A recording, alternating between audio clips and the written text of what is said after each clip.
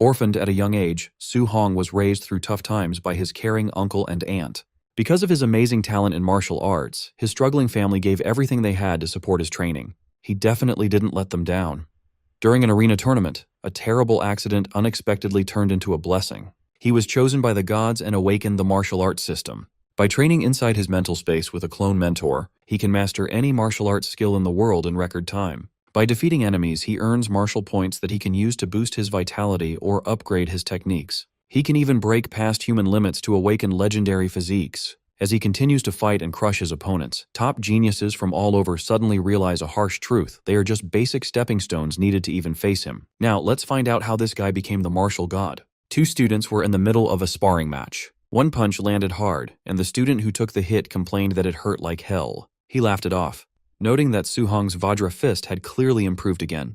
He wondered aloud if Su Hong had already stepped into the micro level. Su Hong stayed calm and replied that he had only broken through to the micro level 2 days ago. In this world, martial arts were divided into specific ranks: basic, proficient, micro level, mastered, and perfect. Reaching the micro level already put someone far ahead of most of their peers. The other student couldn't help but admire him, saying that when it came to the Vajra fist, no one else in their class could even compare. He then asked if Su Hong was done resting so they could continue practicing. But the pain from that single punch was still stinging, and he actually had no intention of taking another hit.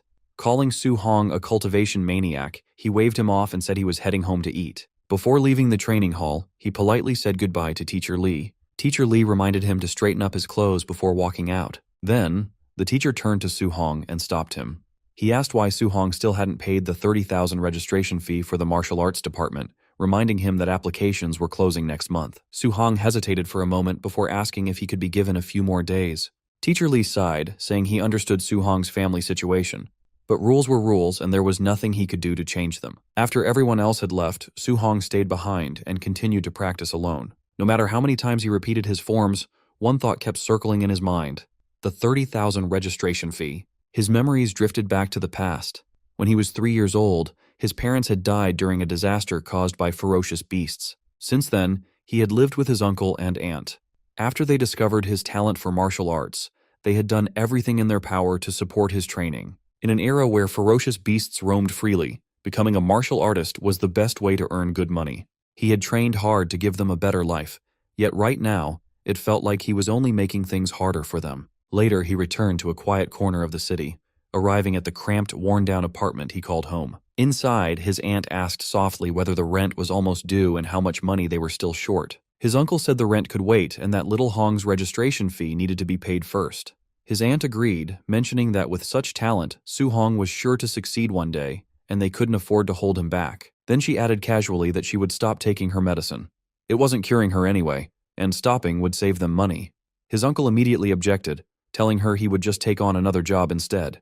He insisted she stay home, rest properly, and focus on her health, assuring her that everything else would work out. Hearing all of this from the shadows, Su Hong felt a tight ache in his chest, and a wave of sadness washed over him. He couldn't help but feel that this was a stupid, messed up world. It had twisted his life into something he barely recognized. Everywhere he looked, people were greedy. Even if someone simply wanted to register for something they were talented at, they still had to pay money for it. Money he had no talent for earning. If he had actually been good at making money, he probably wouldn't have had talent for martial arts at all. The more he thought about it, the crazier the world seemed. Pushing those dark thoughts aside, he opened the door and called out that he was back. His aunt, who treated him like her own son, immediately fussed over him, asking why he had practiced so late and telling him he must be exhausted. Su Hong tried to take over the chores, telling her he would handle them, but she waved him off. She insisted it was nothing and told him to go rest so he wouldn't be tired the next day. His uncle backed her up, telling him to listen and go to bed quickly. Su Hong returned to his room, but sleep refused to come. He lay there, wide awake, his thoughts running in circles. His uncle and aunt had already sacrificed so much for him. He couldn't keep letting that happen. This time, he would solve his own problem. For a martial artist to earn tens of thousands in just a few days, there was only one place that came to mind. The very next day, a loud announcement echoed through the streets. The crowd was welcomed to the Martial Apprentice Arena Challenge, a place where only victory or defeat mattered, regardless of life or death. It was the underground martial arena. The announcer's voice rose with excitement as she introduced the ring defender for the day, a fighter called Mr. Minotaur. The rules were simple. If he could win 4 matches in a row, he would walk away with 60,000 in prize money. If not, he would get nothing. The crowd was told to watch closely. The audience immediately erupted in whispers. No one recognized him. Some guessed he was a rookie, while others scoffed, saying a newcomer jumping straight into the arena challenge was basically courting death. Off to the side, the announcer leaned over and whispered to the kid to show some passion and heat up the atmosphere. The boy looked confused and asked how he was supposed to do that. The announcer sighed and told him to provoke the crowd or curse a little, muttering that this was exactly why rookies were such a headache. Realization dawned on the Minotaur. Letting out a roar, he shouted that below the level of a formal martial artist, he was invincible, challenging all weaklings to come and fight him. The crowd exploded at once. Some cursed him for being absurdly arrogant, while others laughed and praised his guts. The atmosphere instantly boiled over. Someone in the crowd sneered that this guy wouldn't even know how he died later. That only lit the fuse. Cheers erupted from every direction.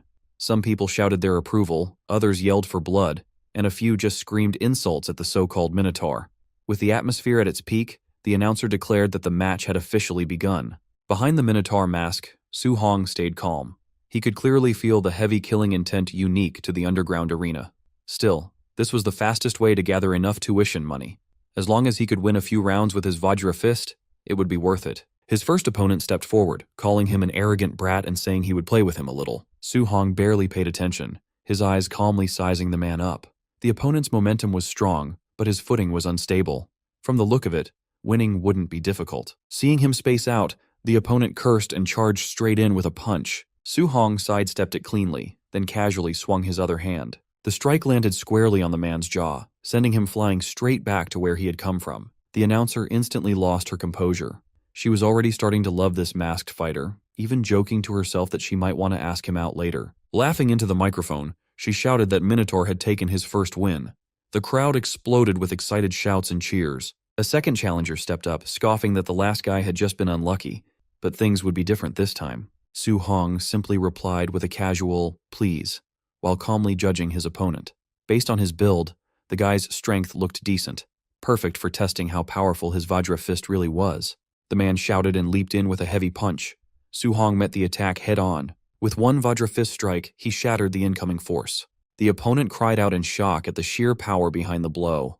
Su Hong could already tell the difference. This guy was strong, but still weaker than him. After taking a single counterattack, the opponent had relied too much on his upper body strength, leaving his waist wide open. Su Hong followed up with a brutal kick, and the man was sent flying off the stage just like the first one. The arena went wild. Some people cursed in disbelief, while others shouted that he was insanely strong. Next! The announcer excitedly declared that Minotaur had achieved 2 consecutive wins. The cheers grew even louder, becoming almost deafening. In a quieter corner, a few well-dressed spectators watched with sharp eyes. One of them muttered that the kid wasn't even a quasi-martial artist, yet his strength far surpassed the average. There was no doubt about it. This one was unusual. The announcer's voice rang out again, declaring Minotaur's 3rd consecutive win. In the viewing area, one of the men watching commented that the kid was better than the worst, but nowhere near the best. Someone like that, he noted, was perfect material for match fixing. From behind him, a masked young man spoke up, saying he would go handle it. The older man reminded him not to reveal the fact that he had already broken through to the martial artist level. After racking up so many wins, Su Hong felt increasingly confident. Ordinary martial apprentices were no longer much of a challenge to him. With his Vajra fist at the micro level, winning one more match would earn him the full 60,000 prize money. Just then, the crowd suddenly stirred. People started shouting that White Fox was actually stepping into the ring. The moment the masked fighter appeared, the arena erupted. Some exclaimed that White Fox was a quasi-martial artist. Others protested that a quasi-martial artist fighting a martial apprentice was basically cheating. Su Hong's heart sank slightly. A quasi-martial artist? This match was going to be troublesome. Still, backing down wasn't an option. He couldn't afford to lose now. White Fox stopped in front of him and studied him calmly before speaking. He told Su Hong not to be afraid, claiming he knew how to hold back his strength. The announcer's voice cut in again, declaring the final match of the arena challenge and shouting for the fight to begin. Both fighters exploded forward at full speed. Su Hong immediately sensed the gap in their levels. His cultivation was lower, so he had no choice but to go all out with his opening move. His punch blasted forward, sending visible shockwaves rippling through the air. The collision shook the ring as both sides displayed frightening power. The instant their fists met, Su Hong's heart skipped a beat. He noticed something was wrong. His opponent wasn't a quasi-martial artist at all. He was a true martial artist who had deliberately suppressed his vitality. A surge of tension washed over Su Hong. He had never expected a monster like this to appear out of nowhere. White Fox took a sharp breath and launched another attack, unleashing the Thunder Rush Fist. One strike followed another in rapid succession, each blow heavier than the last. Under the relentless assault, Su Hong was forced back, pain spreading through his body. So this was the strength of a real martial artist. The crowd was stunned. Someone recognized the technique, shouting that it was the 3-Echo Thunder Rush Fist. No one had expected to see such a move here, and the surprise alone was worth the ticket price. Others shook their heads, saying the Minotaur was finished. To them, the outcome was already obvious. Yet White Fox showed no intention of stopping, his attacks continuing one after another, pressing the advantage without mercy. After a while, White Fox clearly started getting bored. He told Minotaur that only defending was pointless, and urged him to fight back, saying he wanted to see what kind of strength he really had. For now, Minotaur could do nothing but block. Even through his defenses, the punches were tearing into him, pain spreading with every impact. If this kept up, he knew he would lose for sure. He needed a chance to counterattack, but White Fox's strikes were too fast and too relentless, leaving no openings at all. Then White Fox found an opening himself, a punch shot straight toward Minotaur's jaw. The impact sent him flying, and he crashed hard onto the ground. Lying there, his vision blurred as his consciousness began to fade. Before he could recover, White Fox stepped up and spoke calmly. He told Su Hong that he wouldn't get a single coin of the prize money from this match, but his teacher was willing to invite him in. If Minotaur agreed to fix matches for them in the future, they would pay him the equivalent of this match's prize money. Even with White Fox's foot pressing down on his face, Minotaur refused without hesitation. He said he would never do something so shameless. White Fox was briefly taken aback. He hadn't expected such a firm rejection.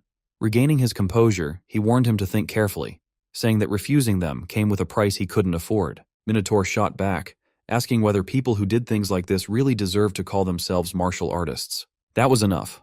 White Fox said there was nothing left to discuss. As he turned to leave, he coldly added that since Minotaur wouldn't cooperate, he had no choice but to cripple him, ensuring he could only dream about being a martial artist in the future. As White Fox moved to strike his leg, those words echoed in Minotaur's mind, sharp and piercing.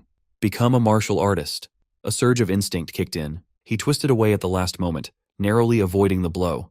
He couldn't afford to be crippled. Forcing himself back up, Minotaur re-entered the fight. White Fox stared in surprise as Minotaur steadied himself, his eyes burning with determination. He couldn't fall here. Not here. Something snapped inside him and a second wind surged through his battered body. White Fox couldn't hide his shock. He had clearly landed a Thunder Rush Fist earlier, yet somehow this guy was still standing. Yet in his heart, Su Hong remained painfully clear-headed. He wanted to become a martial artist. He couldn't allow the sacrifices his uncle and aunt had made over all these years to be wasted. He wanted to give them a good life. But did that really mean he had to abandon everything a martial artist was supposed to stand for? The answer came almost instantly. No. That kind of future was something he would never accept. At that very moment, something strange happened. A status window suddenly appeared right in front of his eyes. Cold, emotionless words floated on the screen, asking what he was willing to sacrifice for his future and for his faith. Su Hong didn't hesitate. His eyes burned with fierce resolve as he answered, without the slightest doubt, that he was willing to give up everything. The system asked once more if he was truly willing to pay the price. Minotaur gave the same answer as before. Everything. The moment the word left his mouth, something deep inside him began to change. His shadow twisted and stretched, transforming into the outline of a terrifying monster. Su Hong was stunned. He didn't know where he was, and the shadow looming behind him belonged to a massive, unknown creature. Before he could ask anything, the massive presence spoke, granting him this chance. A strange aura wrapped around Su Hong, and a status window appeared, listing all his details. Su Hong stared in disbelief. It displayed every single one of his attributes. Acting on impulse, he tapped the mission section. A notification for a random mission. Way of the Arena popped up. To defeat White Fox, he had to raise his Vajra Fist to mastered level and refine his floating light palm and void step to micro level. It was a brutal task given his current low proficiency, but necessary to unlock the beginner's guide. Su Hong was confused by the sudden information, but before he could think, a fist flew straight toward his face. Su Hong ducked instinctively. When he looked up, he froze. Standing before him was a perfect clone. The copy moved with textbook form, using a level of Vajra Fist far beyond his own. Every move was standard and precise. With such a flawless example right in front of him, he couldn't let the opportunity slip. As he exchanged blows with the clone, he realized this wasn't just a fight, it was a lesson. Midway through, he noticed his Vajra fist proficiency had jumped up. It went from 7% to 10% in moments. The improvement was shockingly fast. So this was the trick. This place allowed him to rapidly upgrade his martial arts skills. He kept fighting, learning and adjusting his form with every clash. His proficiency climbed higher until it finally hit 100%. His floating light palm reached full mastery, and he sent the clone flying. His void step followed, reaching full proficiency. Finally, the Vajra fist was perfected. Exhaustion caught up to him. Breathing heavily, Su-hong nodded to the empty air. Thanks a lot. The system congratulated him on completing the mission. Su-hong accepted the rewards and immediately chose to return to reality. Instantly, he was back in the arena wearing the Minotaur mask, standing opposite White Fox. White Fox sneered and unleashed another round of thunderous fist. The blows were fierce, but Minotaur calmly noted they were too slow. He slipped past every strike with ease. Before White Fox could react, Su-hong's fist slammed into his face. The mask shattered and White Fox crashed to the ground. The crowd froze, staring in disbelief. Minotaur calmly asked for his prize money for winning the fourth match. The stunned announcer fumbled for words before finally declaring Minotaur the winner of the 60,000 grand prize. In the audience, the teacher frowned. A mere apprentice mastering the Vajra fist was impossible. Suspicious, he ordered his men to follow Minotaur and investigate his identity. Leaving the arena, Su-hong sensed he was being followed. He burst into motion, his speed exploding as he vanished from their sight. The pursuers stopped in confusion, unable to track him. Hidden safely, Su-hong mocked their clumsy attempt. An hour later, he returned home. His aunt and uncle were stunned by the large pile of money. His uncle asked if he robbed a bank. Su-hong explained he worked as a sparring partner, and the dojo master decided to sponsor his studies. The uncle asked if it was the stingy dojo, but Su-hong simply asked them to trust him. Seeing his serious expression, they smiled. His uncle agreed that little Hong would never lie, and they celebrated his bright future. That night, Su-hong climbed onto the roof. Under the moonlight, he reflected on his situation. The exam fees, rent, and medical expenses were settled. He laughed in relief. He checked the system interface. He survived thanks to this mysterious power. He noticed a stat called martial value. A notification stated he gained 57 martial value points for defeating a higher-level opponent. These could be used to increase vitality and skills. Su-hong tried it immediately. When he added points to vitality, scorching energy exploded inside his body. His vitality reached 90. That was already the level of a quasi-martial artist. He poured the remaining points into vitality. His body felt lighter, stronger, and more alive. Su-hong clenched his fists.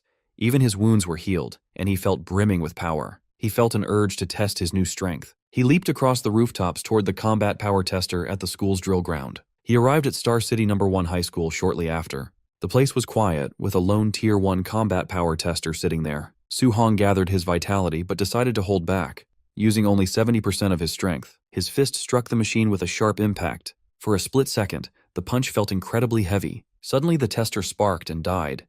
Stunned, he worried he would have to pay for the poor quality machine and decided to leave. A voice shouted from behind, asking who was there. Su-hong bolted without explaining. A furious caretaker rushed over to the ruined machine, cursing the vandal. He assumed it was the usual troublemakers, Chun Shan and Li Duo, and swore to educate them when school started. The gymnasium at Star City No. 1 High School was packed.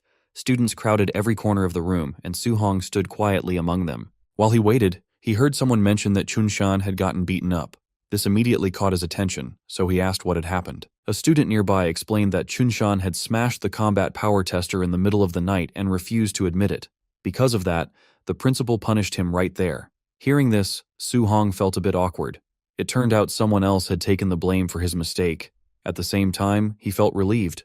If he had been caught, he never could have afforded to pay for that machine. Before he could think about it further, the announcer's voice echoed through the hall, telling everyone to be quiet. He announced that a special guest, a Tier 3 martial artist named Chan Tian, was here to teach them a C-rank martial art called the Thunder Rush Fist. He told the students to pay close attention. The gym instantly erupted with noise. Some students shouted that this was their first time seeing a Tier 3 martial artist in person. Others talked about how C-rank martial arts usually cost a fortune to learn at outside dojos. But the moment Su-hong heard the name, his eyes lit up. Thunder Rush Fist. That was the same move White Fox had used in the underground arena.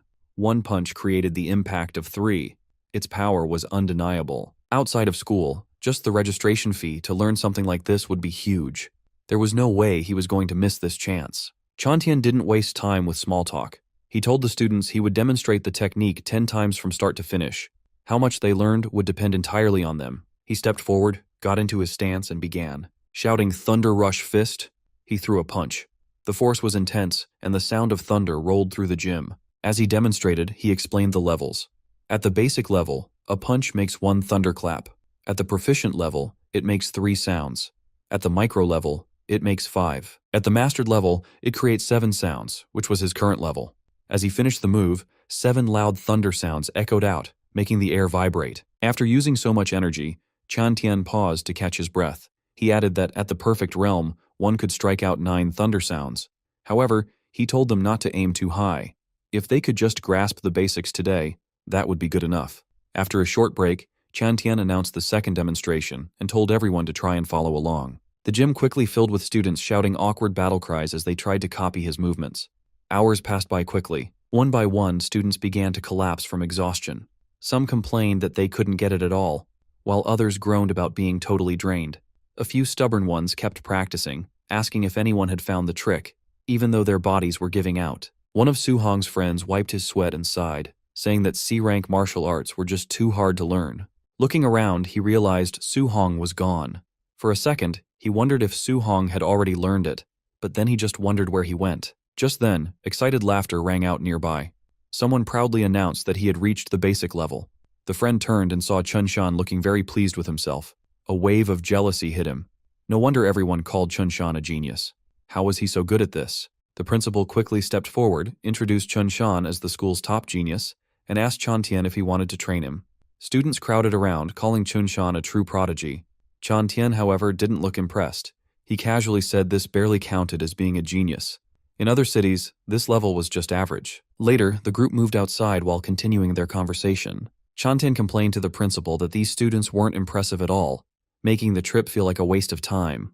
Deep down, he suspected the school focused more on students with money than talent. Still, to make himself feel better, he thought about how at least one student reached the basic level and he got paid well. He asked the principal if he really expected to find a top-tier genius here. The principal sighed, agreeing that the path of martial arts was cruel. Talent was too important. Hard work alone, without opportunity, just wasn't enough. Just as they were talking, a sudden noise echoed through the air. Both of them froze and immediately looked toward where the sound came from. 7 thunderous sounds. 7 sound thunder rush fist. Their expressions changed instantly. They couldn't believe it, asking how the school could have someone at that level. The principal was even more shocked. He said it was impossible. He had never heard of someone like that in his school. The principal then realized something else. He didn't even recognize that student. The kid hadn't paid any extra fees. Staring at his clothes, his heart skipped a beat. That uniform clearly belonged to a student. The shock hit him hard. If he had been strict about the rules, this student probably wouldn't have even been allowed in the lesson. Even Chan Tian was stunned. He muttered that he had only taught for half a day, yet someone had already reached the mastered level. The principal's mind went blank. He asked if he heard wrong. 9 sounds? Was that really 9 sounds? Chan Tian couldn't speak. He stood there silently, feeling so emotional he almost wanted to cry.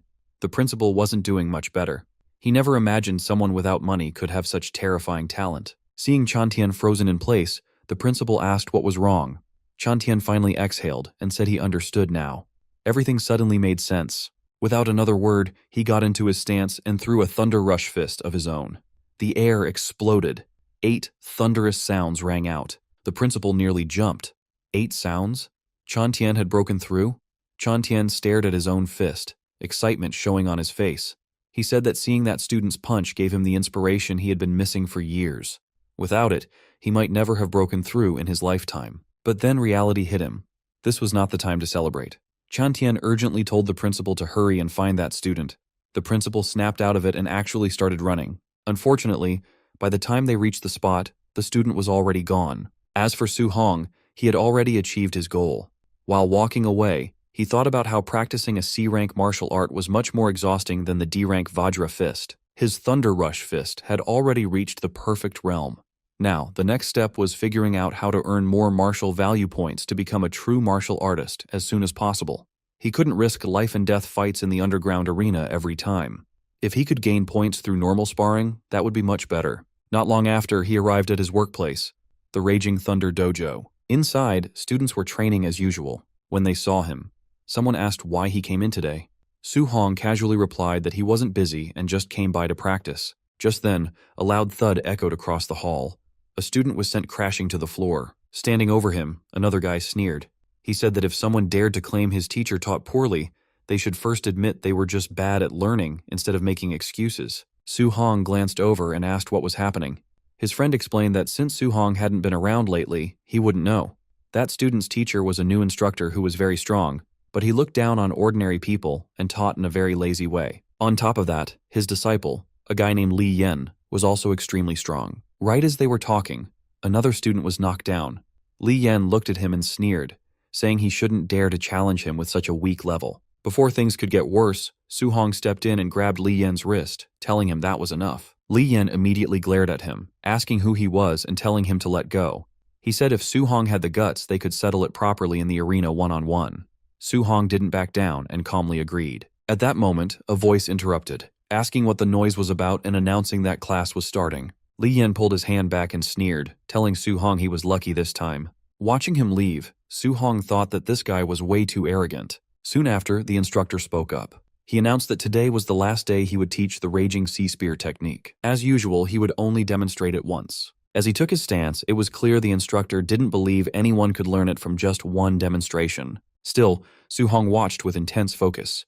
For him, once was enough. His eyes followed every movement as the spear swept through the air. When the demonstration ended, the instructor turned to leave, saying that how much they learned was up to them. Complaints immediately broke out. Some students called the one-time demonstration a scam. Others complained that those in the back row couldn't even see clearly. Su Hong, however, had already understood the essence of it. The spear moved like a dragon crashing into the sea, its power rolling forward like endless waves. Picking up a spear himself, he began to move, perfectly copying what he had just seen. For a moment, everyone fell silent. Then, the noise erupted. People stared in disbelief, shouting that Su Hong had actually learned it. Others muttered that this was the first time they'd seen such a prodigy, while some bitterly wondered if they were just too stupid to understand it. Drawn by the noise, Li Yen returned and asked who had supposedly learned the technique. He scoffed at the idea. Then he saw Su Hong. Watching Su Hong's spear flow smoothly, Li Yen's eyes narrowed. It really did look like he had understood it. He felt a spark of interest.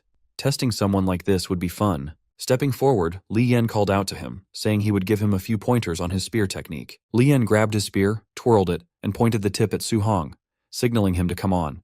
He repeated that he would teach him a lesson. Su Hong simply agreed. One of the students hurriedly tried to stop him.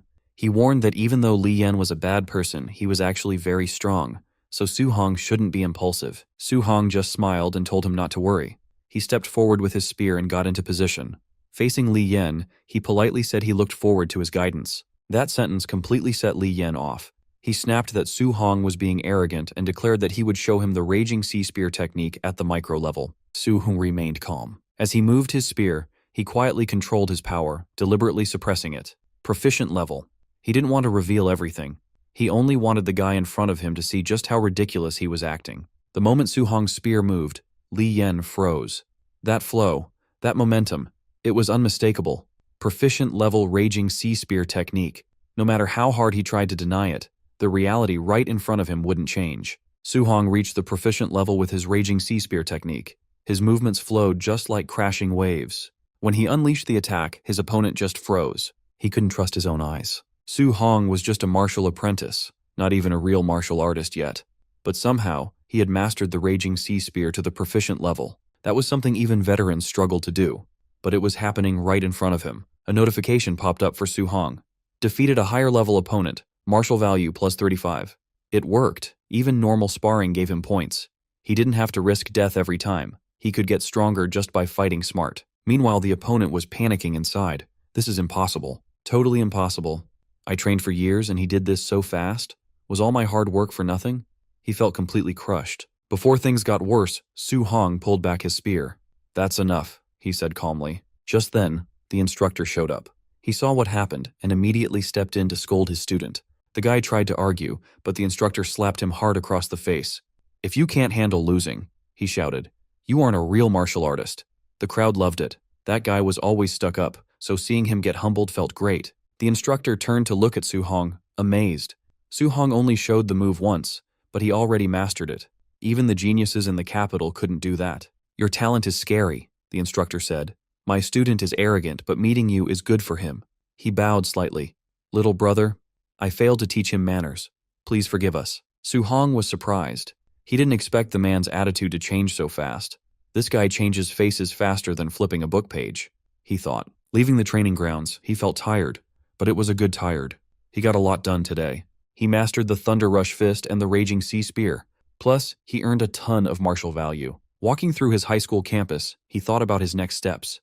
The entrance exam was coming up fast. Rich kids were already buying high-grade alloy weapons. To compete, he needed one too. He could still feel the spear in his hands. I'll stick with the spear, he decided. He needed to get a real alloy spear and fast, but he was broke. He barely had enough for his aunt's medical bills, let alone a weapon that cost $70,000. But he wouldn't give up.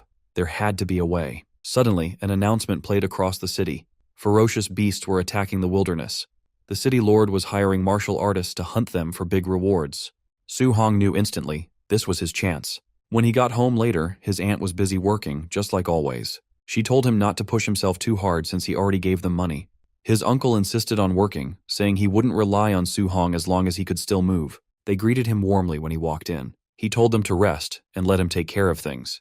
He explained that he could make money now. His uncle laughed. He said that sounded nice, but he couldn't just sit around doing nothing. He wanted to keep earning money for their daily needs. His aunt smiled too. She said they needed to save up so Su Hong could focus on his training. Hearing that made Su Hong's chest ache. They had lived simply for so long. Unless he made enough money to secure their future, they would never stop working so hard. That night on the rooftop, he opened his status panel. The wilderness was dangerous, so he needed to be stronger. He dumped all his remaining martial value into his vitality stats. Power surged through him. His blood roared and his muscles tightened. The number climbed until it hit 95.2. He felt like a beast ready to strike. He was now just one tiny step away from being a real martial artist. 2 days later, late at night, he lay on the gym floor, totally drained. But his eyes were shining. He had perfected all his skills: Thunder Rush Fist, Raging Sea Spear, Vajra Fist, and Floating Light Palm. He exhaled deeply. 2 days of non-stop training had paid off. Now it was time to go. The next morning, he headed to the Star City martial artist base. When he got there, he stopped, amazed. He had seen it on TV, but being there was different. The place was packed with strong martial artists. He checked the bounty board. Non-ranked beasts were worth 300 coins. Tier 1 early stage were 1,000. Mid-stage were 3,000, and late stage were 5,000. Su Hong frowned at the rules. They only accepted the left ear as proof for the reward. It seemed pretty old-fashioned. Nearby, a man dropped a bloody sack on the counter. "Miss, count these up for me," he said. The bag was full of ears. Suddenly, there was a commotion at the door. "Move it!" someone shouted. "Young Master Yi is here." The crowd moved aside. Su Hong saw an arrogant-looking guy walking in. He looked familiar. Su Hong frowned. That vibe. It reminded him of someone. People whispered around him. If his uncle wasn't the boss, he'd be dead by now. I heard he got beat up recently. Serves him right. Really? No wonder he's been hiding. Su Hong listened, then looked up. Their eyes met for a second. They recognized each other. The air got tense. Su Hong realized something. The beasts weren't the only danger out here. People were dangerous too. He told himself to stay on guard. As he left, a stranger commented on how young he looked. "First time going out alone?" the man asked. Su Hong just nodded and kept walking. Behind him, the man shook his head. "Just another kid rushing to die," he muttered. Su Hong stepped into the wilderness and looked around. The forest was quiet and peaceful, but he stayed alert. He couldn't go back empty-handed. 2 hours later, he was deep in the woods. He took a sip of water, frowning. No beasts anywhere. Maybe the outer area had already been hunted clean. He decided to move faster and go even deeper. Suddenly, his face changed. A massive shape blocked his path. It was huge and scary, exactly like in the books. A ferocious beast. Su Hong knew what it was immediately. An azure moonwolf, a Tier 1 early-stage beast. It stared at him with red eyes, showing its teeth and growling. It was definitely hungry. The wolf crouched, ready to jump. Su Hong took a deep breath and got ready. It was time to fight. As the wolf lunged at him with bared claws, Su Hong reacted in a split second. He sidestepped the attack and drove a lightning-charged punch straight into its gut. The impact sent the beast flying, its massive body slamming into a tree with a heavy thud. The wolf slumped to the ground, paralyzed. Su Hong stood over it, sparks of electricity still crackling around his fists. Looking at his trembling hands, he felt the power surging through him. Fighting real ferocious beasts was way more thrilling than he had imagined. Taking down a Tier 1 early-stage beast in one hit got his blood pumping. If this was so easy, he wondered how he would handle a mid-stage beast. Just then, he sensed movement. A massive figure emerged from the shadows, a low growl vibrating through the forest. It was a raging black bear, a Tier 1 mid-stage beast. It charged immediately, thinking it had found an easy snack. But before it could strike, a blur of motion hit it head-on. A heavy, lightning-infused fist slammed into the bear, knocking it straight to the ground. Su Hong stood his ground, calm. He had dropped the beast with his own strength. Exhaling slowly, he realized how powerful he had become. Unless he ran into a Tier 2 beast, he was safe here. That was another 3,000 in bounty secured. Suddenly, a system notification popped up. His accumulated martial value was finally enough to break through and become a martial artist. Su Hong's heart raced. He was at the threshold, but before he could celebrate, a terrifying roar shook the forest. The pressure was intense, making his skin crawl. His expression darkened instantly. He turned toward the noise, narrowing his eyes. Whatever made that sound was much stronger than anything he'd faced yet. Curiosity and caution fought in his mind, but curiosity won. He moved quietly toward the roar. Reaching a high rock formation, he climbed up to get a better view. What he saw made him hold his breath. A colossal black-scaled serpent was coiled among the trees. It was a Tier 1 late-stage beast, a black jade python. Its size was massive, and its aura was terrifying. A group of people was fighting it nearby, but they were clearly losing. One by one, they were tossed aside, completely overpowered. Su Hong watched, heart pounding. This was a whole different level. Suddenly his instincts screamed danger. He leaped aside just in time. The beast's spiked tail slammed down exactly where he had been standing, cracking the ground. The creature wasn't satisfied. It was furious that its prey had dodged. Su Hong barely landed before he had to jump again, narrowly dodging a sweeping strike. Even so, the attack was so fast it grazed him, sending a jolt of pain through his body. He realized just how fast this thing really was. Regaining his balance, he noticed an injured fighter nearby, unable to move. Ignoring his own pain, Su Hong grabbed the fallen fighter's weapon. Muttering that he'd borrow it for a second, he turned back to the beast. The python reared up, jaws wide open, ready to strike again. Su Hong barely dodged, rolling away just in the nick of time. Scrambling to his feet, his mind raced. A Tier 1 late-stage beast usually took a whole team to defeat. Yet here he was, fighting one head-on. It was because his skills were now perfected. Using his void step, he darted around, dodging attacks with blinding speed. Seeing an opening, he countered, driving the spear forward with the raging sea spear technique. The tip pierced the beast's scales, making it roar in fury. The python thrashed violently, enraged by the pain. Su Hong didn't stop. He struck again, fluid and precise, driving the monster into a frenzy. Still, he knew the truth. With a body that huge, landing a killing blow wouldn't be easy. The size difference made hitting a vital spot incredibly hard. He reminded himself to stay patient. He had to weaken it first and wait for the right moment. Just then, the beast lashed out again, its massive body crashing toward him with overwhelming force. Su Hong unleashed a perfect thunderous fist. The explosive force met the beast head-on, stopping it in its tracks. A shockwave rippled through the air as both of them staggered back. Su Hong knew he couldn't stay close after landing a hit. He had to pull back immediately and look for another opening. One mistake meant death against a creature like this. His breathing was getting heavier. This fighting style was exhausting, but it was his only safe option. However, the python was tired too. Its movements were slowing down. The beast was nearing its limit. Just a little more, he thought. If I keep this up, I can win. He steadied himself for the next round, eyes locked on the beast. Suddenly a cold chill ran down his spine. Something was wrong. Before he could react, a violent force slammed into him from the side. He flew through the air, crashing hard against the ground. Gasping for breath, he forced himself to roll over, barely blocking a follow-up attack. The impact rattled his bones. He had been ambushed. Struggling to his feet, he shouted, "Who's there?" Several figures stepped from the shadows. One laughed loudly, mocking him. "How's it feel to be caught off guard? Maybe you should just hand over the black jade python to us." Su Hong's eyes narrowed as he recognized the speaker. His heart sank. Real trouble had arrived. Su Hong found himself in a tight spot as he got surrounded by a large group of goons who had a bad history with him. The leader mocked him, saying that when he saw Su Hong leaving the city alone, he was sure Su Hong would die out here. He admitted he didn't expect Su Hong to have such good luck. Not only had Su Hong survived, but he even managed to loot a heavily injured black jade giant python. The leader looked at the nearby python, which was barely hanging on to life, and felt like this was a perfect opportunity for him to take everything. Su Hong realized that since the man said he picked up the python, they must have just arrived. He noted that all 5 of them were martial artists. With the numbers against him, he knew he couldn't fight them all head-on. Suddenly, one of the thugs charged at him, fist raised. He shouted that young Master Yi wanted this python and asked why Su Hong hadn't run away yet. Su Hong got annoyed by the disrespect and channeled a massive amount of aura into his hand. He told them that the only reason he was pushed back earlier was because of a sneak attack, asking if they seriously thought he couldn't beat them. Su Hong threw a punch that collided directly with the enemy's fist, releasing a shockwave of energy. The goon was stunned by the sudden force and realized just how terrifying Su Hong's power actually was. Su Hong didn't stop there. He followed through with a punch straight to the guy's face, sending him flying back toward the rest of the group. The leader recognized the move immediately. It was the powerful Vajra fist.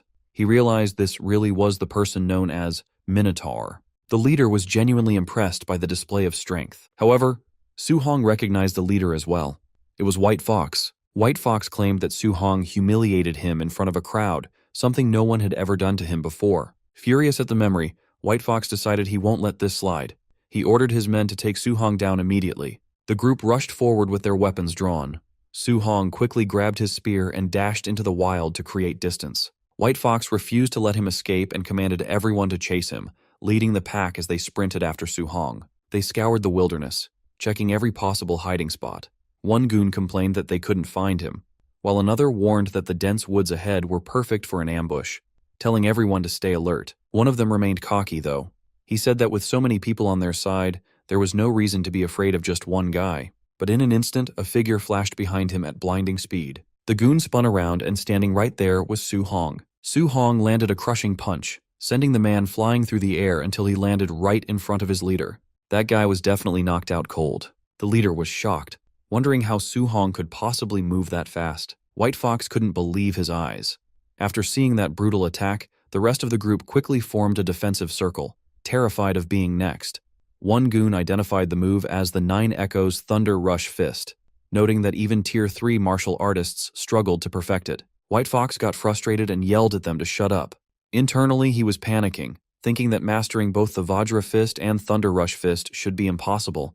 He was starting to feel true fear. His fear would have only grown if he knew that Su Hong was currently hiding in a tree above, watching their every move. To Su Hong, they looked like rats being hunted by a cat. He thought that if he hadn't wasted so much energy fighting the python earlier, he would have crushed them head-on.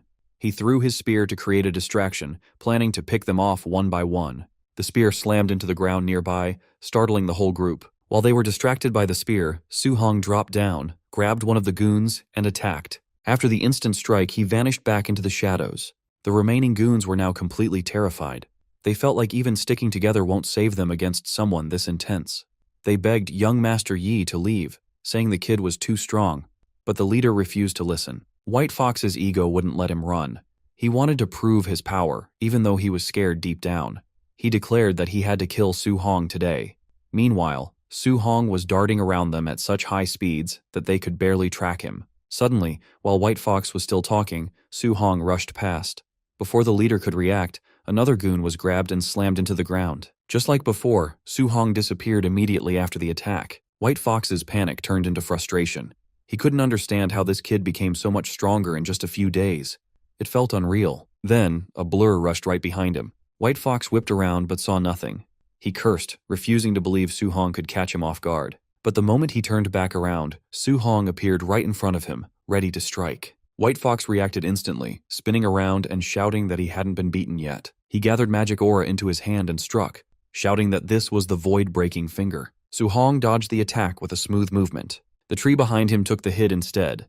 The force of White Fox's attack was immense, completely shattering the tree trunk. White Fox didn't let up. Seeing Su Hong dodge, he fired beam after beam, repeatedly shouting the name of his attack. No matter how many times he fired, Su Hong was too fast and avoided every shot. While dodging, Su Hong analyzed the power, thinking the skill must be at least B rank. He found it interesting and decided he might want to learn it later. White Fox, however, was losing his mind. His finger glowed with blue aura as he screamed that Su Hong had made a permanent enemy. He threatened that once he got back, he would wipe out Su Hong's entire family. The moment Su Hong heard the threat against his family, something snapped inside him. Threatening his family was completely unacceptable. Filled with rage, he stopped dodging and rushed straight toward White Fox. White Fox tried to intimidate him by bragging about his background, mentioning that his uncle was a supervisor at the martial artist base, and his father was a VIP. Before he could finish his sentence, Su Hong was already right in front of him, radiating a terrifying pressure. Su Hong stayed silent at first, letting his power speak for itself. As he charged a massive punch, he finally spoke, telling White Fox that he looked better when he was acting arrogant.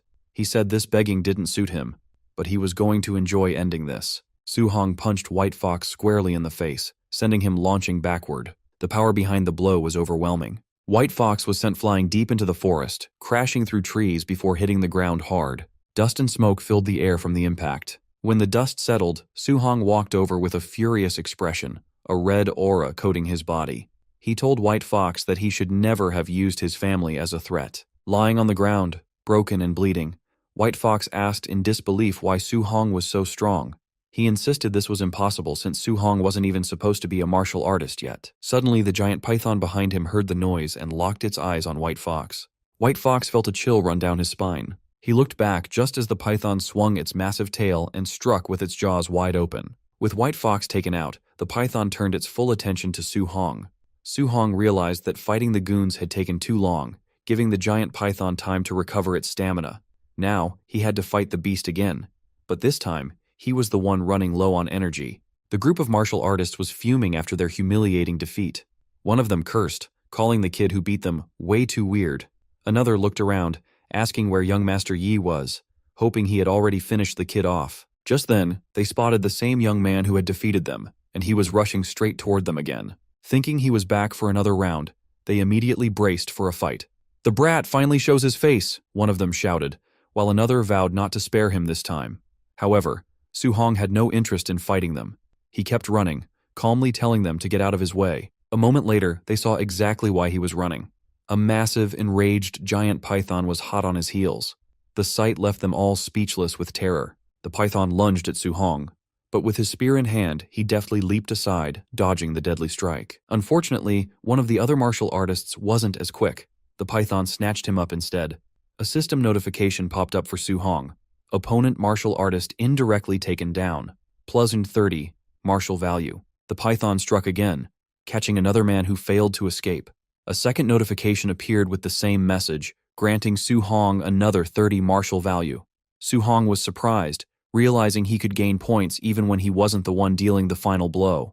The python immediately turned its attention back to Su Hong, lashing out with its powerful tail. He leaped over the attack, continuing to evade the beast's clever, full-body strikes. As he ran and dodged, Su Hong realized that with all the points he had accumulated, he finally had enough martial value to break through and become a true martial artist. Weaving through the trees, Su Hong easily outmaneuvered the increasingly frustrated python. As he ran, he scanned the area, thinking he just needed to find a safe place to initiate his breakthrough. Just then, he spotted something up ahead, a small cave. It was the perfect shelter he had been looking for, a place where he could be safe from the python and focus on his advancement. Perfect, he thought, and immediately made a dash for the cave's entrance. The python, still in hot pursuit, lunged one last time, but Su Hong dived into the safety of the cave just in the nick of time. The python tried to follow him in, but its massive body was too large for the opening, and it got stuck at the entrance. Trapped and enraged, all the python could do was roar in frustration. Inside, Su Hong calmly turned his attention to his system. He pulled up his status window. It showed his vitality at 96, spirit at 23, and physique as mortal body, 3%. All his skills, Raging Sea Spear Technique, Thunder Rush Fist, Vajra Fist, Floating Light Palm, and Void Step, were at the perfect level. Most importantly, his martial value was at a solid 504. Without wasting a second, he began pouring all his points into his stats, mentally urging the system to go faster. His goal was to gain as much power as possible in the shortest amount of time. He focused on his vitality, and as the points flowed in, he felt an intense heat spread through his body, as if magma were flowing through his veins. In a matter of moments, his vitality hit 100. Outside the cave, even the trapped python seemed to sense a terrifying change in the air. A new notification appeared. Breakthrough successful. Tier 1 martial artist. Su Hong felt a surge of power and thought to himself, "I've finally become a real martial artist." He clenched his fist, feeling a powerful aura envelop him. Looking at the struggling python, he declared, "Now, it's my turn." For the first time, the python felt genuine fear. It desperately tried to pull its body out of the cave entrance, wanting only to escape, but Su Hong gave it no such chance. He channeled his newfound strength into an incredibly powerful punch. Still wedged in the entrance, the python had no way to dodge the attack. The punch connected with tremendous force, sending the massive beast flying backward with a pained roar. The sheer power behind the blow was unbelievable, a stark contrast to the boy it had just been chasing. But Su-hong wasn't done yet. Before the python could even recover, he was on the move. He leaped into the air, landing on the beast's massive body. With a powerful roar of his own, he unleashed a flurry of Vajra fist attacks. Each punch landed with devastating force, hammering the giant snake into the ground. The ground cracked and shattered under the repeated impacts. The python thrashed wildly, but it was completely overwhelmed by the relentless assault. Finally, with one last earth-shattering blow, the python went still. Dust and smoke filled the air from the sheer force of the battle. When it finally settled, Su-hong was standing triumphantly on the now-defeated giant python. He got a notification for +92 martial value. Su-hong reflected that while the python was already injured, his new strength allowed him to face it head-on, something that would have been impossible just moments ago. His thoughts then turned to the reward. Usually, you needed to cut off a beast's left ear as proof of the kill, but snakes didn't have ears. He was momentarily stumped on what to do. He decided to worry about it later, and started heading back. The forest was now eerily quiet, the only evidence of the chaotic chase being the trail of destruction left in its wake. As he walked, he came across the bodies of the men who had tried to ambush him. Seeing their state, likely other victims of the python, Su-hong commented that they got off easy. His mind then turned to the high-level martial technique their leader had used. His search paid off. He found a manual on Yi Feng's body. "Void-breaking finger," he read, a look of interest on his face. "This is getting good." Instead of leaving immediately, he decided to stay near the cave. He started a fire and settled down next to the massive python carcass to study his new prize. He began studying the manual and, with his enhanced abilities, quickly memorized the entire introductory method for the void-breaking finger. Now all that was left was to use his system to master it in record time. As he began his training through the system, a clone of himself materialized in front of him, ready for a fight. The clone didn't hold back, immediately attacking him with the void-breaking finger over and over. By sparring with the clone, Su-hong's mastery of the technique skyrocketed, climbing rapidly past 51%, 63%, 77%, and then 93%. Before long, a notification confirmed that his void-breaking finger had reached the basic realm, and his progress toward the next level began. The training left Su-hong completely exhausted. He coughed, noting that as a B-rank skill, even reaching the basic realm put immense strain on his body.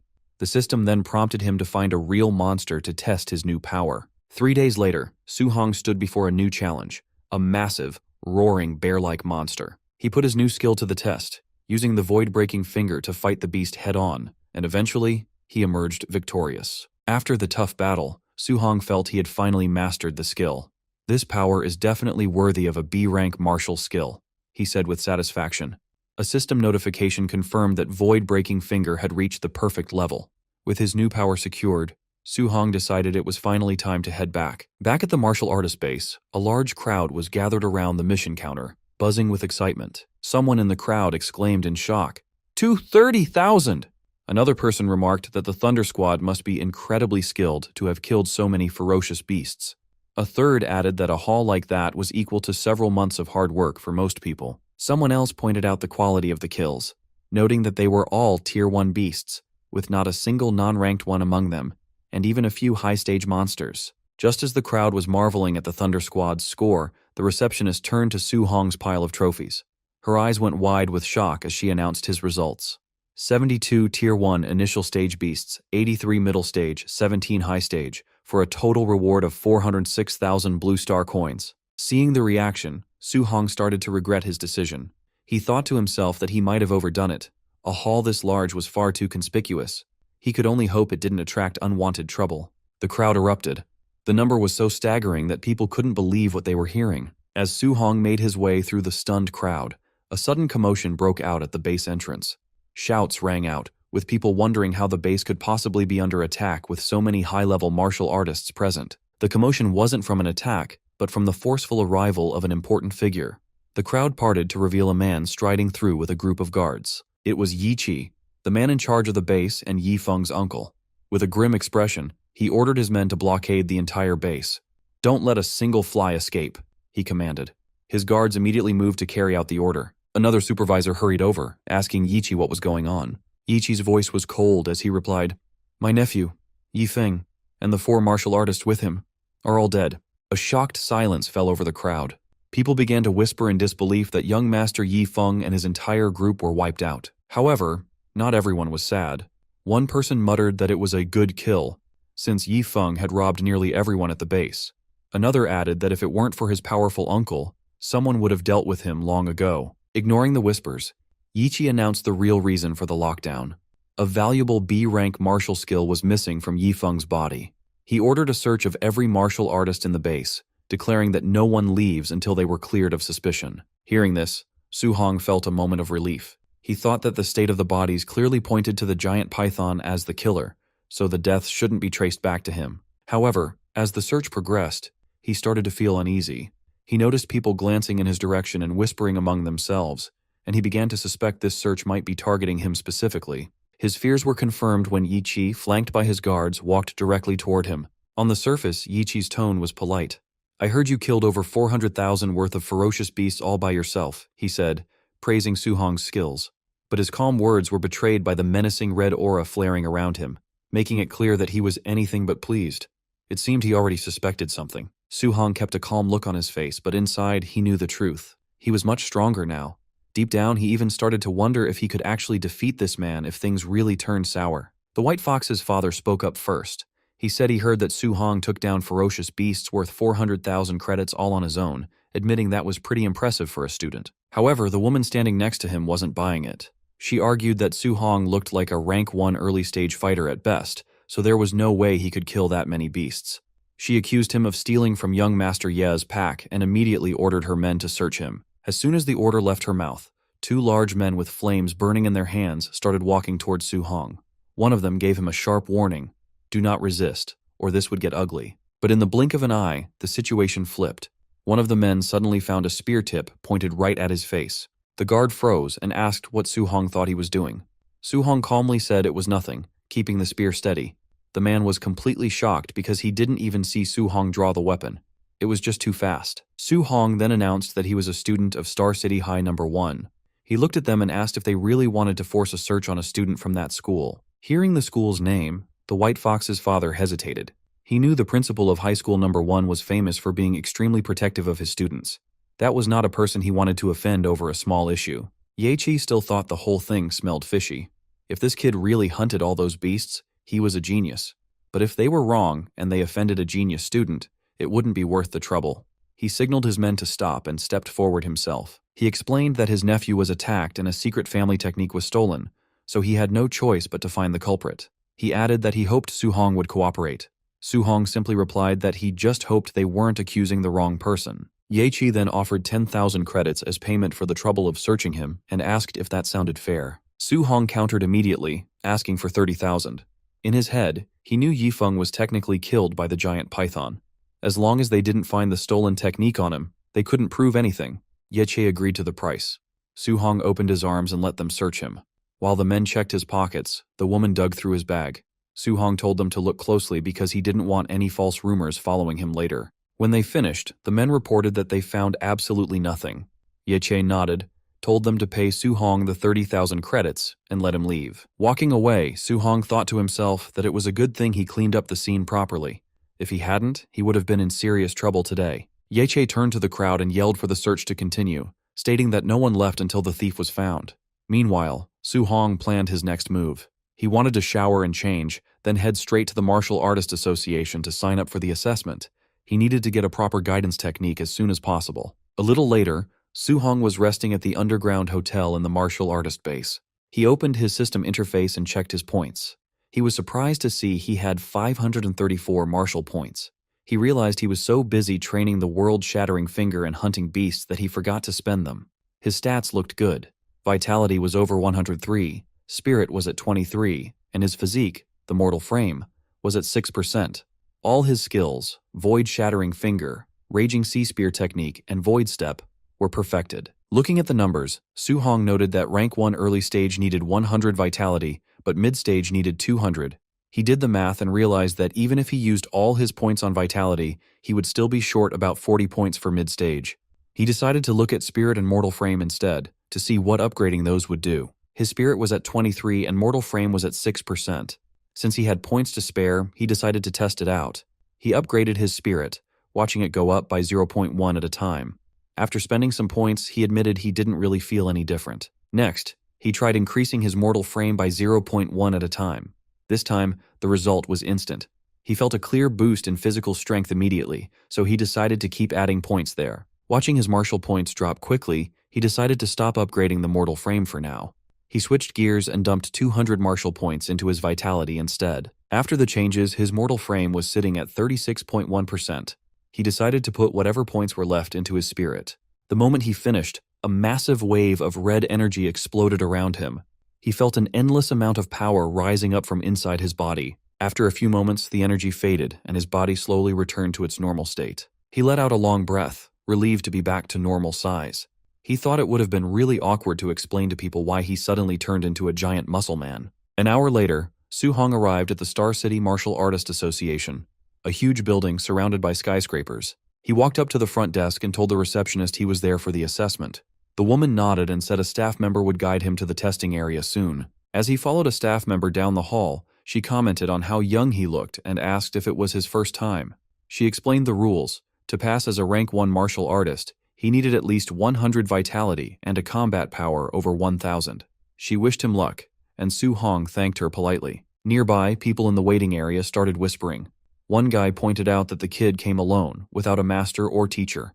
Another guessed that since he was so young, he was probably just here to see what the test was like, not to actually pass. Suddenly the room got loud as a commotion broke out near the testing machines. A machine announced that a guy named Panjia had 102 vitality, but his combat power was only 992.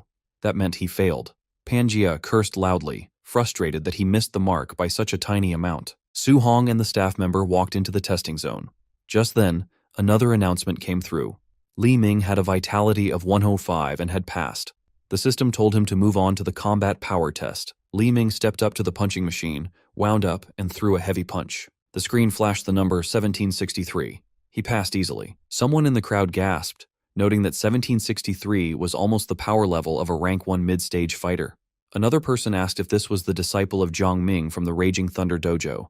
A bystander confirmed it, saying it made sense that he was a genius since he used the famous thunderclap fist. Su Hong heard the name and scratched his head.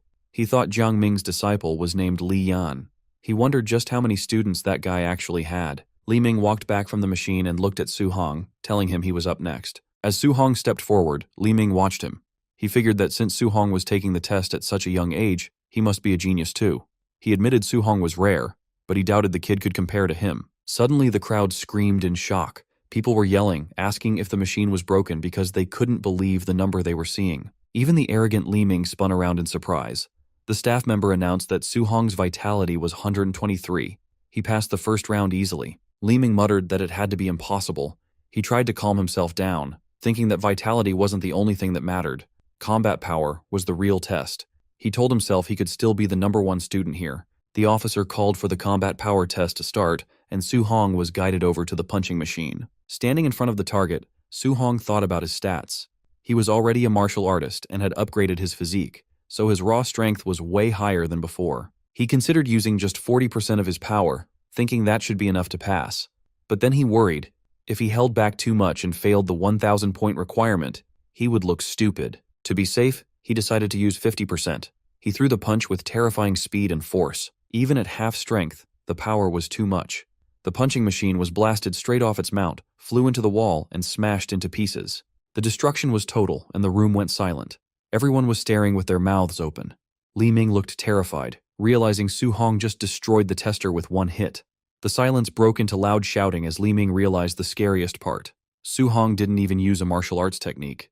That was just raw power. Someone in the crowd pointed out that a rank 1 high-stage fighter usually had around 3,000 combat power. This result was completely off the charts. Another person grabbed a teacher's arm and yelled that it was that kid again, calling him an absolute monster. The teacher nodded, saying that explained everything. Meanwhile, in a high-up office, a woman was sitting at her desk. This was Wu Lingxian, the president of the Star City Martial Arts Association.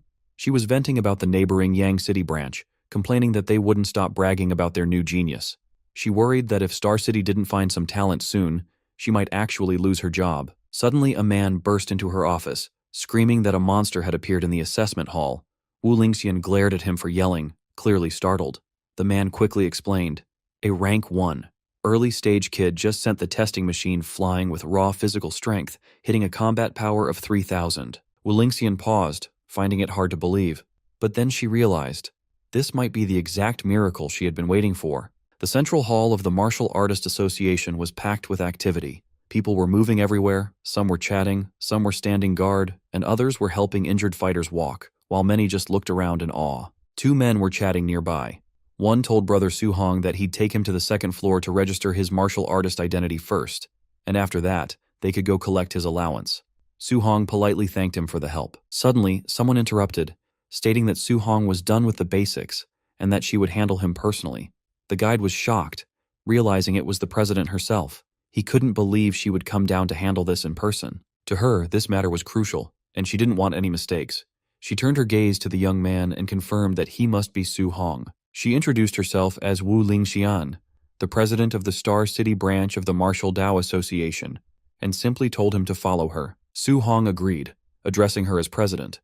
Internally, he was surprised. He recalled rumors that the president was a powerful Tier 8 Rank 5 martial artist, but she looked different from what he had imagined. Moments later, inside the president's private office, the two of them sat down to have a serious talk. Wu Lingxian noted that Su Hong was a student at Star City No. 1 High School.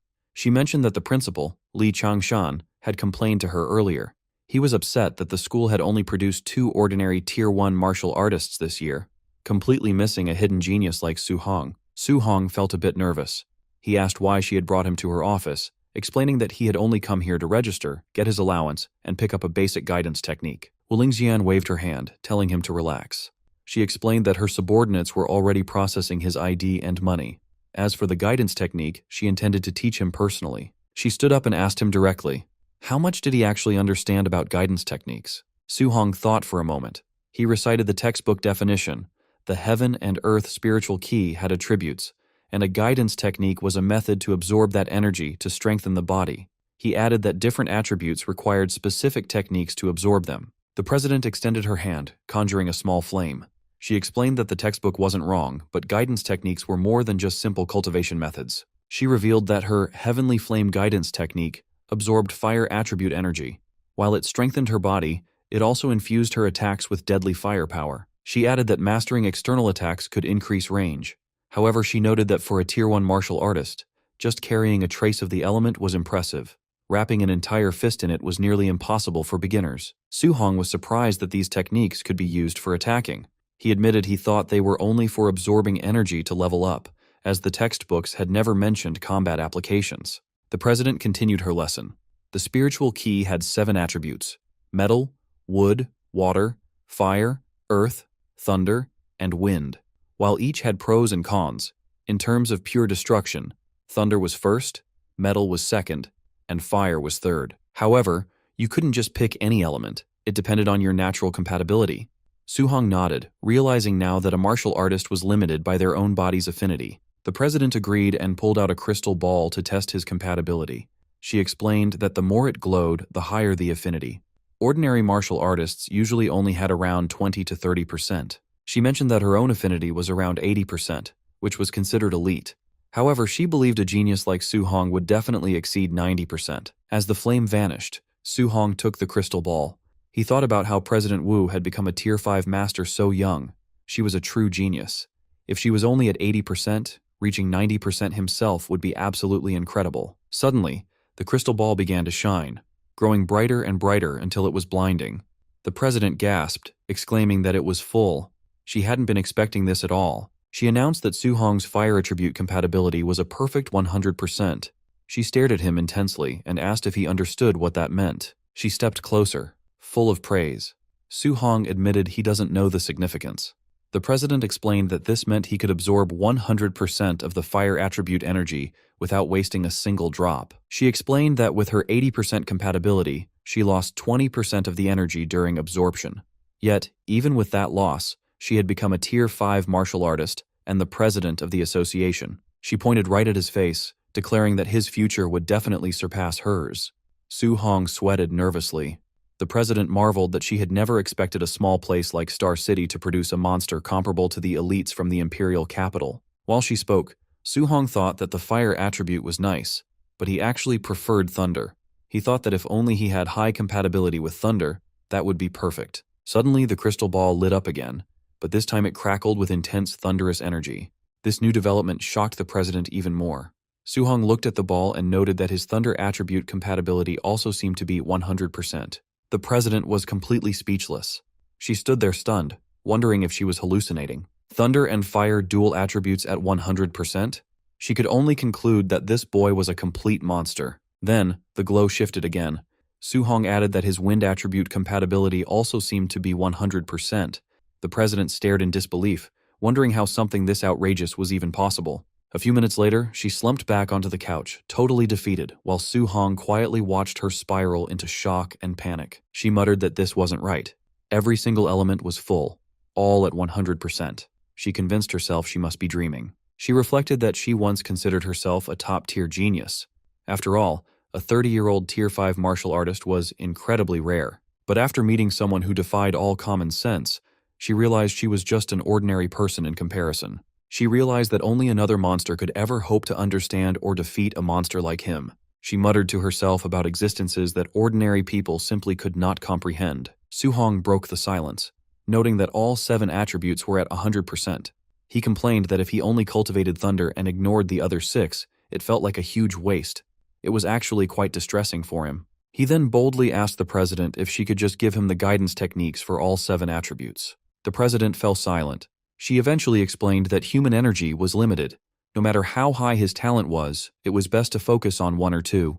She warned him that someone in the past had tried to cultivate all 7 at once, and after decades, that person was still stuck as a Tier 1 martial artist. Su-hong insisted that he couldn't decide right then.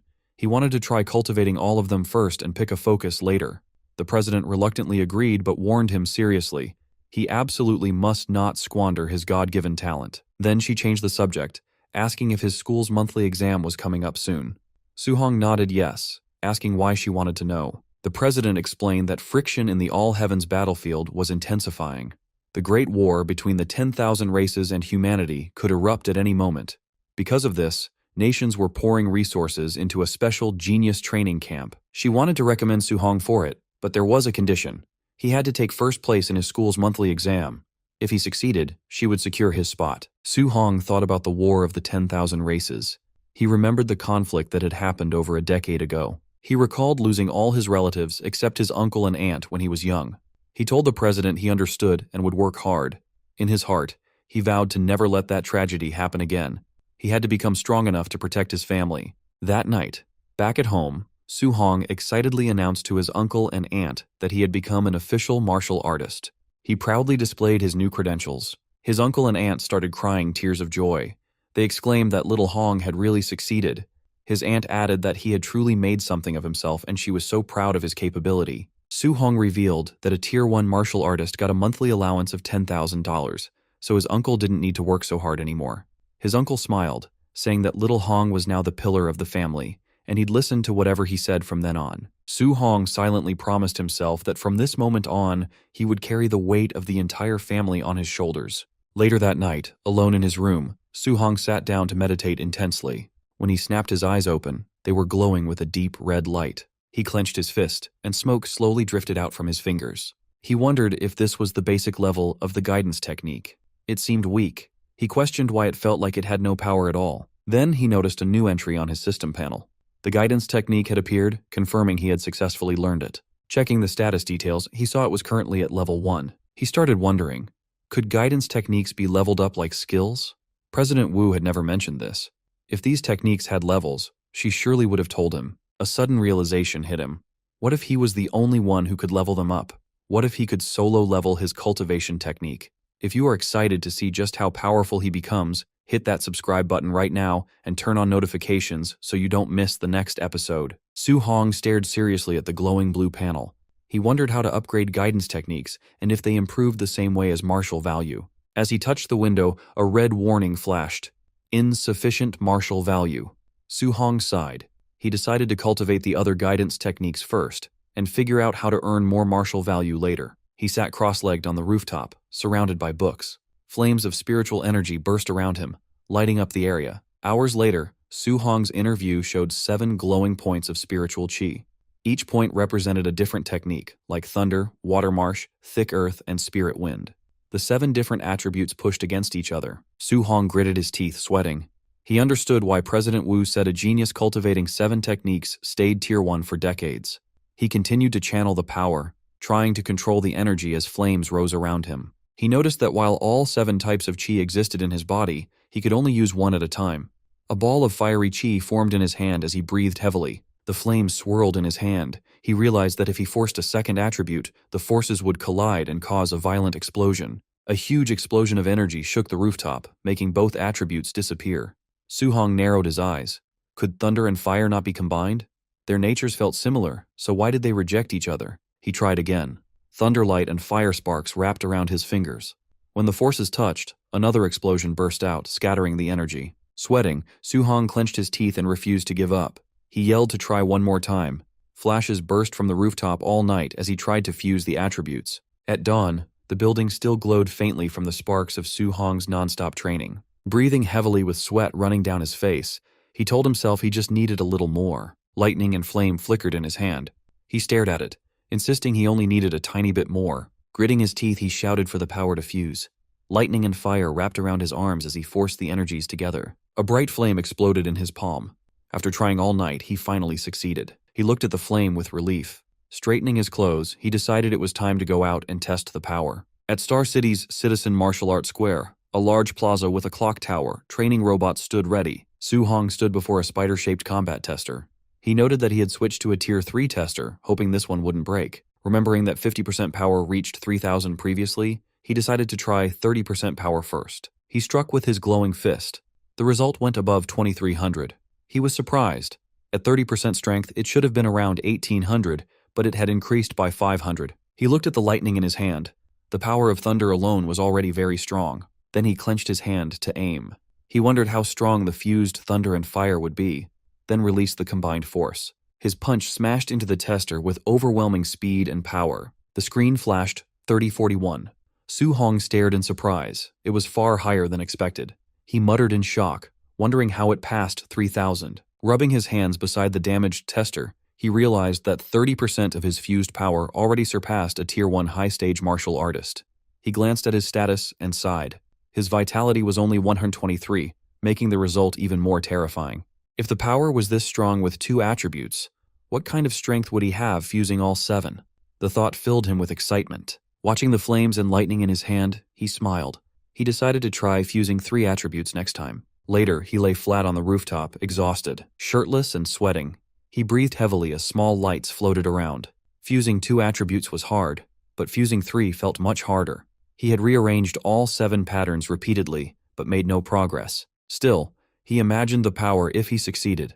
He checked the system, wondering if leveling up his techniques would help. The screen listed his level 1 techniques like thunder, flame, and water. He remembered the monthly exam was tomorrow, and he needed to earn martial value. The next day, students gathered at Star City No. 1 High School. The principal walked onto the stage. The principal announced this exam was different. Due to frontline pressure, a special training camp would now be held yearly to select geniuses. He explained the camp had resources like powerful arts, rare pills, and grandmaster instructors. The top 3 students in the exam would join the Star City training camp. The students became excited, shouting about the genius training camp.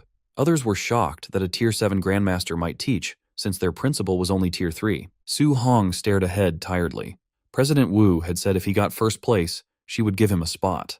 But didn't the top 3 all receive spots anyway? A friend told Su Hong that Chen Shan and Li Tu were now Tier 1 martial artists, and others had learned Thunder Rush Fist. Su Hong looked confused. He had only missed 10 days, yet they had already broken through. He explained that the principal asked instructor Chen Tian to give private lessons. Now Chen Shan and Li Tu's vitality exceeded 100, and their Thunder Rush Fist could echo 3 times. Suddenly, Chen Shan and Li Tu walked forward. One said he wanted everyone to know who the real genius was. The other replied that he hoped he would stay confident after being beaten down. As the principal left the stage, instructor Chen Tian asked if he found the genius who used the 9 Echoes Thunder Rush Fist. Principal Li said he searched everywhere but didn't think the person was from his school. While talking, they heard noise behind them and turned. A man in a black suit approached with 2 others. It was Jiang Ming, Su Hong's spear teacher, with Li Ming and Li Yan. Jiang Ming joked, asking Principal Li why he looked so sad. The principal asked why Jiang Ming was there. Jiang Ming smiled, saying the students looked weak. He brought 2 disciples and suggested letting the first-place student spar with them after the exam. Principal Li's expression tightened. Jiang Ming had come to embarrass him. If he refused, it would admit his school had no talent. Jiang Ming said the students looked weak, so he would understand a refusal. Instructor Chen Tian snapped back, asking if Jiang Ming was looking for trouble. Nearby, Jiang Ming's student Li Yan pointed at the crowd. He told his teacher there was bad news. Su Hong was here. Jiang Ming was confused and asked which Su. Turning toward the students, he recognized Su Hong standing at the back. Jiang Ming shouted in surprise, realizing it was that same little monster. Su Hong looked at them calmly with a faint smile. Jiang Ming stared in shock, sweating. He realized the kid they talked about was actually from No. 1 high school. He looked at his disciples, troubled. If Li Yan and Li Ming fought Su Hong, they would lose. He needed to avoid the match to save face. He quickly smiled, telling Principal Li not to be angry. He said he was joking, and there would be no competition, calling his own disciples trash compared to the students. Li Yan and Li Ming immediately conceded. Principal Li and Instructor Chen were furious, thinking these men were mocking them sarcastically. Soon at the arena, a loud announcement called for match number 666, Su Hong, to begin. From the stands, Su Hong's friend watched anxiously. He noted Su Hong's opponent was a quasi-martial artist, which was unlucky. He shouted to Su Hong not to push himself or get injured so early. The opponent, Chen Ping, stepped forward. He asked if Su Hong planned to walk down or be beaten down. He clenched his fist to charge confidently. But before he could react, Su Hong moved. He disappeared and instantly appeared in front of Chen Ping. With one clean strike, he sent Chen Ping flying. The impact flipped Chen Ping upside down, and he crashed hard onto the ground. Everyone stared in shock. One student asked when Su Hong became so fierce, while others were stunned silent. Su Hong stood calmly in the smoke. Everyone realized he had defeated a quasi-martial artist in a single move. Su Hong stood calmly over his defeated opponent. The crowd shouted in disbelief, wondering how he became so strong, with some suspecting he was already a Tier 1 martial artist. They announced the final match would happen next. In the stands, Instructor Chen stared at Su Hong, confused about where this student came from and why he missed private tutoring. Principal Li blamed himself for failing to notice him earlier. Principal Li felt he had wasted a talent by not training Su Hong sooner. Instructor Chen mentioned Su Hong looked familiar but couldn't remember where he had seen him. They turned their attention to the semi-final match between Chen Shan and Li Tu, noting the winner would be decided soon. Watching the fight, they saw the two were evenly matched, making the winner hard to predict. On stage, Li Tu warned Chen Shan that since they both used the 3 Echoes Thunder Rush Fist, Chen needed his strongest move to win. Li Tu then attacked with full force. Li Tu charged, slamming his fist down explosively.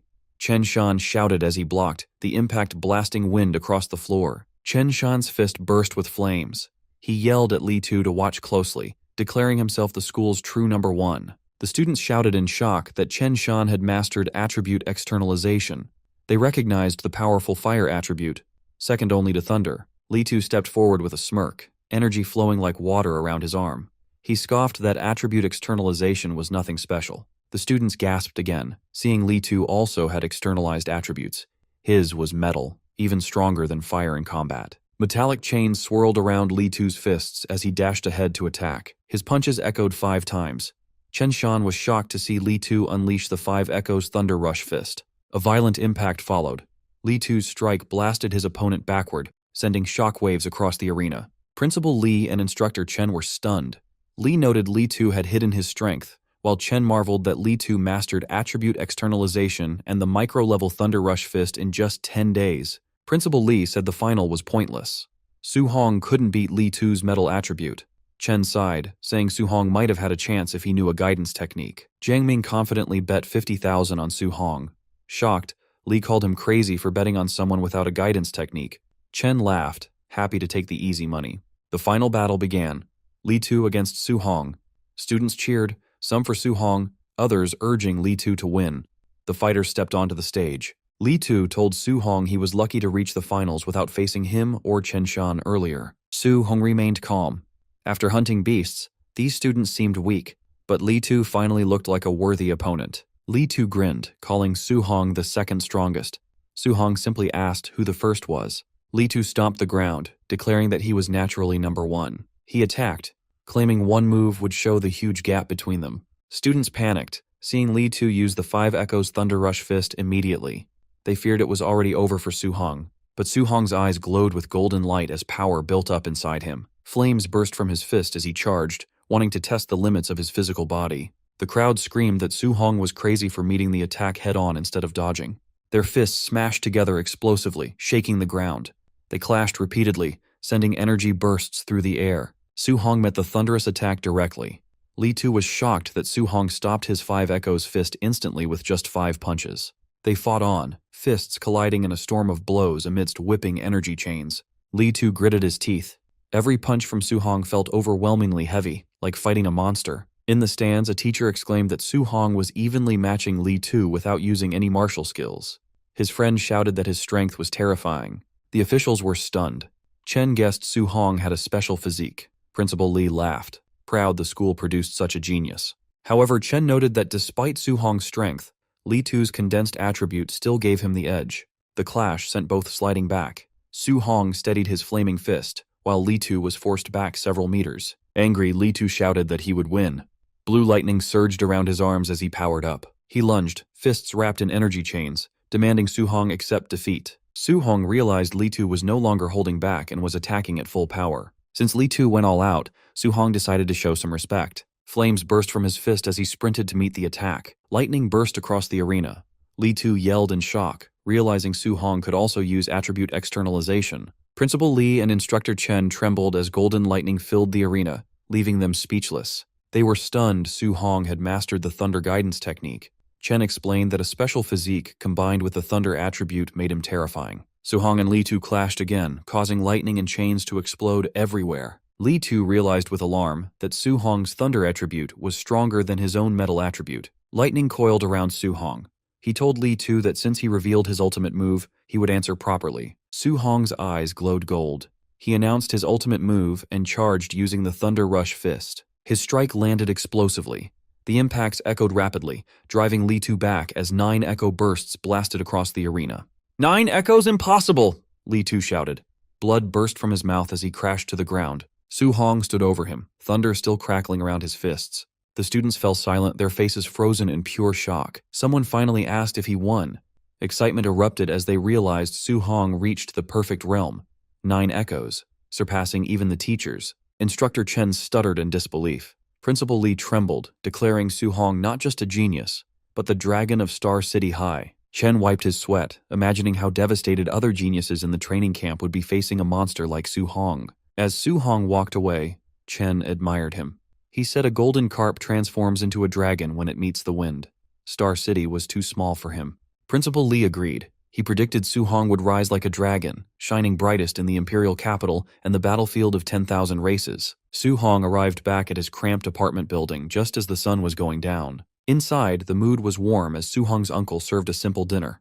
Su Hong said he was home, and his uncle immediately asked how the exam went that day. Smiling, Su Hong told them he had taken first place in the monthly exam. His uncle was shocked and overjoyed, while his auntie realized this ranking meant he could finally go to the special training camp he had mentioned before. Suddenly, loud knocking on the door interrupted their celebration. A woman's voice shouted rudely from the hallway, demanding to know if this was Su Hong's house. Su Hong opened the door looking confused, while his uncle and aunt peeked out nervously from behind him to see who the stranger was. A wealthy-looking woman stood there, wearing expensive clothes and jewelry. She introduced herself as the mother of a student named Lin Nian. She explained that since only the top 3 students could enter the training camp and her son was ranked 4th, she had come to convince Su Hong to give up his spot. She arrogantly held out a stack of cash, offering Su Hong 30,000 to drop out so her son could take his place. Su Hong and his family just stared at her in silence, looking more confused than tempted by the sudden bribe. Seeing that the money didn't work immediately, the woman got furious. She switched to intimidation, shouting that the competition in the camp was extremely cruel and that people could actually die there. She looked down on their poverty, sneering that with their poor family background, giving up early was for his own good. She claimed other students had high-grade pills and resources he couldn't afford. Her harsh words terrified Su Hong's auntie. She looked at her nephew with fear in her eyes, asking if what the woman said was true, and if it was really that dangerous. Su Hong's uncle placed a hand on his wife's back to calm her down, while Su Hong stood there silently. Finally, the uncle looked at Su Hong with a serious, sweaty face, asking if Su Hong could truly guarantee his safety if he went. Su Hong stepped forward confidently, declaring that he could guarantee his own safety. The rich woman scoffed, asking the uncle if he really believed the promise of a child. However, the uncle immediately defended his nephew.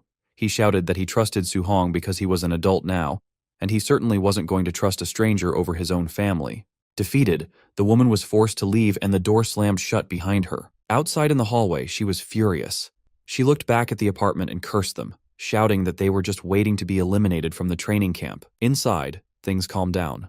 Su-hong's uncle asked if Su-hong had hidden the danger of the camp from them on purpose. Su-hong tried to reassure them that it was fine. His uncle smiled broadly and gave him a thumbs up. He admitted that he was a simple man, but he understood that if Su-hong had the determination to face such difficulties, the family had to support him fully. Suddenly, his aunt slapped his uncle on the back to break the tension, surprising both Su-hong and his uncle. She told him they didn't care about his ranking. They only wanted him to stay safe. Su-hong smiled warmly and nodded, relieved to have their blessing. Later that night, Su-hong stood alone on the rooftop, looking out over the city skyline. He thought about his uncle and aunt, knowing that despite their supportive words, they were secretly worried. He promised himself that he would not let them down and needed to become stronger to protect their new life. He opened his system interface. He saw that he had gained 285 martial value points from the monthly exam, but felt it wasn't enough. He looked at his mortal body stat, which was currently at 36.1%. Knowing he would face geniuses with powerful secret moves at the camp, he decided to focus on upgrading his physical body to compete with them. He began adding points into the mortal body stat. Red energy flashed around him as the percentage slowly climbed up, point by point. After the upgrade, steam rose from his body. His mortal body had reached 64.6%. He realized he was still a long way from 100% and wondered what kind of special body type he would unlock once he finished it. Suddenly, he noticed a surprise on his status screen. He was confused to see that both his Thunder Guidance Technique and Heavenly Flame Guidance Technique had leveled up to level 2 without him realizing it. Su-hong realized that he had only practiced the guidance techniques for a few days without doing anything special. He wondered if there were no extra conditions required, and if simply practicing normally allowed them to level up. Deciding to test this theory immediately, he said he would try to level up one more time. Lightning crackled in one hand and flames blazed in the other as he began to gather his energy. The sun rose over the city the next day at dawn, casting light over the skyscrapers. Su-hong snapped his eyes open, his gaze sharp and focused after a night of training. He sat cross-legged, surrounded by a powerful aura of fire and electricity. His hard work had paid off. A message appeared confirming that both his Thunder Guidance Technique and Heavenly Flame Guidance Technique had successfully upgraded to level 3. He checked his status panel with satisfaction. He saw that not only had the techniques leveled up, but his vitality had also increased by 3 points, reaching 126. He considered this an unexpected bonus. His mortal body progress sat at 64.6%, and he had used up all his martial value. Later that morning, Su-hong stood outside his apartment building, ready to leave for the training camp with his weapon over his shoulder. His aunt looked at him with great worry, telling him to be safe and reminding him that if it didn't work out, he could just come home. His uncle interrupted, telling his wife not to say such sad things. He waved enthusiastically at Su-hong, encouraging him to go to the camp and bring back another first-place victory. Su-hong smiled, agreed, and turned to walk away. As Su-hong walked down the empty street, his uncle's brave act began to break. He stood there trembling, watching his nephew's back. Tears ran down the uncle's face as he finally let his emotions show. His aunt joked with him, asking if he wasn't just as worried as she was. The uncle admitted he was, but he had held it in because he was afraid that if he showed his fear, Su-hong would worry about them. As Su-hong walked down the street carrying his weapon, his senses picked up something approaching. He looked up just as a red sports car sped around the corner and screeched to a stop right next to him. The window rolled down to reveal President Wu Lingxian wearing sunglasses. She simply ordered him to get in. Soon they were speeding down the highway. Su-hong asked the president why she had come for him personally. Wu Lingxian kept her eyes on the road and explained that she had some important reminders about the training camp. She turned to him, her expression serious, and revealed that as the president, she knew the details of the other participants. She warned him that among the students there were a few monsters who were already Tier 1 high-stage martial artists and were very close to reaching Tier 2. She emphasized that these monsters had martial skills that were at least B rank. Su-hong listened and thought about the situation. He knew a Tier 2 martial artist required 200 vitality points, which was a big gap. However, he wasn't afraid. He thought to himself that even if they had B rank skills, his system would allow him to learn those high-level skills quickly. Wu Lingxian continued, telling him that while his talent was the best she had ever seen, he lacked the resources the other wealthy students had. She comforted him, saying that even if he faced failure in the camp, He shouldn't feel bad because surpassing them was only a matter of time for him. Su-hong smiled with genuine confidence and thanked her, calling her Sister Wu. Wu Lingxian watched him silently. She noted that even though he knew his stats and skills were currently lower than the others, he remained completely calm. She thought to herself that she didn't need to worry about his mindset causing any problems. The black van carrying the students wound its way through the scenic roads of the Tianlin Mountains. Inside, the students panicked. Li Tu and Li Ming were shocked the camp was in a place famous for fierce beasts. President Wu Lingxian tried to calm them, saying a grandmaster was presiding, so their lives weren't in danger. Su-hong sat quietly, analyzing the situation. He knew this range spanned multiple cities and held dense spiritual energy, but also beast kings comparable to Tier 7 grandmasters. It was a place governed by the law of the jungle, where beasts fought cruelly. The danger was high.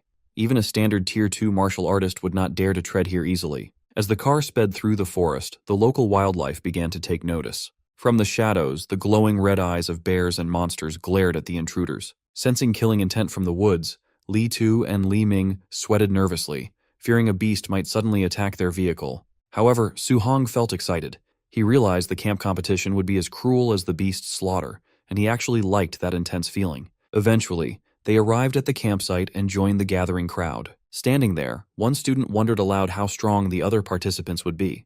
They saw a group of intimidating young martial artists with serious expressions, all radiating power. Facing the pressure from these rivals, Li Tu and Li Ming stood in awkward silence. Su-hong rallied his companions, flashing a confident smile to signal it was time to move. With his weapon over his shoulder, he marched forward with Li Tu and Li Ming. However, a hand abruptly blocked their path. An official in a suit said they had to wait for everyone before the camp entrance assessment began, surprising the students who didn't expect a test so soon. Su-hong noticed the remaining participants arriving.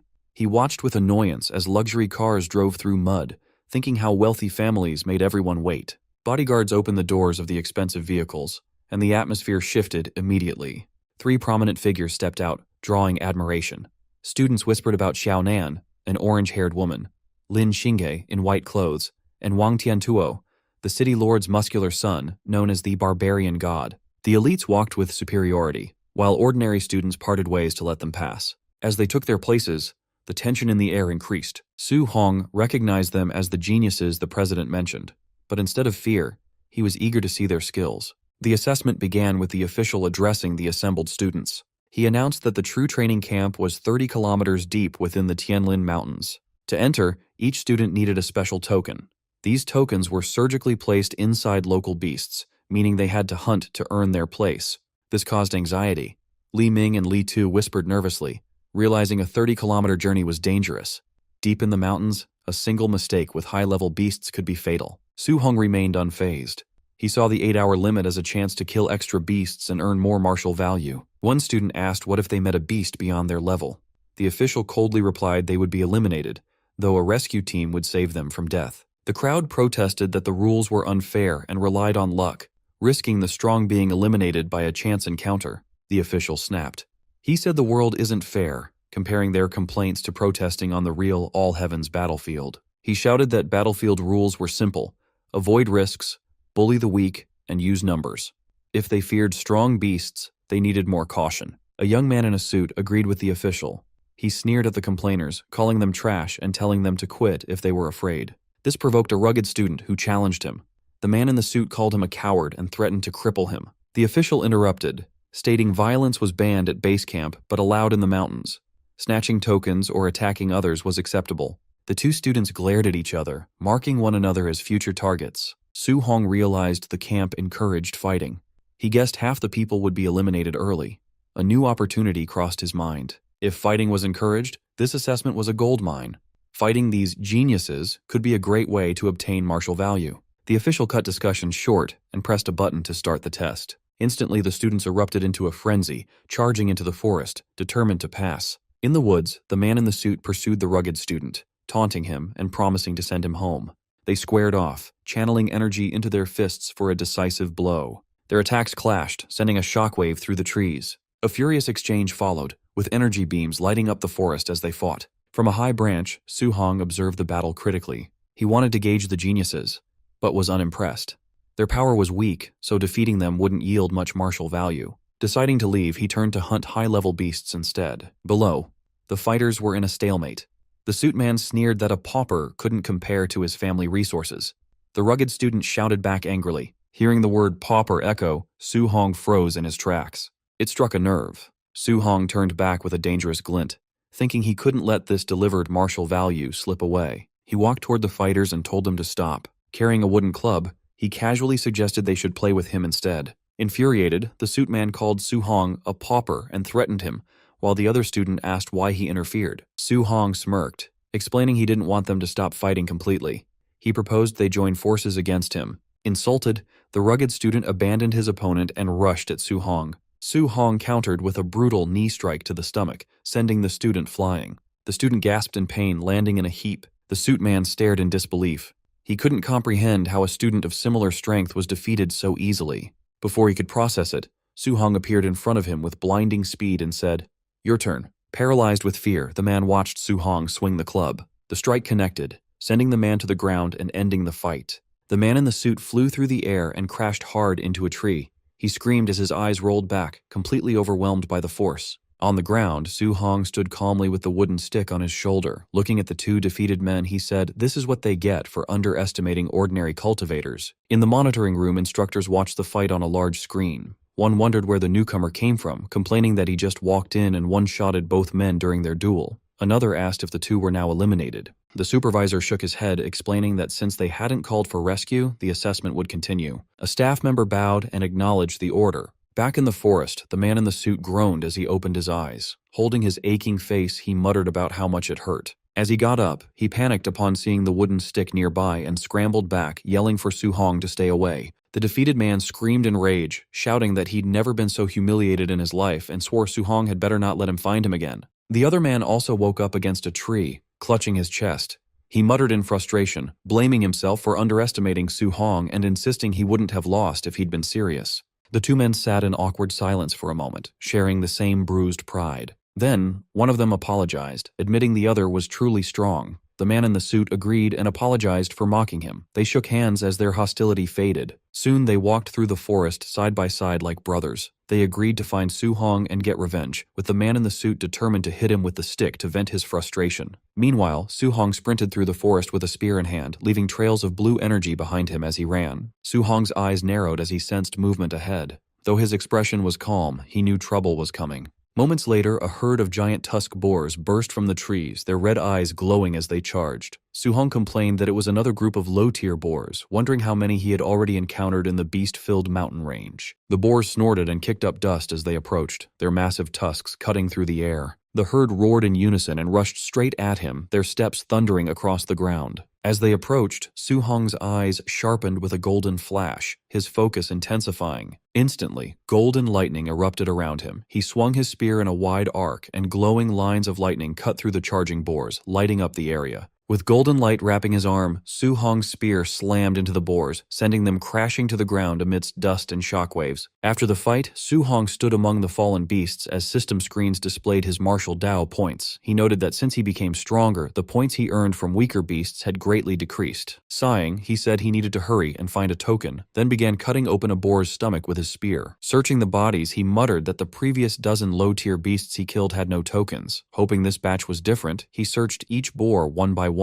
Every corpse was empty. As he expected, there were no tokens. He concluded that only higher-level beasts must carry them. Half an hour later, he was dashing swiftly through the forest again, his spear cutting through the wind. As he ran deeper, he recalled how he used to find over 10 low-level beasts per hour in this area.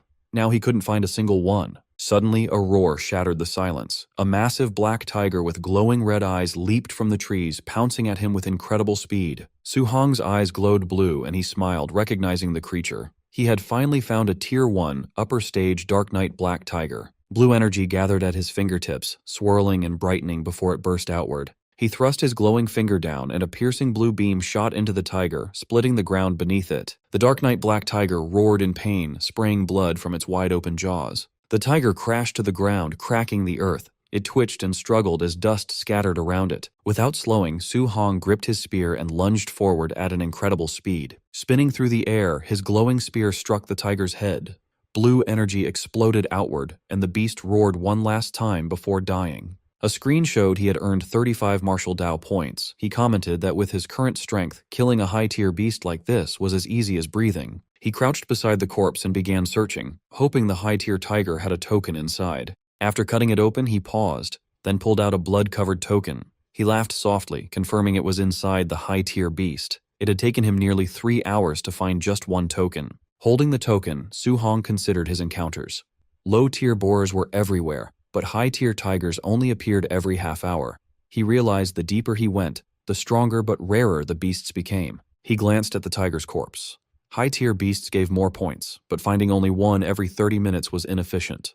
Hunting the more numerous low-level beasts would earn him points faster. Gripping the token, he smiled. He decided to focus on quantity over quality for earning points. He continued on, determined to use the remaining 5 hours to gather enough points to max out his mortal body progress. As he walked on, he came across a blood-soaked clearing filled with the torn-apart corpses of deer. The ground was also littered with the corpses of boars he had killed. As Su Hong killed another boar with his bare hands, a massive bear with glowing red eyes lunged at him, swinging its claws down. He dodged the sudden attack with incredible speed, spinning to the side. Flames wrapped around his fist as he charged, noting that after killing dozens of low-tier beasts, he had finally found a mid-tier one. His fiery punch shot forward like a cannon, blasting the bear into the air and through the forest. The bear slammed into a rock wall, roaring in pain and coughing up blood as it struggled to get up. Reflected in the bear's trembling eye, Su Hong was already leaping in for another strike. He slammed his fist down, driving a beam of fiery energy into the bear's head as the impact sent shockwaves through the ground. The force dragged the bear across the ground until it crashed into a large tree, snapping the trunk. As the dust settled, Su Hong stood covered in blood and dirt. He calmly noted that with his mortal body over 60%, he could kill mid-tier beasts with physical strength alone. A system panel appeared, showing his stats and 254 martial Dao points. He needed just over 100 more to max out his mortal body progress, which was currently at 64.6%. The panel also displayed his level 3 guiding arts and his martial skills, all in a perfect state. Tightening his grip on his weapon, Su Hong knew he had to use the remaining 3 hours to gather the rest of the points he needed. Before he could move, a deafening roar echoed through the trees. Su Hong froze, sweat on his face as the noise echoed. What was that sound? He wondered. Suddenly, a massive shadow fell over him. A gigantic golden bird with glowing wings descended, swirling leaves and wind. As its golden feathers shined like fire, he realized it might be the legendary Golden Rock Beast King. The beast screeched and dived, its body wrapped in blazing energy. The force of its descent tore through the forest, sending out violent shockwaves. Su Hong braced himself, gripping his spear as the wind roared around him. The Beast King's power was terrifying. A single flap of its wings had created this devastating shockwave. A violent crash echoed as a massive tree split apart, its trunk snapping under immense force. Su Hong leaped onto a broken stone as a shockwave rushed past. Wind roared around him while he steadied himself, looking to the sky and wondering what beast could cause this. Pressed against a cliff, sweat on his face, he admitted he'd grown complacent. Faced with such overwhelming power, he realized he was just an ant to top-tier experts. Then his eyes widened. He saw something else approaching high in the air. The Golden Rock Beast King hovered on spread wings. A second figure approached, also shining with golden light. It was Rank 7 Grandmaster Qin Tianli, wrapped in a fierce, flaming aura. He announced himself as Qin Tianli, saying he was borrowing the territory and asked why the Beast King returned. The Golden Rock Beast King swooped down, claws extended. It shouted it never agreed to lend its territory. Qin Tianli shot forward like a golden firestorm. He yelled he would beat the Beast King until it agreed, and the two forces collided in midair. The rock's wings flashed gold as it twisted. Qin Tianli's punch exploded against its feathers, and the beast beat its wings again with a sharp cry. Light spiraled around it, forcing Qin Tianli back with a shockwave. He steadied himself, irritated by the noise. Yelling the rock was too noisy, he rushed in again. A rapid series of impacts followed. Explosions of golden force repeatedly struck the beast, lighting up the sky as they clashed violently in mid-air. Qin Tianli's punch smashed into the Beast King's head, sending feathers and blood scattering. The impact forced the massive beast backward. Floating calmly in his golden aura, Qin Tianli spoke with an icy voice. He declared he was borrowing this land and ordered the beast to leave, warning it not to make him repeat himself. The beast screeched angrily as it flew away, yelling for Qin Tianli to wait. Qin Tianli waved dismissively, telling it to get lost. As the beast disappeared, Qin Tianli took a slow breath, golden light swirling around him. His voice echoed across the area. He announced he was Rank 7 Grandmaster Qin Tianli and told the trainees not to panic as the assessment would continue. Far below, Su Hong looked up in shock, watching golden rings of power spread through the sky. He wondered if this was the true strength of a Rank 7 martial artist, clenching his jaw. With determination in his eyes, he vowed that he would reach that realm one day. High above, Qin Tianli descended toward the base. Below, the crater-like area was filled with buildings for the assessment. Hovering above the officials, Qin Tianli complained the beast should have just agreed. He only wanted to borrow the territory for a trial, but it forced him to fight. The staff stood at attention. Among them, Rank 5 martial artists Lin Zi and Bai Mu spoke in admiration. They noted Grandmaster Qin was more fearsome than rumored, having beaten the famously tough Golden Rock Beast King. Qin Tianli brushed off the praise and ordered them to the monitoring room. He wanted to see which trainees withstood the Golden Rock's pressure earlier, and the staff followed. Inside the surveillance room, the monitors showed trainees collapse from the shockwave. Lin Zi explained that most were unable to move under the Golden Rock's aura. Qin Tianli stared in surprise. On one screen, a trainee knelt beside dead black tigers, remaining calm under the beast's pressure. "Who is that boy?" Qin Tianli asked. Bai Mu checked the documents. Wang Tiantuo, a Tier 1 high tier with Blood Chai 340 and 95% fire affinity. He has the barbarian god physique and is the Star City Castellan's son. Qin Tianli raised an eyebrow, noting the Castellan treated having children like lottery tickets and had finally produced a good one after 100 tries. Another trainee appeared, using incredible speed to escape the pressure zone. "Impressive movement skills," Qin Tianli commented.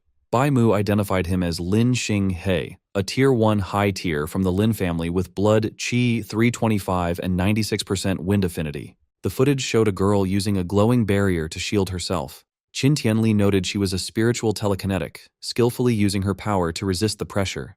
Bai Mu identified her as Xiao Yan, a Tier 1 mid-stage telekinetic from the Xiao family with Blood Qi 290 and 95% wood affinity. Qin Tianli nodded, noting these three easily handled the pressure and outmatched their peers. He asked for other talents. Bai Mu listed more names from the Lin and Wang families, hesitating as she realized all the top performers were from Star City's famous families. Qin Tianli frowned. Bai Mu explained the dozen on the list all had Tier 2 combat power and withstood the aura. He questioned why every standout was from a major family, asking about the students from the schools, especially number 1 high. Bai Mu explained the school students were only Tier 1 early stage, with the 3 from number 1 high having just broken through. Qin Tianli waved his hand dismissively, saying he wouldn't bother looking and that number 1 high was unworthy of its reputation. Then Lin Zi shouted in shock, pointing at one person on the screen. All three looked up. The screen showed Su Hong cutting down a beast.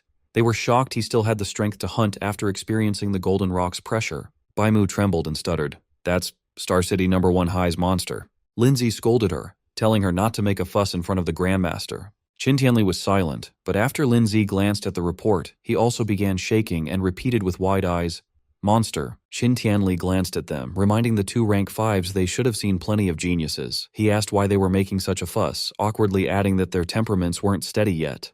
But when Qin Tianli read the report, his own eyes widened in shock. He screamed internally, wondering if the boy was even human. The report showed Su Hong's profile, 18, from number 1 high, Tier 1 early stage, Blood Chai 123. He had perfected a C-rank art, and his physical strike produced 3004 combat power, rivaling a Tier 1 high level. He also likely had a special physique, a 100% affinity for all 7 elements, and was cultivating all 7 simultaneously. Qin Tianli trembled, muttering in disbelief that such a freak came from a place like Star City. He wasn't a once-in-a-century talent, he realized, but a once-in-a-millennium rarity. His shock turned to joy. Clenching the paper, his eyes glowing red with excitement, he shouted, "I've struck gold!"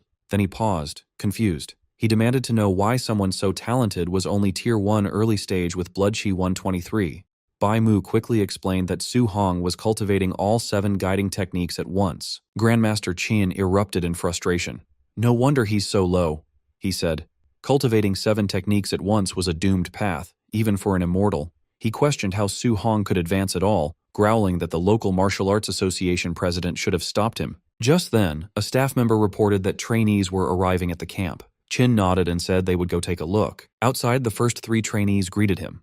Wang Tiantuo saluted, addressing himself as a junior. Qin praised the 3 of them as very good. 6 hours into the assessment, more students staggered toward the camp. Some complained they nearly died, but another reminded them they had faced the Golden Rock Beast King. After 7.5 hours, more trainees gathered. As Qin watched, some early arrivals said there was no one left and suggested ending the assessment. Another scoffed that anyone still out there must be weak. But Grandmaster Qin wondered where Su Hong was. He worried his newly discovered freak was lost, a hint of panic on his face at the thought his precious treasure might be eliminated. A few minutes later, Qin finally spotted a figure leaving the forest. He sighed in relief, thinking the brat had finally shown up. He stepped out of the woods, dragging his spear, his clothes covered in dirt and blood. He muttered that he'd made it in time, having been so focused on earning martial value he almost forgot the deadline. As he entered the camp, trainees stared in shock. One whispered Su Hong was ruthless, another noted he wasn't injured and wondered how many beasts he had killed to get so dirty. The two men Su Hong had embarrassed earlier glared at him. One shouted he'd been waiting for him, but the other stopped him. "Don't rush," he said. "We'll have plenty of chances inside the camp." Nearby, the three elite trainees watched Su Hong.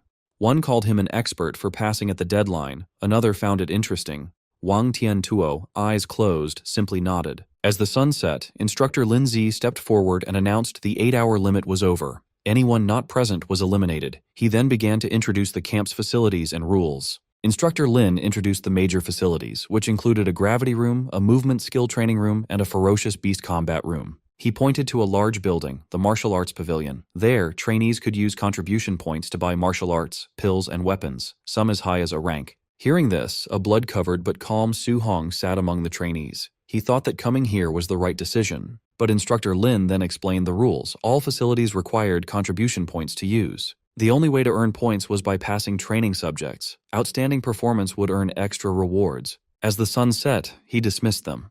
He told those with energy to start training, and the injured to follow him to the dorms to rest, vowing no one would die under his supervision. Su Hong entered his dorm and was surprised to find it was a single room. He realized he could now cultivate and level up without being seen. Later, he sat cross-legged on his bed and opened his status screen. It showed his stats. Blood Chi 126, Spirit 26.5, and Mortal Body 64.6%. His Thunder and Heavenly Flame guiding techniques were level 3, and his 3 martial arts were at perfection. He had 354 martial value. Taking a calm breath, he decided to use all of it to upgrade his mortal body. A surge of power erupted around him in red flames. Countless glowing notifications appeared, each showing his mortal body increasing by 1 as the red energy strengthened him. Finally, a message appeared. His mortal body reached 100% and was now evolving. His eyes snapped open, glowing with crimson light as his breath surged like a storm. Su Hong's physical evolution began, causing intense red energy and glowing nodes to map across his newly strengthened body. He meditated on the floor of his dorm room while a fierce vortex of spiritual energy swirled around him. As the process finished, he let out a sigh, with steam radiating off his refined form. Inspecting his physique, he was amazed by the sheer, overwhelming power his physical body now possessed. His system interface appeared, revealing that he had unlocked the Overlord body, which the system described as the existence with the strongest physical strength in the world. He noticed that the physique was currently at spirit rank 0%, meaning it could still be upgraded. This left him wondering what kind of heaven-defying form it might evolve into next. Eager to test the limits of his extraordinary new body, he grabbed his jacket and his black spear. However, the moment he gripped the spear's shaft, the metal crunched and cracked under his hand. He stared at the weapon in shock, realizing that his casual grip was now strong enough to snap a highly durable C-rank alloy.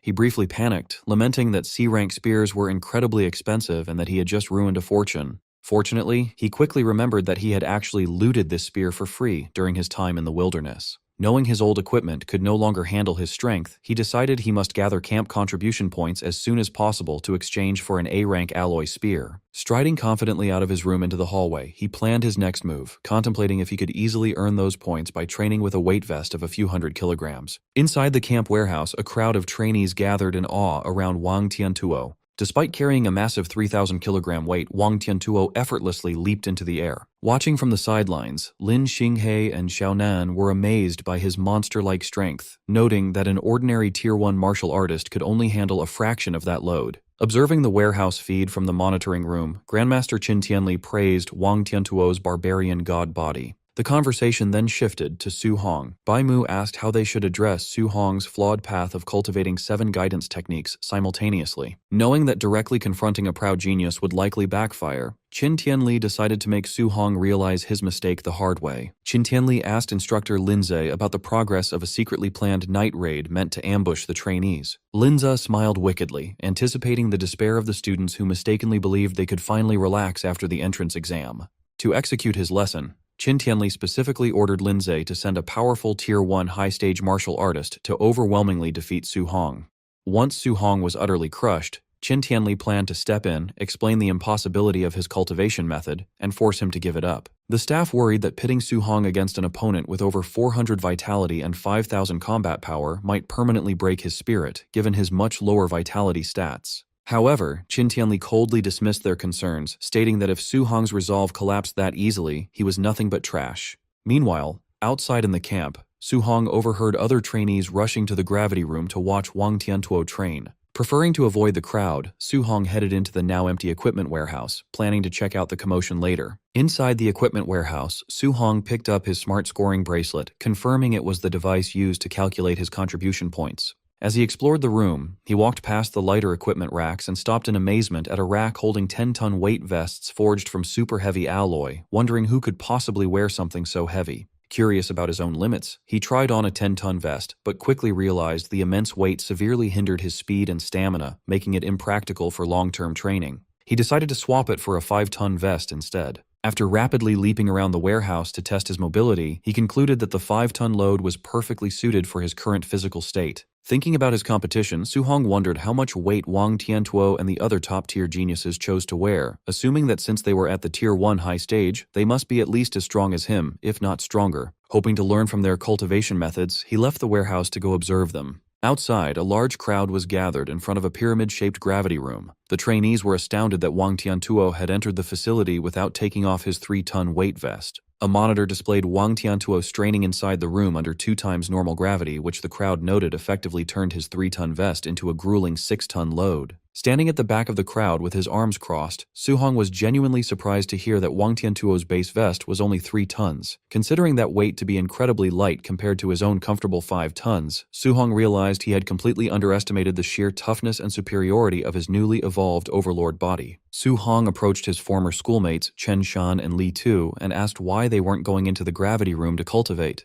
Looking defeated, the two explained that the massive gap in strength between them and the top-tier geniuses made them feel completely inadequate, and they feared the embarrassment of being compared to them if they trained right then. Su Hong sighed and patted one of them on the shoulder, disappointed that they would let their pride and fear of comparison stop them from improving. Ignoring their warnings to wait until the crowd left, Su Hong confidently walked toward the brightly lit, pyramid-shaped gravity room. The gathered onlookers immediately began to mock him. Assuming he was trying to arrogantly surpass Wang Tiantuo's record, they called him brainless and shameless, especially since he didn't appear to be wearing a weight suit. Unbothered by their taunts, Su Hong stepped through the entrance, reflecting that such expensive, heavily funded facilities were usually restricted to elite aristocratic families, making this a rare opportunity he refused to let slip by. Inside the high-tech room, Su Hong evaluated his limits. He calculated that because he was secretly wearing the 5-ton weight vest under his tracksuit, setting the room to double gravity would subject his body to 10 tons of force, a crushing load he could only endure for about 10 minutes. Deciding to pace himself so he could train for a longer period, he adjusted the control dial to 1.5 times normal gravity instead. Instantly, the increased pressure hit him and he grunted as his body strained to brace against the heavy, invisible force. Completely unaware of his hidden 5-ton vest, the crowd outside watched his struggles on the monitor and laughed. They mocked him for barely being able to handle a mere 1.5x gravity without any extra weights, cementing their belief that he was just weak, since he had been the last to finish the entrance assessment. Meanwhile, completely focused on his training, Su Hong sat cross-legged on the floor, surrounded by a fiery red aura. He realized that while the intense pressure made cultivating his guidance technique significantly more difficult, the high-end facility was doing its job perfectly, as his cultivation speed had drastically accelerated. After enduring the intense pressure for 2 hours, Su Hong remained seated on the floor of the gravity room, cultivating while enveloped in a fierce red aura. Sweating heavily and pushing his limits, he focused on his training while his eyes glowed with a sharp blue light. His strenuous effort yielded significant results when he checked his system panel. He noted with satisfaction that his water, earth, and wind guidance techniques had all leveled up by 1, and his vitality had jumped from 126 to 130 points. Struggling to his feet, he finally turned off the gravity machine.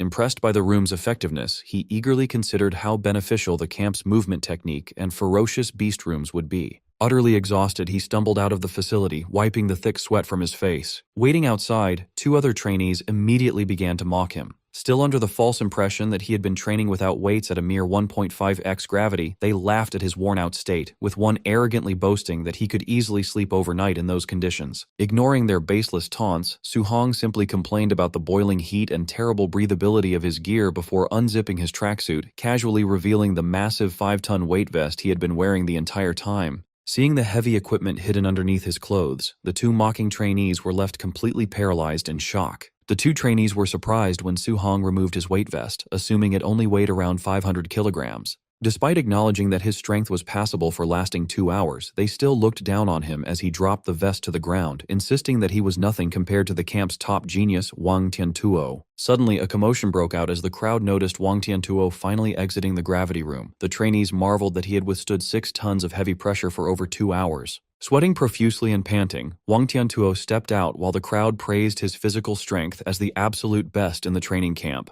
He unfastened his heavy-weight vest and carelessly tossed it to the floor. The massive impact shook the earth, terrifying the nearby trainees. Relieved to be free of the immense burden, Wang Tiantuo massaged his sore shoulder and admitted the weight was incredibly grueling. Lin Xingye then approached Wang Tiantuo, casually fanning himself, and challenged him to a competition in the movement technique room. Wang Tiantuo immediately declined, acknowledging that Lin Xingye cultivated an A-rank wind attribute movement technique and admitting he would be completely foolish to compete against him in agility. Overhearing their conversation, Su Hong was instantly intrigued by the mention of an A-rank movement technique. Realizing that despite the immense raw power of his newly evolved overlord body, he still lacked high-level agility skills, Su Hong smiled, seeing a perfect opportunity to upgrade his arsenal. Following the crowd, Su Hong arrived at the dome-shaped movement technique training room, eager to witness the A-rank flying swan startling cloud step for himself. Inside, the trainees watched the monitors in disbelief, noting that Lin Xinghe had confidently set the room's arrow-dodging simulation to its absolute maximum difficulty of level 10. On the screen, Lin Xinghe moved with blinding speed, effortlessly weaving through a dense, rapid-fire barrage of flying arrows. He moved with such grace that he even closed his eyes mid-air, dodging the projectiles while mysteriously conjuring falling pink petals, leaving the audience stunned by his effortless showboating.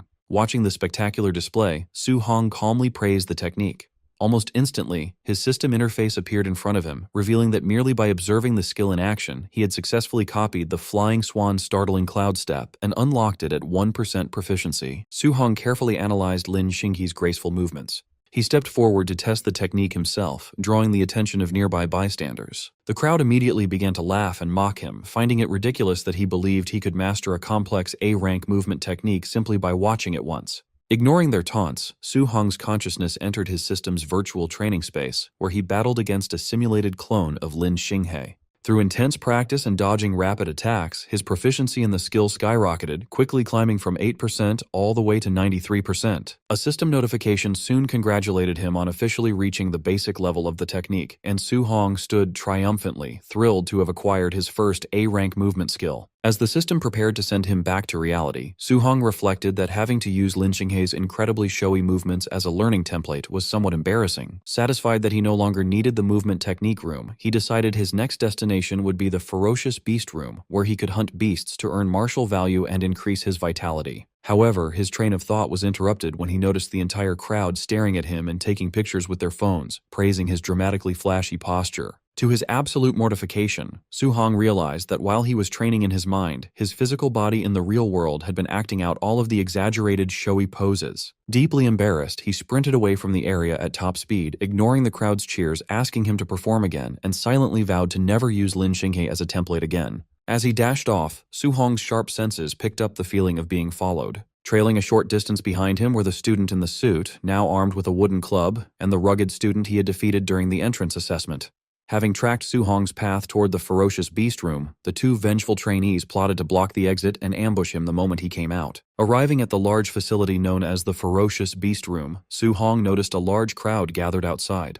Near the entrance doors, he overheard a tense exchange between Wang Tiantuo and Xiao Nan. Wang Tiantuo laughed, noting that Xiao Nan wanted to compete with him in hunting beasts to determine who was truly the #1 trainee in the camp. Wang Tiantuo arrogantly asked if she genuinely believed her spiritual telekinesis could defeat his barbarian god body, feeling underestimated. In response, Xiao Nan confidently retorted that he was the one underestimating the true power of a spirit master. Intrigued by the mention of a spirit master, a fighting style he had never seen before, Su Hong decided to delay earning his own martial value so he could observe her techniques first. Looking through the observation window into the simulated forest environment, Su Hong was completely shocked to see Xiaonan gracefully walking down from the sky toward a pack of black tigers. He marveled at this, knowing that walking on air was a miraculous feat typically restricted to high-level grandmasters, and realized this must be the unique power of a spirit master. With a simple, glowing motion of her outstretched hand, Xiaonan summoned her power. Instantly, several streaks of blinding golden light shot forward, simultaneously piercing the skulls of 3 Tier 1 high-stage black tigers. Su Hong watched in awe as the beasts were killed instantly, wondering what the mysterious flowing light was made of. Suddenly, a massive, terrifying bear-like beast enveloped in a red aura roared and attempted to ambush Xiaonan from behind. However, the beast was instantly stopped in its tracks, its eyes widening in shock. Xiaonan used her spiritual telekinesis to forcibly lift and paralyze the giant creature in midair, leaving Su Hong amazed by her ability to effortlessly bind such a massive enemy. With a swift wave of her arm, Xiaonan directed the golden light to cleanly pierce straight through the suspended beast's head, executing it on the spot. Observing the battle closely, Su Hong finally realized that the deadly streaks of light were actually daggers being manipulated remotely by her mind. Trembling with a mix of excitement and realization, Su Hong concluded that a spirit master's ability to walk on air, bind enemies, and telekinetically control weapons from a distance made them ridiculously overpowered, allowing them to easily crush ordinary martial artists. The crowd of trainees, along with Su Hong, watched the observation monitor in disbelief as someone questioned the sudden appearance of a colossal weapon on the screen. The feed showed Xiaonan standing before a massive snake beast, effortlessly summoning a giant, glowing golden sword out of thin air. With a swift, commanding downward swing of her arm, the enormous golden blade dropped, slicing the giant snake cleanly in half. Observing this impossible feat, Su Hong was completely bewildered. He noted that she wasn't carrying any weapon earlier, and reasoned that a physical sword of that magnitude would weigh several tons, making it far too heavy to wield so easily. Stepping into the conversation, Lin Xingyi casually approached the group while fanning himself. He calmly clarified that the giant sword wasn't a physical weapon at all, but rather a highly advanced A-rank martial skill exclusive to spirit masters. Hearing this, the crowd was astounded that yet another A-rank skill had been revealed.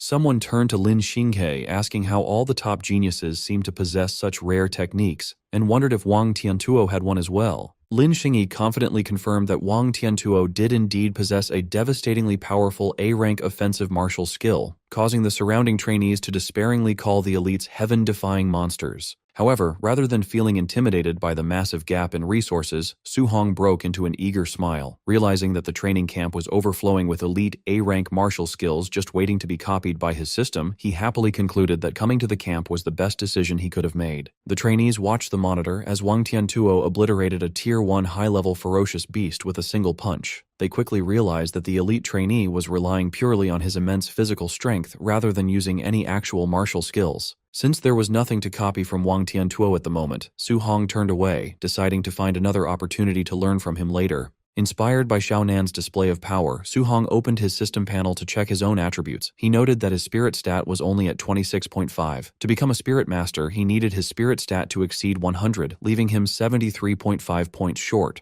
Calculating that he needed exactly 735 martial value points to bridge this gap, he gathered blue energy in his hand and eagerly resolved to go on a massive monster-killing spree to farm the necessary points. Meanwhile, the student in the suit and the rugged student were still secretly tailing him. They watched as Su Hong entered one of the testing arenas inside the ferocious beast room. Noticing that the rest of the camp was completely distracted by Wang Tiantuo and Xiaonan's training, the two vengeful trainees concluded that no one would interfere. They decided this was the perfect opportunity to corner Su Hong inside and ruthlessly beat him up. As they prepared to ambush him, the rugged student suddenly cried out in alarm, prompting the suited student to nervously shush him so they weren't discovered. The rugged student pointed up at the large observation monitor mounted above the facility's entrance. The two stalkers were absolutely horrified by what they saw on the screen. Su Hong was casually standing in the arena, surrounded by a towering red-eyed bear monster, giant armored scorpions, and massive stone-skinned beasts. They realized in utter disbelief that Su Hong had simultaneously challenged more than 10 Tier 1 high-stage ferocious beasts at once, leaving them wondering if he had completely lost his mind. Watching the spectacle, the rugged student urged finding an instructor to save Su Hong. The suited student replied it was too late, saying he would be torn to shreds in seconds. Seeing the odds, they realized their chance for revenge was gone. Inside the arena, Su Hong was unfazed and took a confident fighting stance. With a calm smirk, he taunted the surrounding horde of beasts to attack. Provoked, the massive snake and giant armored scorpion lunged at him with deafening roars. Su Hong effortlessly dodged the scorpion's powerful, sweeping strike with blinding speed. He conjured a swirling sphere of intense blue energy in his hand. He unleashed a burst of energy beams, blasting the surrounding beasts and sending them flying. Without pausing, his hand glowed brighter as he readied his next move. Darting through the air, he delivered rapid, glowing blue slashes that tore through the monster pack, cutting down tigers and scorpions. Outside, the two stalkers watched the massacre in shock. The suited student wondered if he was dreaming, noting a mid-stage artist would die against so many high-stage beasts, while the rugged student noticed Su Hong's movements looked familiar. In disbelief, the suited student realized Su Hong was perfectly using Lin Xingqi's signature technique, the flying swan startling cloud step. The rugged student asked if Su Hong learned the skill just by watching Lin Xinghe.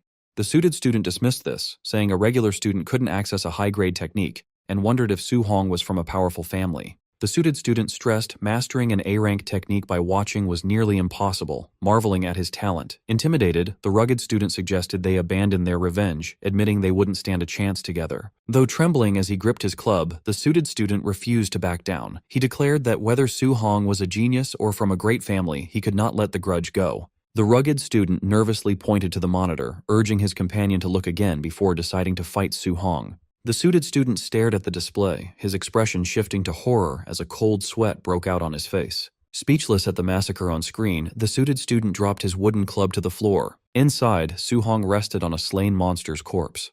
The two stalkers were astounded, realizing he slaughtered all 11 high-stage beasts in just a few minutes. Sweating slightly, Su Hong checked his interface. He was disappointed that killing the high-stage beasts only yielded 81 martial value points.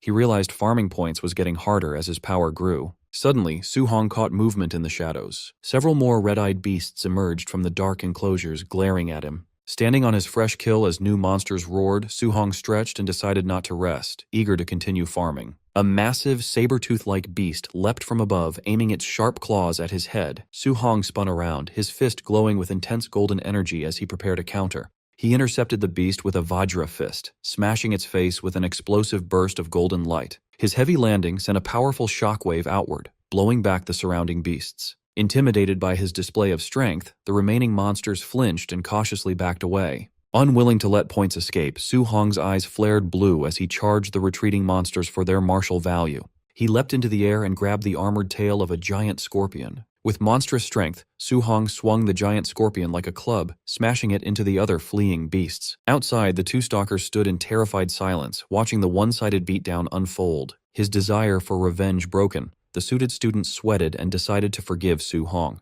The rugged student agreed, suggesting they leave before the monster inside finished training. Leaving the arena, the two overheard trainees gossiping about elite students. The crowd marveled that Wang Tiantuo killed 9 high-stage beasts in under 10 minutes, while Xiaonan killed 8 without moving. Another trainee asked the two stalkers if they got revenge on Su Hong. Sweating and forcing a smile, they awkwardly nodded and laughed it off. Internally, the two trembled, realizing if they hadn't backed down, they would be lying on the floor. They concluded the training camp was filled with monsters. At the ferocious beast room's entrance, the automated doors opened.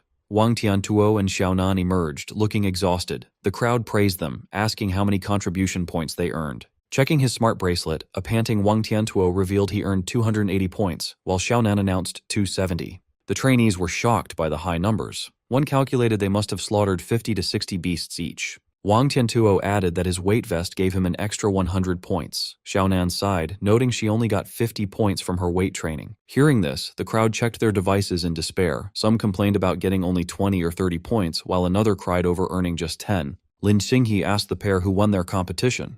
Xiaonan begrudgingly pointed at Wang Tiantuo. Watching the elite trio, other trainees sweated nervously, concluding they could only hope to compete for 4th place. Overhearing the crowd, the two stalkers smirked.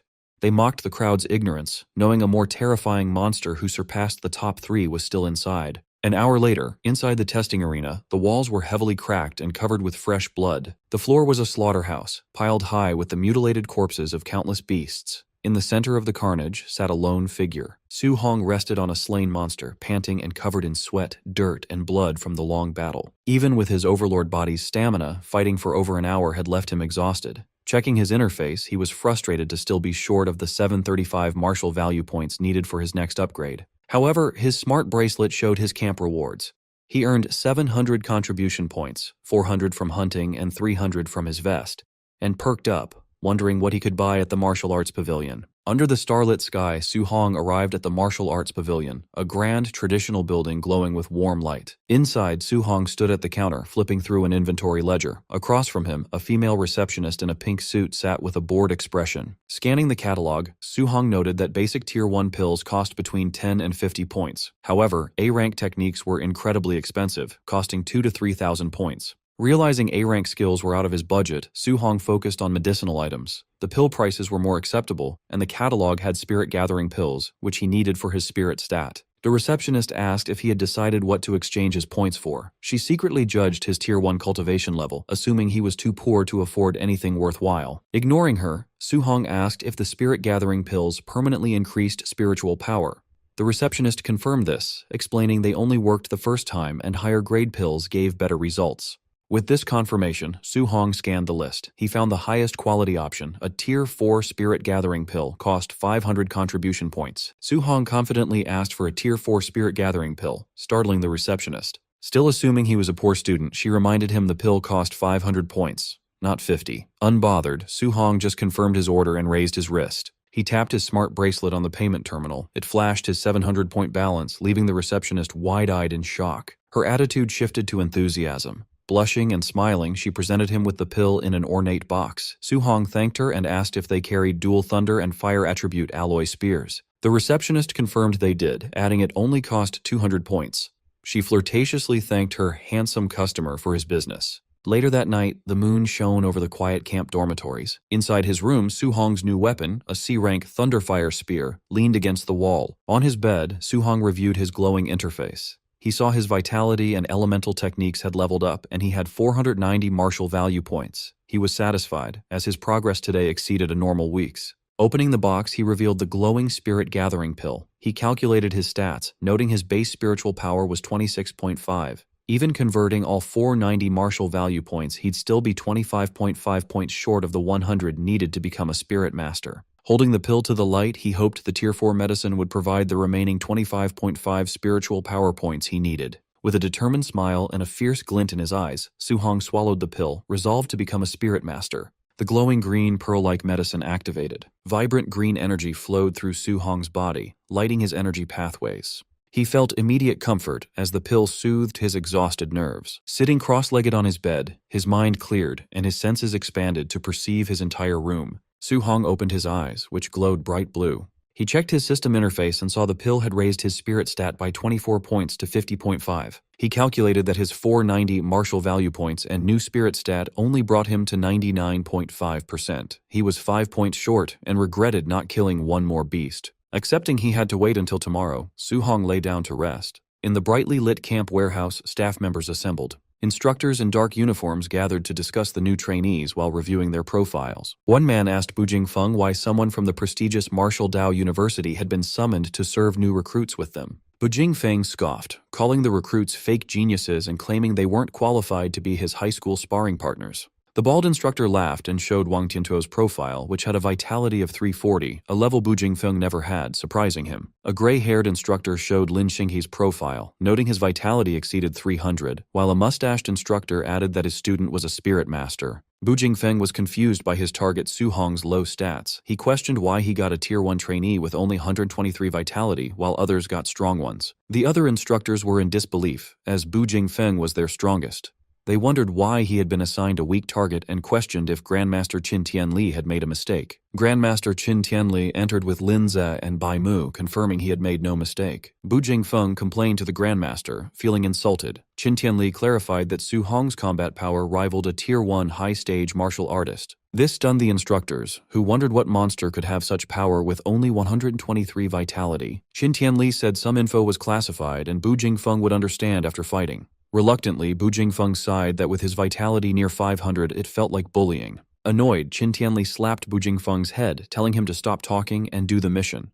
He ordered him to go all out and beat Su Hong until he questioned his life. Rubbing his head, Bu Jingfeng asked if the Grandmaster had a grudge, warning he wouldn't be responsible if he accidentally crippled Su Hong. With a dark grin, Qin Tianli encouraged him to beat Su Hong ruthlessly, promising rewards even if he was crippled. Seeing this, Bu Jingfeng pitied Su Hong. Qin Tianli ordered the operation to begin, and the instructors dashed out to execute the ambush. Late at night, the scene was the quiet, snow-dusted exterior of the training camp. Chaos erupted in the dorms as masked instructors breached doors, launching a violent ambush on the trainees. Panicked shouts echoed from the dorms as trainees screamed in confusion, some begging for time to get dressed. Alerted by the commotion, Su Hong sat up, deducing the camp was under a sneak attack. He stared at his locked door as two massive slash marks tore through the wood from outside. The door shattered as Bu Jingfeng burst in, wielding a sword coated in purple energy with a confident smirk. Bu Jingfeng unleashed a cross-shaped strike that shattered the floor, but Su Hong reacted instantly, leaping backward to evade it. As debris flew, Su Hong recalled rumors of assassins and wondered if his attacker was from that hostile faction.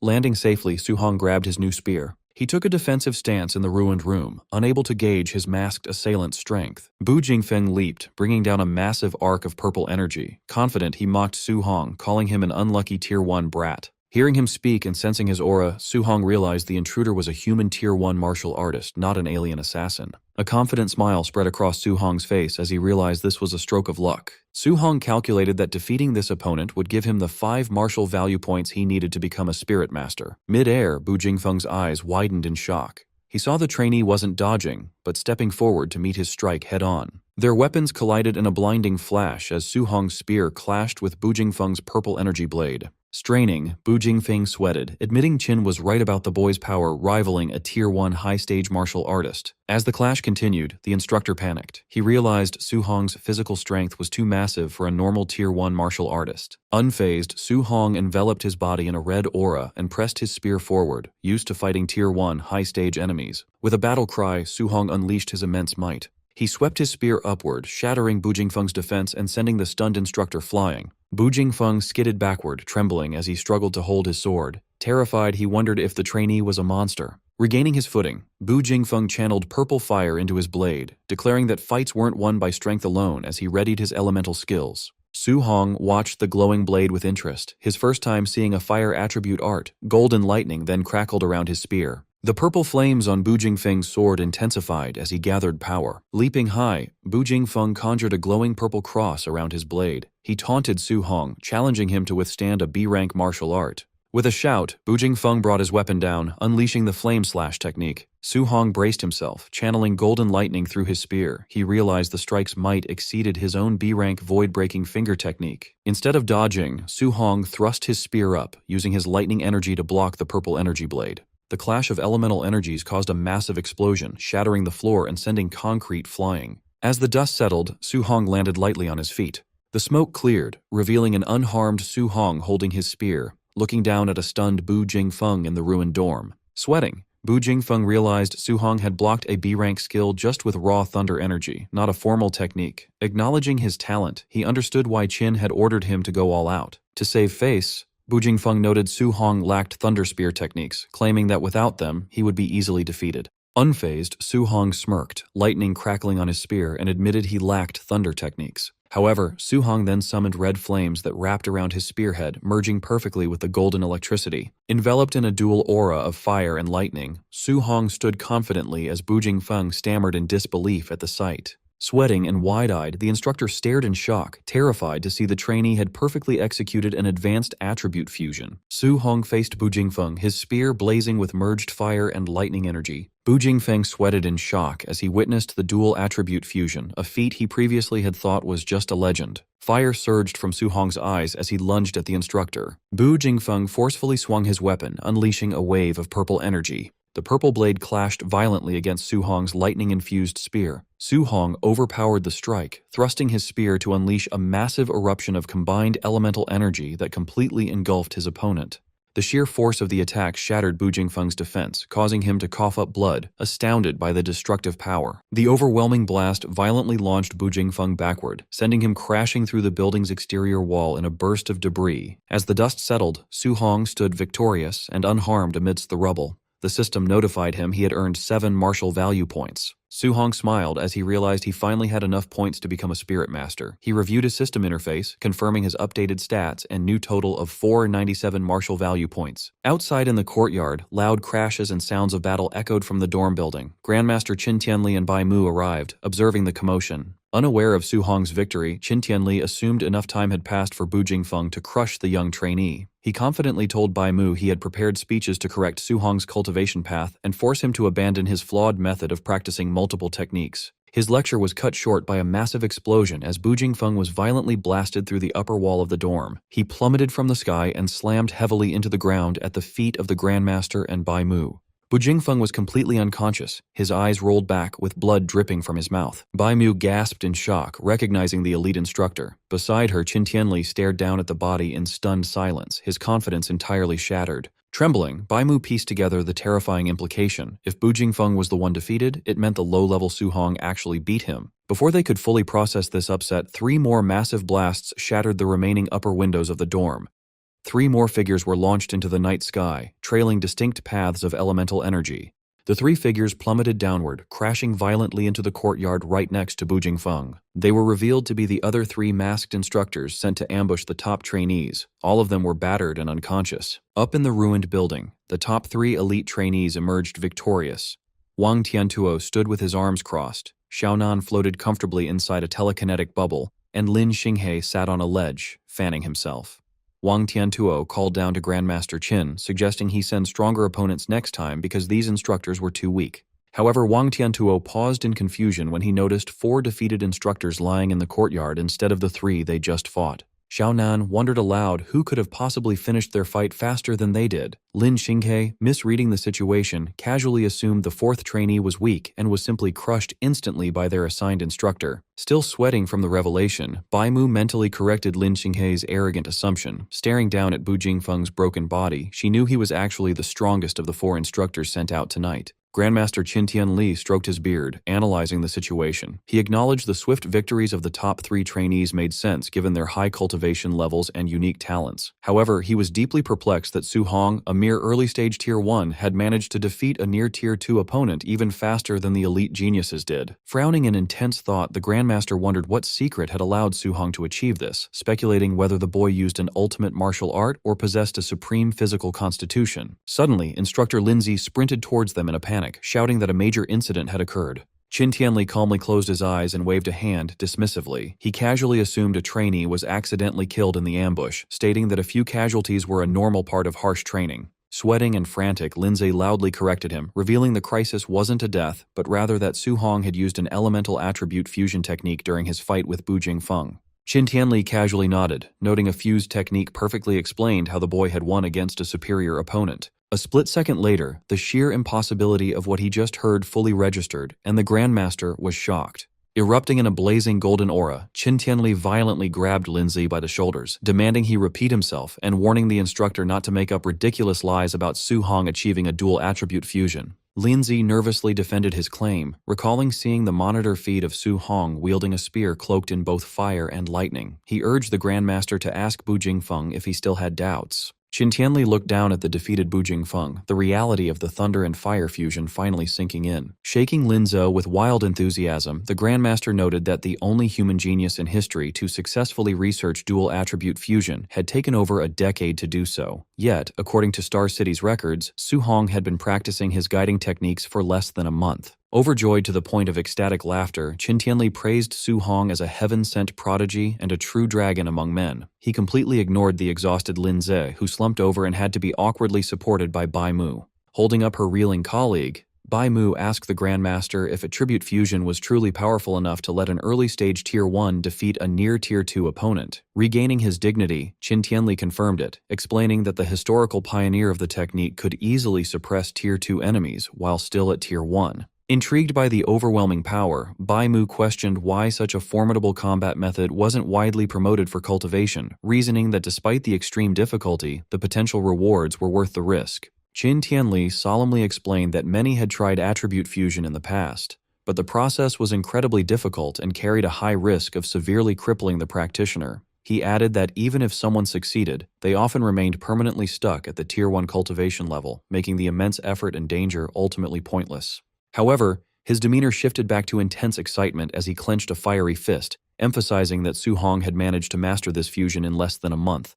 He marveled at the boy's monstrous comprehension skills, and wondered aloud just how devastating his power would become if he successfully fused all 7 of his elemental attributes. Spreading his arms wide, the Grandmaster envisioned a future where the young prodigy fully matured, imagining Su Hong wielding a blinding, multicolored fusion of all 7 elements to obliterate a colossal alien emperor with a single, earth-shattering strike. Lin Zu and Bai Mu sweat-dropped at the Grandmaster's wild imagination, awkwardly pointing out that he was severely overhyping the boy. They reminded him that while fusing 2 elements was an incredible feat, successfully combining all 7 was purely a fantasy. Coughing to hide his embarrassment, Qin Tianli regained his composure and told them to forget his outburst. His tone turned serious as he realized the massive responsibility now resting on his shoulders. He worried that if he left Su Hong alone to juggle all 7 attributes without intervention, the boy might eventually hit a wall trying to fuse a 3rd element and ruin his potential. If that happened, Qin Tianli believed he would become a sinner to humanity for failing to guide such a rare talent. Suddenly, Lindsay shouted out another startling realization, reminding the Grandmaster that Su Hong must also possess a special physique, as his raw physical strength alone was enough to completely overpower Bu Jingfeng before he had even used the elemental fusion. Annoyed by the delayed report, Qin Tianli scolded Lin Zi for not mentioning such a crucial detail sooner. The instructors quickly discussed the sheer math behind the boy's power. Lindsay noted that Su Hong had managed to crush Bu Jingfeng's near 500 vitality, using his own base vitality of only 120. They concluded this massive physical amplification far surpassed even Wang Tiantuo's elite barbarian god body, solidifying their belief that Su Hong's physical constitution was truly monstrous. Staring toward the battered dorm building, Grandmaster Qin Tianli formulated a new plan. He declared that tomorrow he would organize a formal combat tournament to thoroughly test Su Hong's true combat power and vitality limits. To do this, he planned to pit the camp's top 3 elite trainees, Wang Tiantuo, Lin Xinghe, and Xiaonan, directly against Su Hong. With a determined glint in his eye, the Grandmaster stated he wanted to personally witness exactly what happened when an unprecedented monster like Su Hong clashed with the absolute strongest geniuses the training camp had to offer. Su Hong sat calmly in the ruined room, meditating amidst the debris. He remained undisturbed by the people gathered outside, focused entirely on his progression. Eager to advance, he opened his system and poured all his martial value into his spirit stat. A radiant blue aura enveloped him as he finally became a spirit master. He closed his eyes, enjoying the sensation of his newly awakened power. Testing his abilities, he conjured a glowing phantom fist. The telekinetic control felt a bit strange, like suddenly growing a 3rd arm. Sweating slightly, he checked his interface and confirmed his spirit stat had crossed the 100% threshold. To test his power in the real world, he focused on his bed and effortlessly levitated it with a mere thought. Thrilled, Su Hong floated off the ground alongside his spear, celebrating that he could now walk on air and use telekinetic attacks like Xiaonan. With his new status, he firmly resolved to copy Xiaonan's A-rank spirit martial art and Wang Tiantuo's offensive technique. The next morning, an urgent announcement ordered everyone to gather within 1 minute, threatening point deductions for anyone who was late. Trainees rushed downstairs in a panic. They loudly complained that the camp's schedule was outrageous after enduring the entry assessment, heavy training, and a brutal night raid all in one day. The trainees formed a large crowd in the courtyard. Su Hong arrived casually, stretching his arms and looking completely unfazed by the previous night's events. Instructor Lin Ze stood before them, glad that no one was late to the sudden assembly. With a cheerful smile, he admitted he expected many to be too beaten up to stand, praising their resilience. The rugged student complained that he only lost because of a dirty sneak attack. He argued he wasn't even given time to put on his underwear, and the attacker aimed for his crotch. Lin Ze sarcastically asked if a real alien assassin would wait for him to get dressed before an ambush. His friend laughed and teased the rugged guy, calling him Bro Underpants. Observing from the crowd, Su Hong agreed with the instructor's logic about real combat, though he understood why everyone was exhausted. Sensing their dissatisfaction, Lindsay announced a comprehensive test to give everyone a fair chance to prove themselves. He explained that an automated system would evaluate their vitality, combat power, spirit, strength, speed, and martial skills. As the top 3 elites, Wang Tiantuo, Xiaonan, and Lin Xinghe, listened confidently, Lindsay added that a combat ranking would follow. The top 10 students would earn daily contribution points based on their placement. The trainees buzzed with excitement. Knowing the top 3 spots would go to the elites, they resolved to fight fiercely for the remaining 7 positions. Intrigued, Su Hong smiled, wondering what the grand prize for first place might be. Lindsay quieted the noisy crowd and led them to the testing facility. They arrived at a massive warehouse. Inside, Lindsay stood on a stage beside a mechanical spider-like device called a Tier 2 combat power tester. As the crowd settled, Grandmaster Qin Tianli intensely scanned the students. He noted that his target was blending in perfectly. A bandaged trainee next to Su Hong assumed the Grandmaster was admiring his potential. Su Hong glanced at him and bluntly told him he was wrong.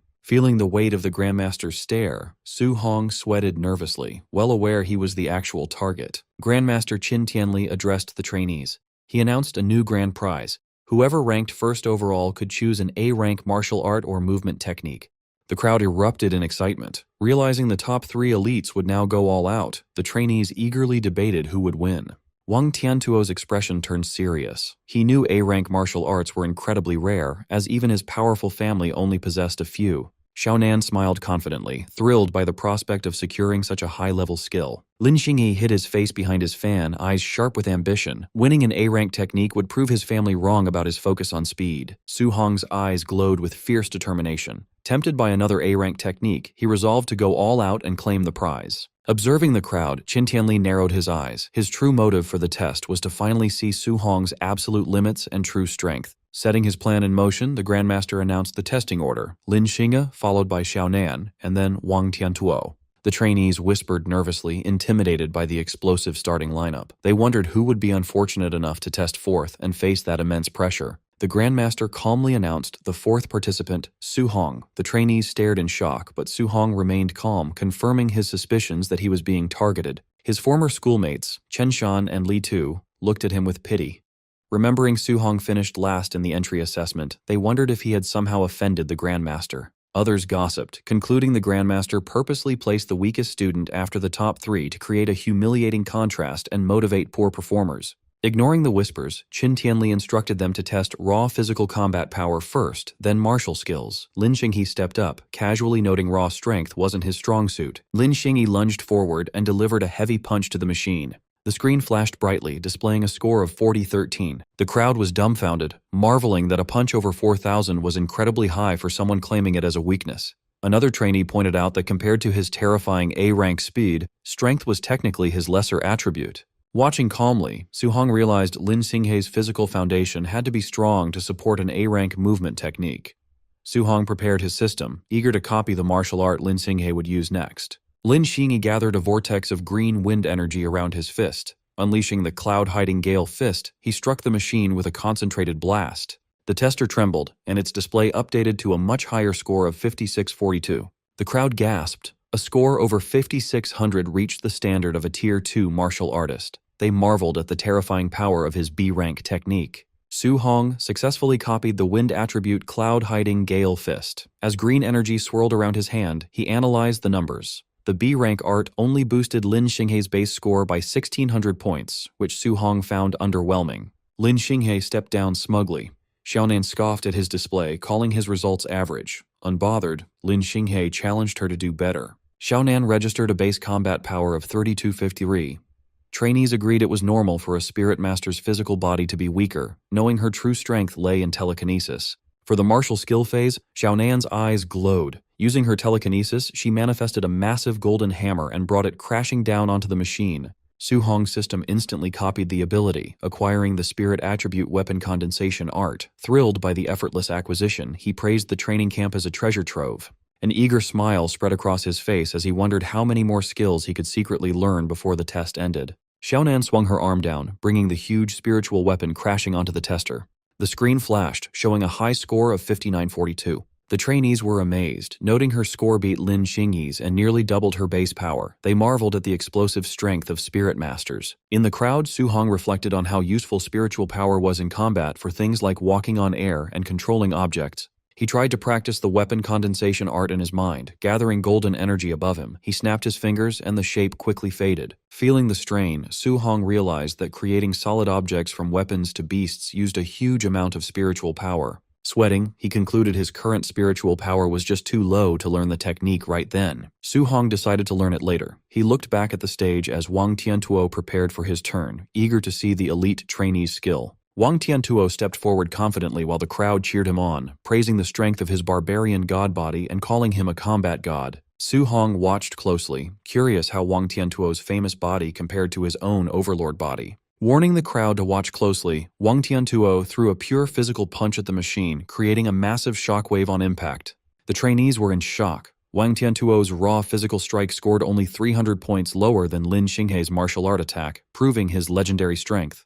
Grandmaster Qin Tenli nodded in approval, highly impressed by the elite trainee's physical base. Wang Tiantuo bowed to the Grandmaster before announcing he would then show his martial art for the second phase. Watching from the crowd, Su Hong smiled, excited to finally see Wang Tiantuo's rumored A-rank attack. Wang Tiantuo channeled his power, making a pale blue flame ignite and wrap tightly around his right arm. He dropped into a combat stance, pulling back his glowing fist as fiery energy surged around him. Recognizing the rare ability, Grandmaster Qin identified the technique as the strong A-rank Bone Netherfire Fist. Su Hong's system interface chimed, notifying him he successfully copied the fire technique. Surprised and happy, he remembered from the martial arts pavilion that this exact skill cost 2,800 contribution points, making his easy copy a huge steal. With intense focus, Wang Tiantuo launched his attack. He slammed his blazing fist into the testing machine with a powerful burst of elemental force. The screen lit up with a massive score of 7534. The trainees were shocked, realizing the A-rank technique pushed his attack power close to a middle-stage Tier 2 martial artist. This was a crazy boost since his base vitality was only around 350. Grandmaster Qin praised him, noting Wang Tiantuo's father often bragged about raising a future grandmaster, which Qin now believed. Wang Tiantuo gladly accepted the compliment. With the top 3 elites setting a very high bar, the Grandmaster finally turned to his true target and called Su Hong to the stage. As Su Hong calmly walked forward, the trainees stepped aside and whispered. They pitied him, thinking anyone going after the elites would be embarrassed, and they mistook his calm look for giving up. Standing before the machine, Su Hong listened as Grandmaster Qin told him to use only pure physical strength for his first strike, forbidding any martial arts. Unbothered and ready, Su Hong simply agreed. Su Hong dropped into a stance, winding up his arm as the force of his movement whipped the air around him. Exhaling sharply, his expression turned serious, his eyes shining with intense focus. Driven by his drive to win the grand prize, Su Hong threw a powerful punch, confident he would take first place. His bare fist hit the machine, creating a massive explosive shockwave that kicked up a huge cloud of dust.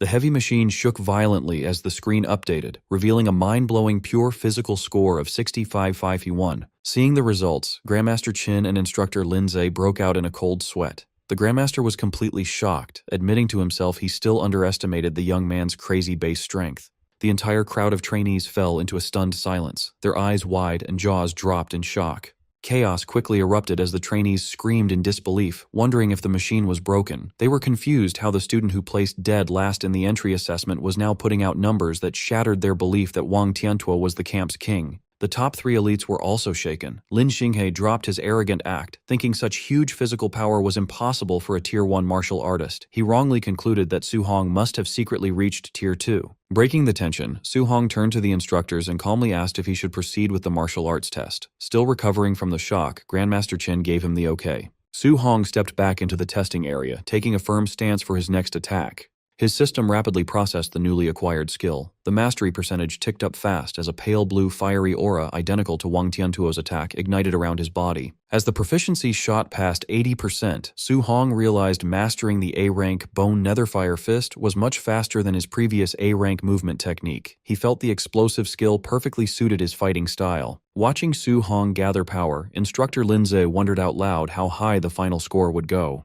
Knowing Su Hong came from an ordinary working-class family, Lindsay assumed he didn't have the resources for anything higher than a low-rank martial art. Grandmaster Qin narrowed his eyes, sensing the strong elemental energy radiating from the trainee. He corrected the instructor, stating that based on the intense aura, the technique was definitely not a low-level martial art. Su Hong's system chimed as his understanding of the Bone Netherfire Fist hit 100%, officially mastering the technique. His eyes flashed with glowing energy as the process completed. He casually summoned the pale blue flames around his fist. The crowd immediately recognized the aura and went crazy, completely confused how Su Hong secretly learned Wang Tiantuo's exclusive martial art. Eager to test his new A-rank attack, Su Hong dropped into a fierce combat stance. He launched forward, slamming his blazing fist into the testing machine with a massive impact. The explosion was massive, creating a shockwave so powerful it blew the trainees backward. Struggling against the wind, they screamed in terror, noticing the force of the strike was much greater than Wang Tiantuo's. As the dust cleared, the screen showed an unbelievable score of 9,013. The crowd lost their minds, knowing that breaking 9,000 points was the standard for a high-stage Tier 2 martial artist. Instructor Linza sweated, unable to understand how a Tier 1 student with only 123 base vitality could produce such numbers. He suspected the machine might be broken. Beside him, Grandmaster Qin admitted Su Hong was a true monster.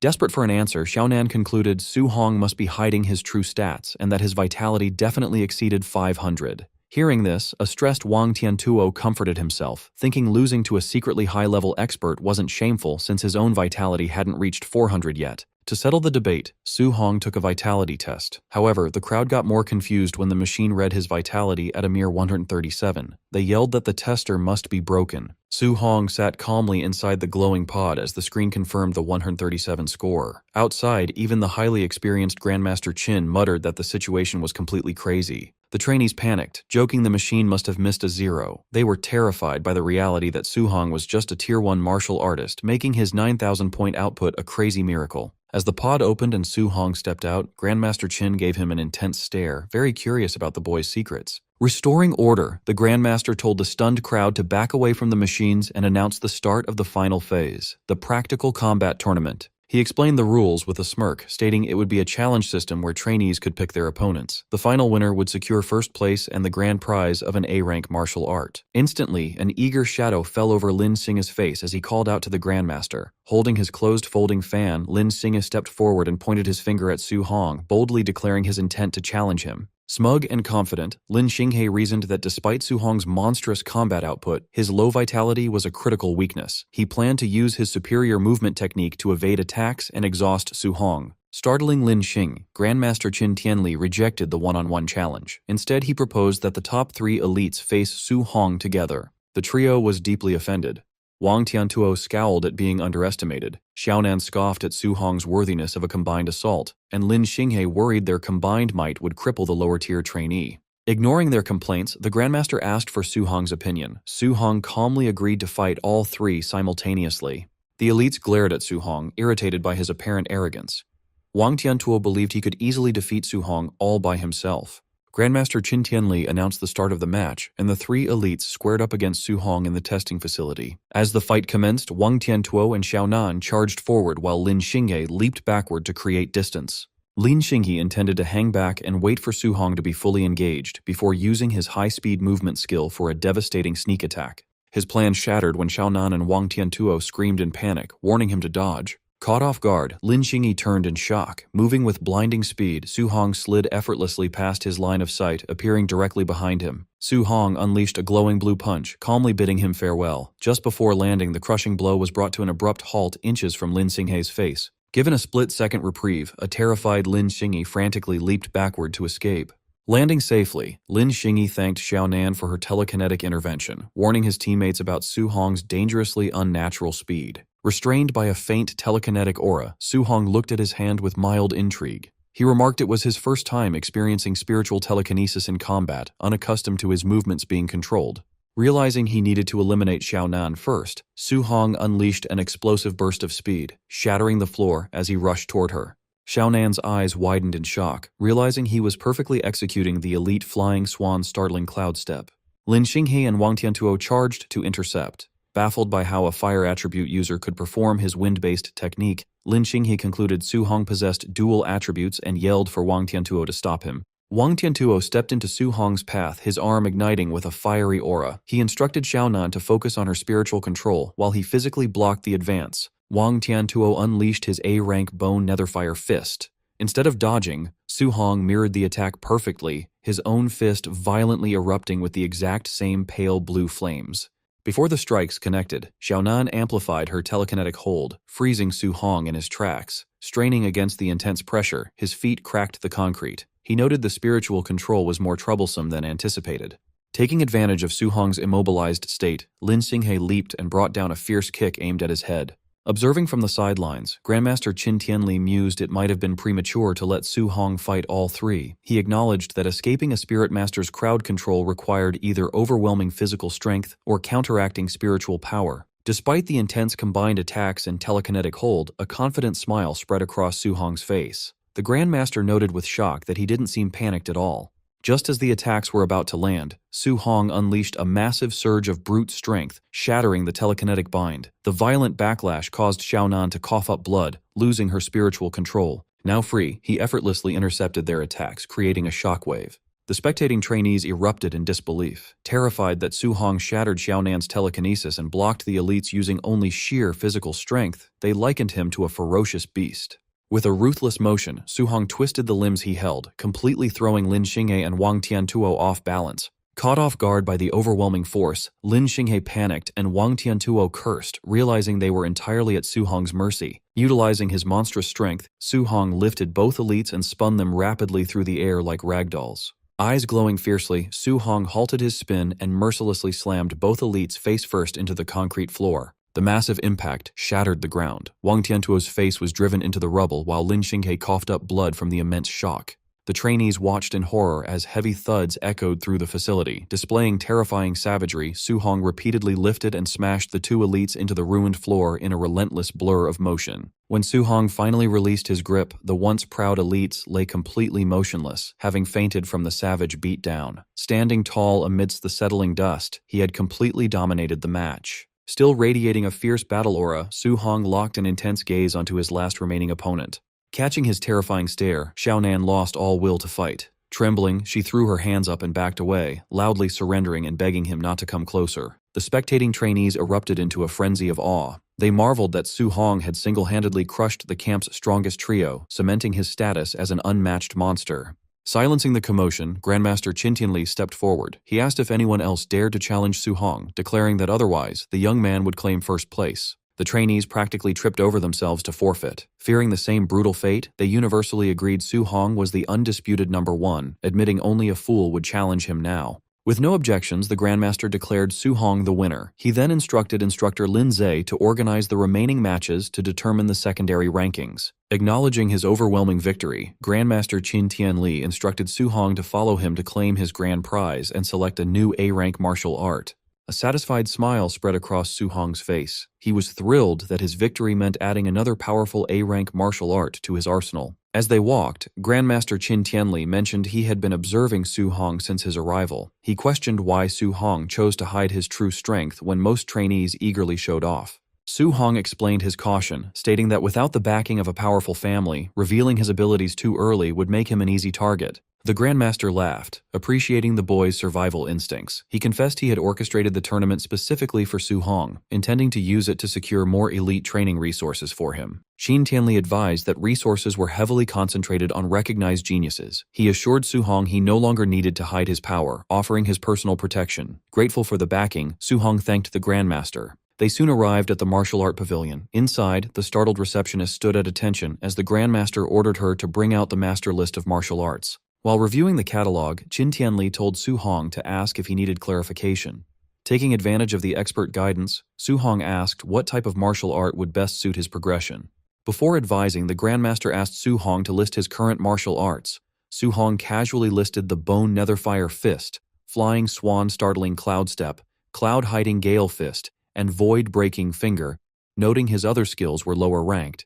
The Grandmaster's expression tightened, pointing out the Flying Swan and Cloud Hiding techniques weren't in their inventory. He incredulously asked if the boy genuinely learned them just by watching Lin Xinghe once. When Su Hong casually confirmed, a drop of sweat rolled down the Grandmaster's face. Staring in stunned silence, he internally reaffirmed that Su Hong was an absolute monster.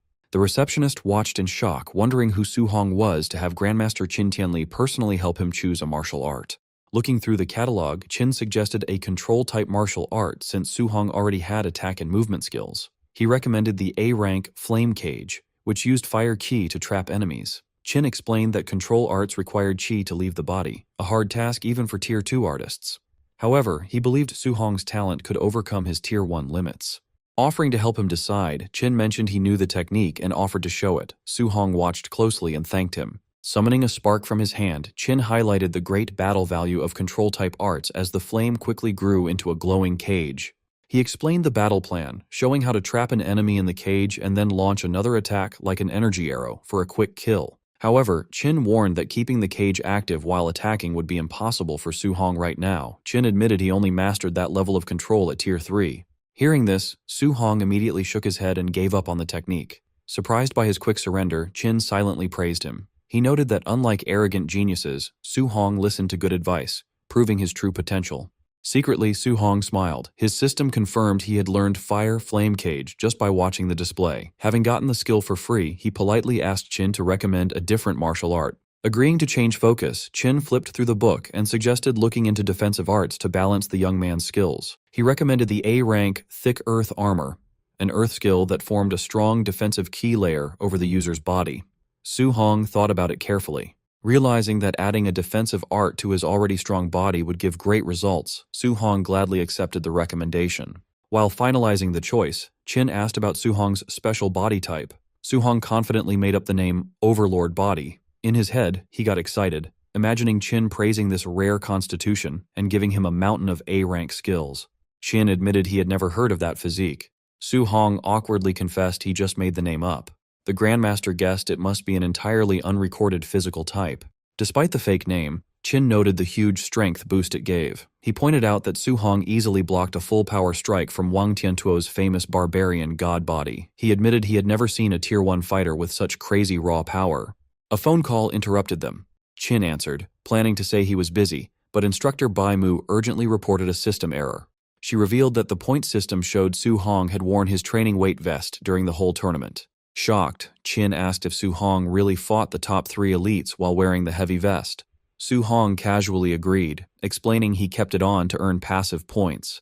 Hearing this, Qin clutched his chest, trying to stay calm while accepting that this boy was a total monster who defied logic. Calming down, Qin ordered Su Hong to take off the vest immediately. He promised that challenging the training camp later would earn him plenty of rewards, so he did not need to worry about minor points.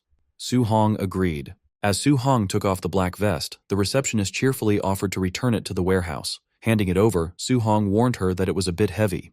The receptionist proudly stated she was a Tier 2 martial artist and could handle it. But the moment she took it, her eyes widened in shock.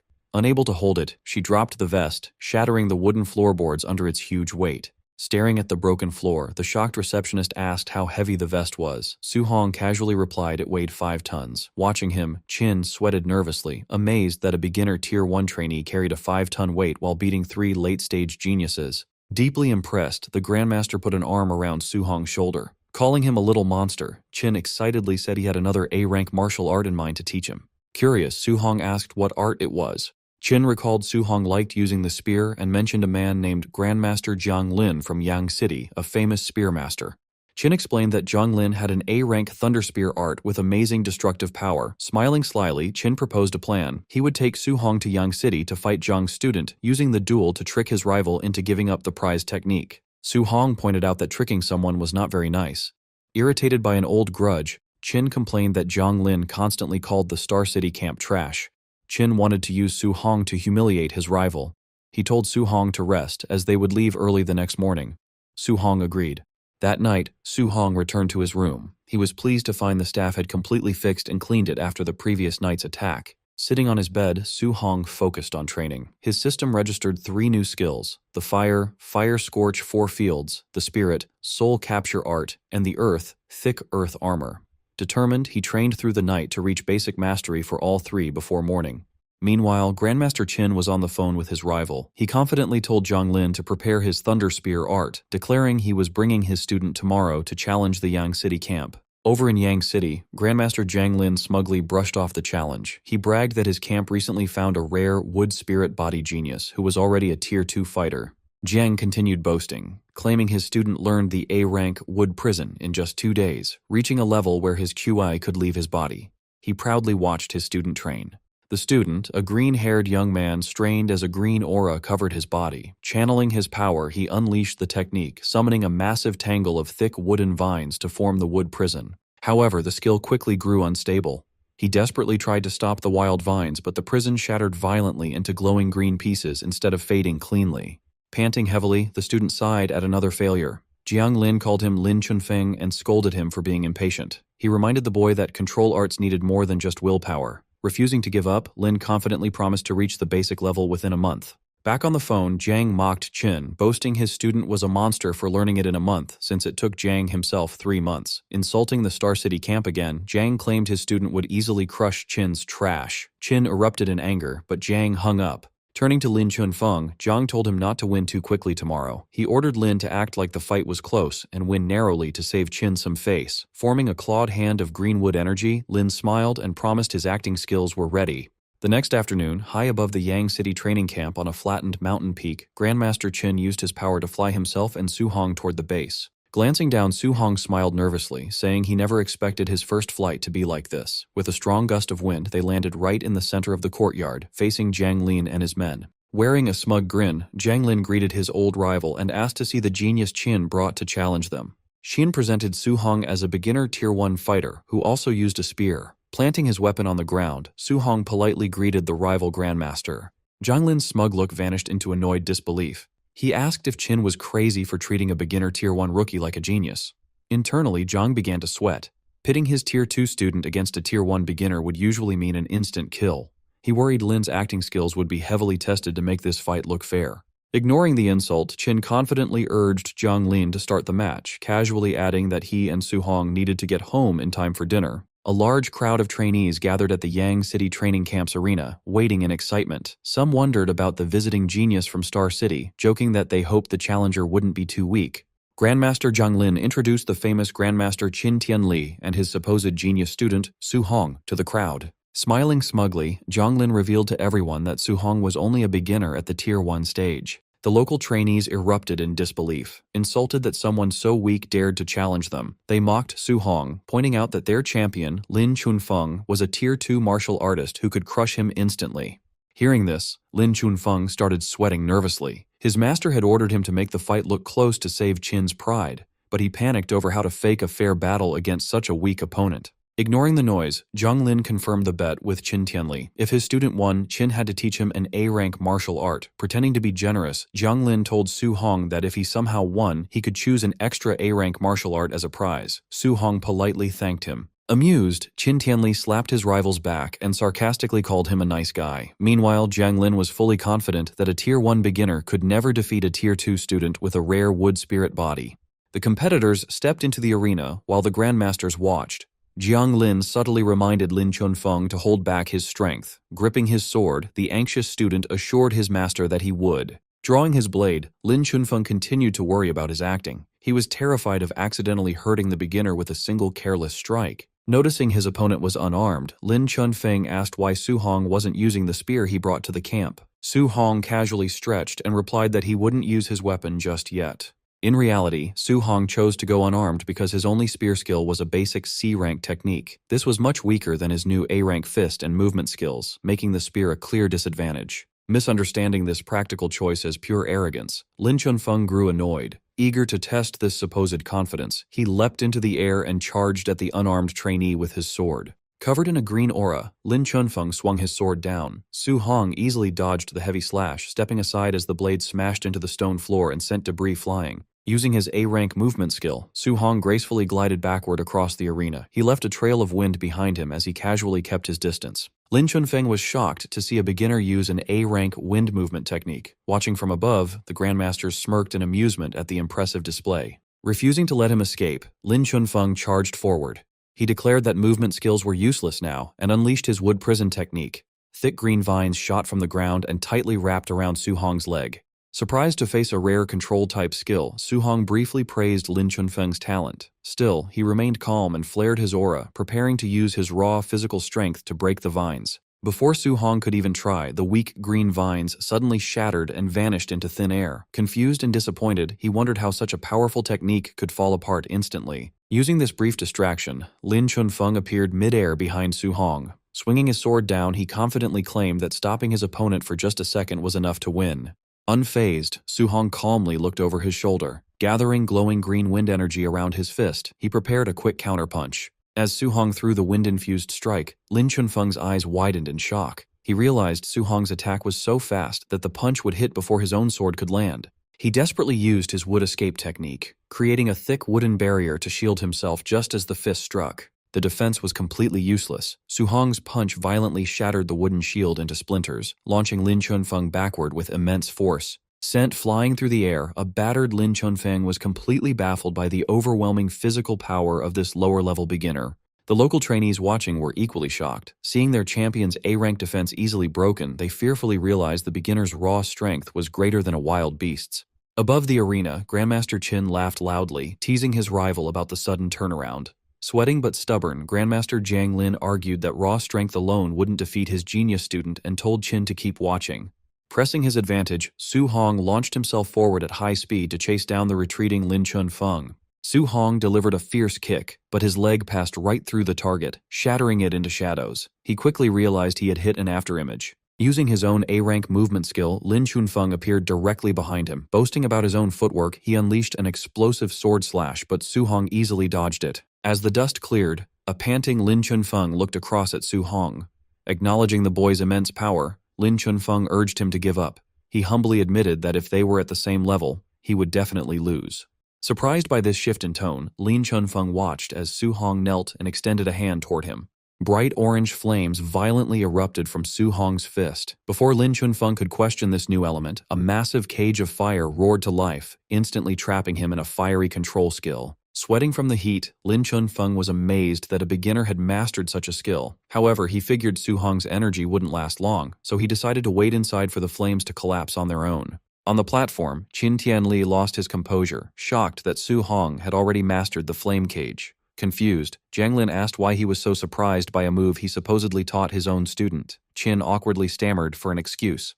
Jiang Lin then demanded to know how a wind attribute student was suddenly using fire. Masking his own ignorance of the boy's abilities, Qin coughed and casually claimed that having multiple elements wasn't a big deal. Desperate to change the subject, Qin pointed back at the fight.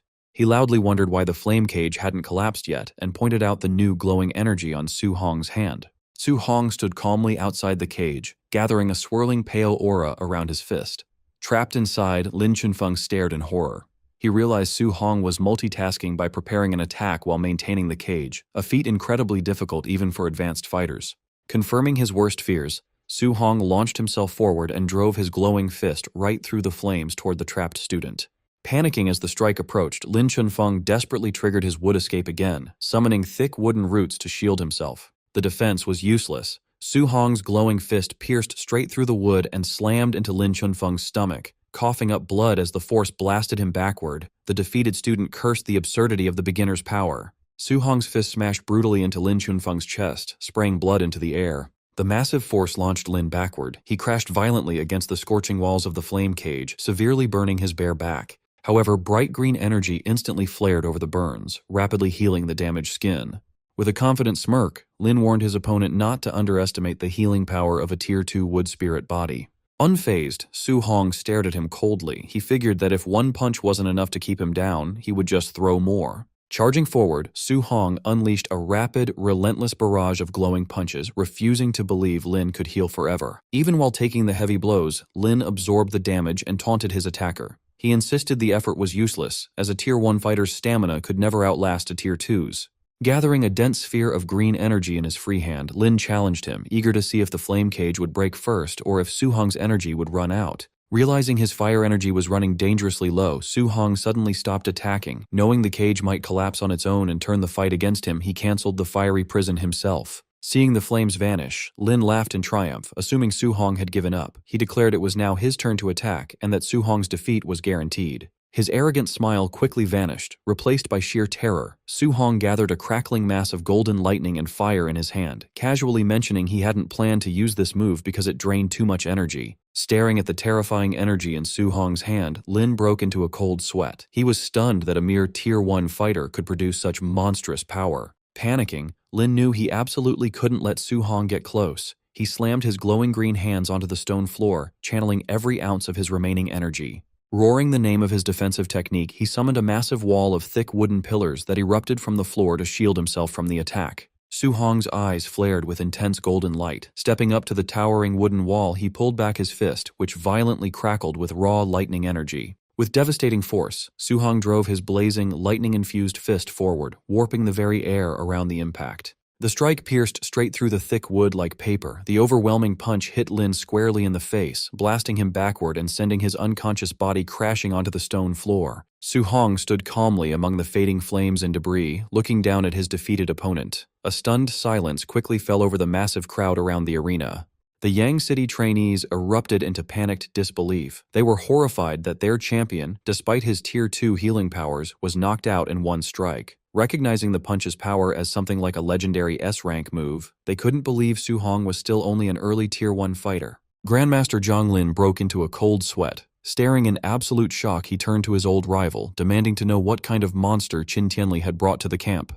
Trembling, Zhang Lin pointed at the arena, realizing the boy had used element fusion to achieve that level of destruction. He was amazed by the impossible reality of a young Tier 1 fighter already mastering such an advanced technique. Sipping his tea innocently, Grandmaster Qin casually remarked that he definitely wouldn't tell his old rival about Su Hong mastering dual-element fusion in just 1 month. Zhang Lin stared back in complete disbelief. Continuing to brag, Qin looked away and added that if Zhang Lin knew Su Hong had perfect compatibility with all 7 elements and was training 7 techniques at once, he would probably drop dead from fright. This left Zhang Lin completely shell-shocked. Pretending to be clumsy, Qin cheerfully apologized for letting the secret slip, though his smug face showed he didn't regret it at all. Meanwhile, Zhang Lin stood paralyzed, his mind struggling to process how a student could achieve such insane feats in a single month. Seizing the moment, Qin threw an arm around his dazed rival and brought up their bet. Since Su Hong won the match, Qin demanded Zhang Lin teach the boy the A-rank Thunder Spear art and his ultimate skill,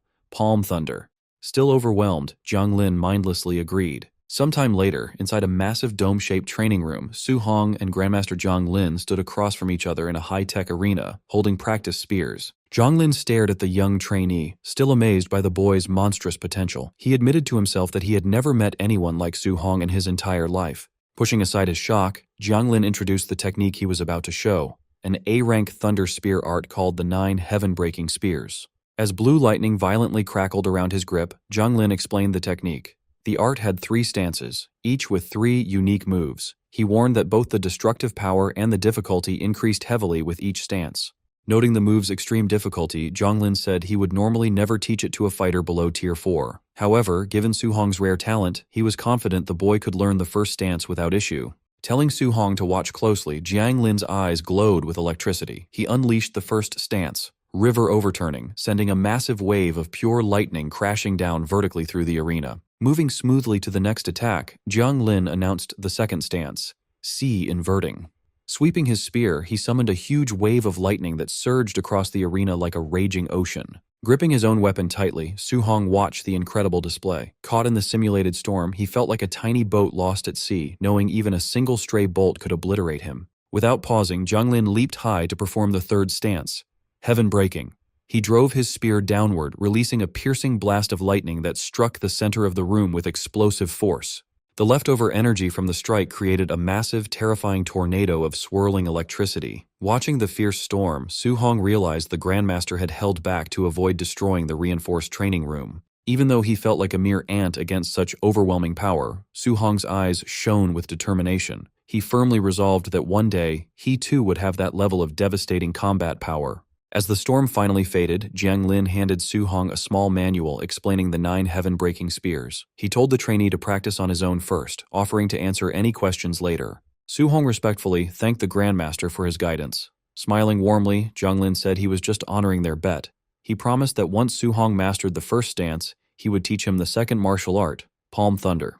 Zhang Lin casually added that while the spear art was strong, its power still fell short compared to his ultimate Palm Thunder. Holding the manual tightly, Su Hong's eyes lit up with excitement. Amazed that Palm Thunder could be even more destructive, he eagerly resolved to master the spear art as quickly as possible. Waving his hand, Zhang Lin turned to leave the dome. He mentioned he had things to discuss with Grandmaster Qin and promised to return later to check on Su Hong's progress, leaving the eager trainee alone to begin his training. An hour later, Grandmaster Zhang Lin returned to the training room. He asked Su Hong if he understood the technique, telling him not to rush since it usually takes months to learn.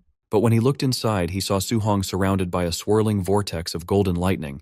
Su Hong then unleashed a powerful blast of electricity from his spear. As the lightning faded, Su Hong turned to the Grandmaster and complained that the spear art was too hard, saying he had only reached a basic level. He then immediately asked to learn the ultimate skill, Palm Thunder. Zhang Lin, dumbfounded, could only wonder if this was the talent of a monster. Later, as the sun set, Grandmaster Zhang Lin sat outside the training room, looking completely defeated. Grandmaster Qin Tianli approached, asking why he looked so dazed and if he had taught the boy Palm Thunder. Still in shock, Zhang Lin just said he was done teaching and told Qin to see for himself. Skeptical, Qin Tianli went to the door, wondering if Zhang Lin had held back. He noted that Palm Thunder required careful instruction and was impossible to learn otherwise. His words died as he opened the door. Inside, Su Hong stood crackling with electricity, holding a perfect ball of lightning. He then cheerfully announced that he had learned Palm Thunder. Both Grandmasters sat in the doorway, stunned. Even Qin Tianli, who expected a lot, was shocked by Su Hong's speed. Zhang Lin despaired, remembering it took him 3 months to master the same skill, for which he had been called a genius. Recovering, Qin Tianli declared the boy had a limitless future and would reach Tier 9. He then offered to take his rival out for a meal. Qin contacted Su Hong, telling him to rest in a temporary dorm for the night, as they would leave the next day. Su Hong agreed. That night in his dorm, Su Hong reviewed his system interface. He had earned 230 martial value points from his recent victories against Wang Tiantuo's group and Lin Chunfeng. He saw his vitality was too low, and with everything else also needing upgrades, he knew 230 points wasn't nearly enough. Since his core cultivation was the most important, Su Hong decided to spend all his new points on upgrading his vitality. After spending his points, he knew he needed more martial value. Since no one would spar with him anymore, his only option was to hunt monsters in the ferocious beast room. Meanwhile, the two grandmasters were drinking. Zhang Lin complained that Qin had scammed him out of 2 A-rank martial arts, but Qin just brushed it off, saying he'd heard it 100 times. They were interrupted by a staff member who announced that the camp's night raid event was ready to start, awaiting Grandmaster Zhang's command. Zhang Lin casually approved the raid, telling the staff not to go easy on the trainees. The man immediately relayed the orders, and the raid began. Xin Tianli sobered up instantly, panicking. He reminded Zhang Lin that Su Hong was in those dorms. Realizing their mistake, Zhang Lin also sobered up and tried to stop the raid, but it was too late. The instructors were already on their way. Outside, a team of instructors assembled. Bu Jingfeng, who Su Hong had humiliated before, asked his brother Jinglong why a high-level Tier 2 was on a basic raid. Jinglong explained Grandmaster Jiang sent him to deal with a resilient wood spirit body trainee. Bu Jingfeng remarked that attacking a low-level Tier 2 felt like bullying, then paused, feeling a strange sense of déjà vu. Jinglong smirked and teased his brother about being beaten by a trainee in Star City. A flustered Jingfeng defended himself, claiming he underestimated his opponent and vowing to eliminate Su Hong if they met again. Jinglong mockingly questioned if beating a Tier 1 was worth bragging about, and warned him not to underestimate the wood spirit body trainee. Jingfeng scoffed, confident he wouldn't fail again. Jinglong then ordered his squad to put on their masks. With a final shout, they charged toward the dorms to begin the ambush. The dorm's peace was shattered by breaking doors and screams as the masked instructors launched their surprise attack. The chaos alerted Su Hong, who peeked out of his room and realized a night raid was happening. An instructor punched a student who yelled at him for having no martial virtue. The instructor saw Su Hong and lunged, surprised they had missed a student. Before he could react, Su Hong's uppercut sent the instructor smashing into the ceiling. With the instructor stuck in the ceiling, an annoyed Su Hong ignited a flame in his hand, complaining that as a guest he shouldn't be attacked. Looking at the instructor's mask and uniform, Su Hong had an idea. He could steal the disguise, attack students during the raid, and earn martial value points without consequence. A sly smile spread across his face. Down the hall, a naked student begged a masked instructor to let him put on his boxers. The raider just laughed and told him to accept being knocked out. Suddenly, a disguised Su Hong burst in, announcing he was there to help. The real instructor turned, confused, and asked why a newcomer was interfering with his area. Without a word, Su Hong punched the instructor through the concrete wall. The student stared in shock, wondering why the raiders were fighting each other. Su Hong immediately dashed out, leaving the naked student to wonder why the raider had spared him. Thrilled, Su Hong ran down the hall with a flaming fist, realizing he could earn hundreds of points by fighting the trainees without holding back. Su Hong then tore through the hallway, beating down the real instructors. Confused by the friendly fire, they started yelling that there was a mole in their group. After punching another raider, Su Hong sighed under his mask. Standing over the defeated instructors, Su Hong cracked his knuckles and announced the first floor was clear, then headed for the second. On the next level, Su Hong moved like a golden blur, unleashing a flurry of strikes that effortlessly took down the entire squad of instructors. As he raced to the third floor, Su Hong laughed, delighted with his plan. His system kept rewarding him with martial value points for every instructor he defeated. On the third floor, a group of instructors was watching a battle between Lin Chunfeng and the high-level instructor, Bu Jinglong. They were impressed by Lin's resilience and noted his recovery ability could be dangerous for Jinglong. Inside, Lin Chunfeng, glowing with a green healing aura, faced the masked instructor who was radiating fiery energy. Su Hong walked up to the spectating raiders and asked why they were just standing there. Not realizing he was an imposter, they invited him to watch the wood spirit body trainee's incredible recovery. Su Hong stepped forward, his fist igniting with golden energy. He declared there was no need to watch, confusing the other instructors. Before they could react, Su Hong tore through the group with a barrage of punches, sending them flying as he stated he'd already experienced the wood spirit body's power himself. The commotion interrupted the fight.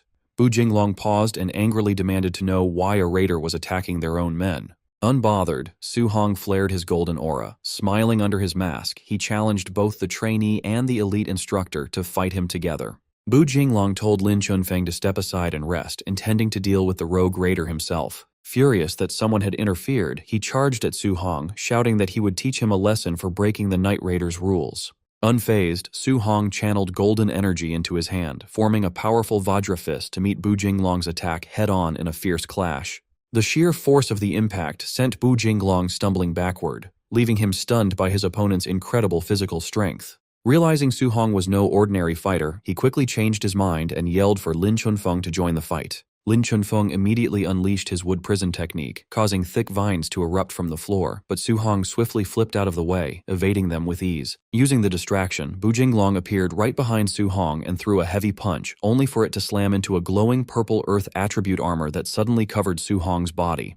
Bu Jinglong stared in absolute shock, wondering where this monstrous fighter came from and how he could so easily block a high-level Tier 2 attack. Before Bu Jinglong could even process what had happened, Su Hong vanished and reappeared, smashing the elite instructor into the wall with enough force to shatter his armor and make him cough up blood. Without pausing, Su Hong leaped over the stunned Lin Chunfeng and drove his blazing fist into the back of the trainee's head, smashing him face-first into the ground and knocking him out cold. Moments later, the system rewarded Su Hong with martial value points for both victories. Checking his status, he was thrilled to see his balance had skyrocketed to over 2,400 points and celebrated his sudden wealth. The next morning, Lin Chunfeng and Bu Jinglong stood among the other bruised and battered raiders, nursing their injuries and looking completely defeated. An enraged Grandmaster Jiang Lin pointed at the injured men, loudly blaming the carnage on Qin Tianli's monster of a student. Playing dumb, Qin Tianli casually denied any involvement, prompting Lin to sarcastically ask who else could have possibly caused such destruction. Having lost his patience, Jiang Lin furiously yelled at them to get lost and kicked his rival out of the camp, but Qin Tianli simply laughed as he flew away with Su Hong. While they were in the air, Qin Tianli asked Su Hong if he was still missing martial arts for the metal, wood, and water attributes. Su Hong confirmed he was, curious why the Grandmaster was asking. With a sly grin, Qin Tianli suggested they go pay a visit to a few more of his old friends. Over the next 10 days, the pair traveled to 3 different training camps. They repeated the same plan, with Su Hong easily defeating the local champions while Qin Tianli smugly collected the winnings and brushed off accusations of cheating from the angry rival Grandmasters. Back in his own dorm, Su Hong meditated to absorb his new skills. The system confirmed he had successfully learned the basic levels of the A-rank metal ripple, wood vine entanglement, and water dragon techniques. Opening his eyes, Su Hong marveled at his new arsenal, admitting he never dreamed he would possess so many A-rank martial arts. Seeing his martial value was now close to 3,000 points, he decided it was finally time to use them to increase his core vitality. Su Hong began to pour all his accumulated martial value into his vitality. As the system registered the upgrades, his body surged with intense heat and swelled painfully with raw energy. Sweating heavily from the sudden expansion, he realized he might have added too much at once as his vitality shot up to 450. As his body slowly returned to normal, a panting Su Hong knelt on the floor. Despite the pain, he was thrilled to realize he was now only 50 points away from breaking through to become a Tier 2 martial artist. Checking his stats, Su Hong saw he had exactly 100 martial value points left. He debated whether to use them to strengthen his spiritual power or his rare overlord body. Deciding to test the limits of his special physique, he chose the option to upgrade the overlord body. The system immediately took his remaining 100 points, but only gave him a tiny 0.1% increase to the overlord body's spirit rank. Stunned by the terrible exchange rate, he complained that his unique physique was far too expensive to upgrade efficiently. Concluding that reaching Tier 2 was his top priority, Su Hong grabbed his jacket and rushed out the door, ready to hunt more monsters in the ferocious beast room to earn the points he needed. But before he could leave, he ran right into Grandmaster Qin Tianli. The Grandmaster asked if Su Hong was still missing a healing martial art, making the young trainee sweat nervously as he guessed the old man was planning to hustle another rival camp. A short time later, at the Hang City training camp, Grandmaster Wang Qingshan addressed a large group of trainees. He announced a brutal wilderness special training event, where students would have to survive in the 10,000 monster mountain range for 7 days without any outside supplies. Standing disguised among the local trainees with his spear, Su Hong listened to the harsh rules. He silently noted that as a provincial capital, Hang City's camp was filled with real geniuses and was much tougher than Star City, since these trainees could only earn points by killing beasts at or above their own level. When Grandmaster Wang Qingshan officially started the training, Su Hong leaped into the dangerous mountain range along with the rest of the Hang City trainees. Watching the students leave, Grandmaster Wang Qingshan questioned Qin Tianli's confidence, pointing out that Su Hong hadn't even reached Tier 2 yet. Qin Tianli simply confirmed their bet. If Su Hong won the survival challenge, Qingshan had to teach him an A-rank healing art. In return, Qin arrogantly promised to teach an A-rank martial art to every single Hang City student that managed to beat Su Hong. Amused by this, Qingshan wondered if Qin could actually afford to make such a promise, reminding him that half the students were already at Tier 2. Qin just brushed off the danger, claiming that facing the beast early would be good for the boy. He then asked with alarm if beasts from the 10,000 Races demonic cult had arrived. Qingshan casually confirmed they had, but dismissed them as just low-level Tier 2 and Tier 3 creatures. Qin accused Qingshan of sending the students to their deaths by making them fight Tier 3 monsters. Qingshan coldly replied that the War of 10,000 Races was brutal, and true powerhouses could only be forged through extreme hardship. Qin sighed, resigning himself to the situation. Even as he thought that it would be a victory if Su Hong simply made it back alive, the young trainee was already deep in the wilderness, violently cutting the head off a massive wolf beast with a lightning-infused spear strike. Eager to test out his new abilities, Su Hong summoned a barrage of golden metal energy beams that pierced through a pack of beasts. Without pausing, he then used his wood attribute, conjuring thick, glowing vines to entangle and crush a giant snake. As night fell over the mountain range, Su Hong summoned a massive water dragon, which violently blasted through a fiery beast, showing his complete dominance over the wilderness. Stepping into a dark cave past the glowing body of his latest victim, he acknowledged the incredible destructive power of his new A-rank martial arts. However, he also noticed that his spiritual energy drained far too quickly when he used them one after another. Standing in the bloody cave among the bones of his kills, Su Hong checked his system. Seeing he had earned over 500 martial value points and his vitality was maxed out, he decided it was time to push for his Tier 2 breakthrough. Sitting down to meditate, Su Hong began channeling his points into his vitality. A fierce, fiery aura erupted around him as the system registered the steady upgrades, pushing his body toward its new limits. Meanwhile, deep in the forest, a red-haired cultist was grumbling as he patrolled the dark woods. He complained about having to check the perimeter in the middle of the night, certain that no one could possibly find their hidden sacrificial grounds in such a remote mountain range. He suddenly stopped in his tracks when he noticed the freshly killed body of a massive beast lying just outside the dark cave where Su Hong was meditating, realizing that an intruder had wandered into their territory after all. Standing at the cave entrance, the cultist called out maliciously to whoever was hiding inside. He demanded that Su Hong come out for a quick death, threatening to skin him and eat him alive if he refused. The cultist ordered the intruder to surrender, warning of a fate worse than death if he resisted. Glancing at the dead blazing black tiger, he figured his opponent had, at best, Tier 2 or Tier 3 strength. From inside the cave, Su Hong listened to the man's arrogant tone. Since the cultist spoke so dismissively of Tier 3 martial artists, Su Hong suspected he was up against a formidable Tier 4 expert. Since he had only recently broken through to Tier 2, he admitted he lacked the confidence to take on a Tier 4 opponent. Deciding that running was his best bet, he launched a water dragon attack to cover his escape from the cave. The cultist eagerly gripped his sword and shattered the watery beast with a single slash, mocking the attack as having the measly power of an early Tier 2. Spotting Su Hong trying to escape, the cultist immediately chased after him. He praised the young man's genius for taking down the beast at such a low level, but sadistically added that his favorite pastime was murdering promising talents before they could reach their full potential. The cultist suddenly stopped in confusion, asking Su Hong why he had given up running. Su Hong turned to face his pursuer. He calmly stated that based on the energy the man had just used, he was actually just an early-stage Tier 3 fighter, far weaker than Su Hong had initially feared. Spotting a distinct tattoo on the man's neck, Su Hong recognized him as a member of the 10,000 Races demonic cult. He recalled that this cult consisted of human traitors who carried out terrorist attacks and sacrificed their own kind to alien races in exchange for power. Disgusted by the traitor, Su Hong flared his golden aura and declared that such human scum deserved to die. Smirking, the cultist challenged Su Hong to prove his words and launched an A-rank fiery sword strike known as Fire Slash. Facing a Tier 3 opponent for the first time, Su Hong decided to go all out. He unleashed Sea Inverting, a massive wave of golden lightning that violently clashed with and completely overpowered the fiery strike. Su Hong was surprised, wondering how a Tier 3 martial artist's technique could be so easily blown away by his attack. The cultist panicked, unable to understand how he was losing to someone an entire major realm below him despite using an A-rank martial art. He was also completely baffled that his opponent wielded both water and lightning attributes. Enraged, the cultist unleashed a frantic flurry of sword slashes, but Su Hong effortlessly dodged every single strike. Utilizing his rapid movement technique, Su Hong vanished and suddenly reappeared directly behind the cultist. He immediately unleashed another devastating blast of golden lightning. Realizing that the sheer power of this attack far exceeded his own fire slash, the terrified cultist frantically tried to retreat.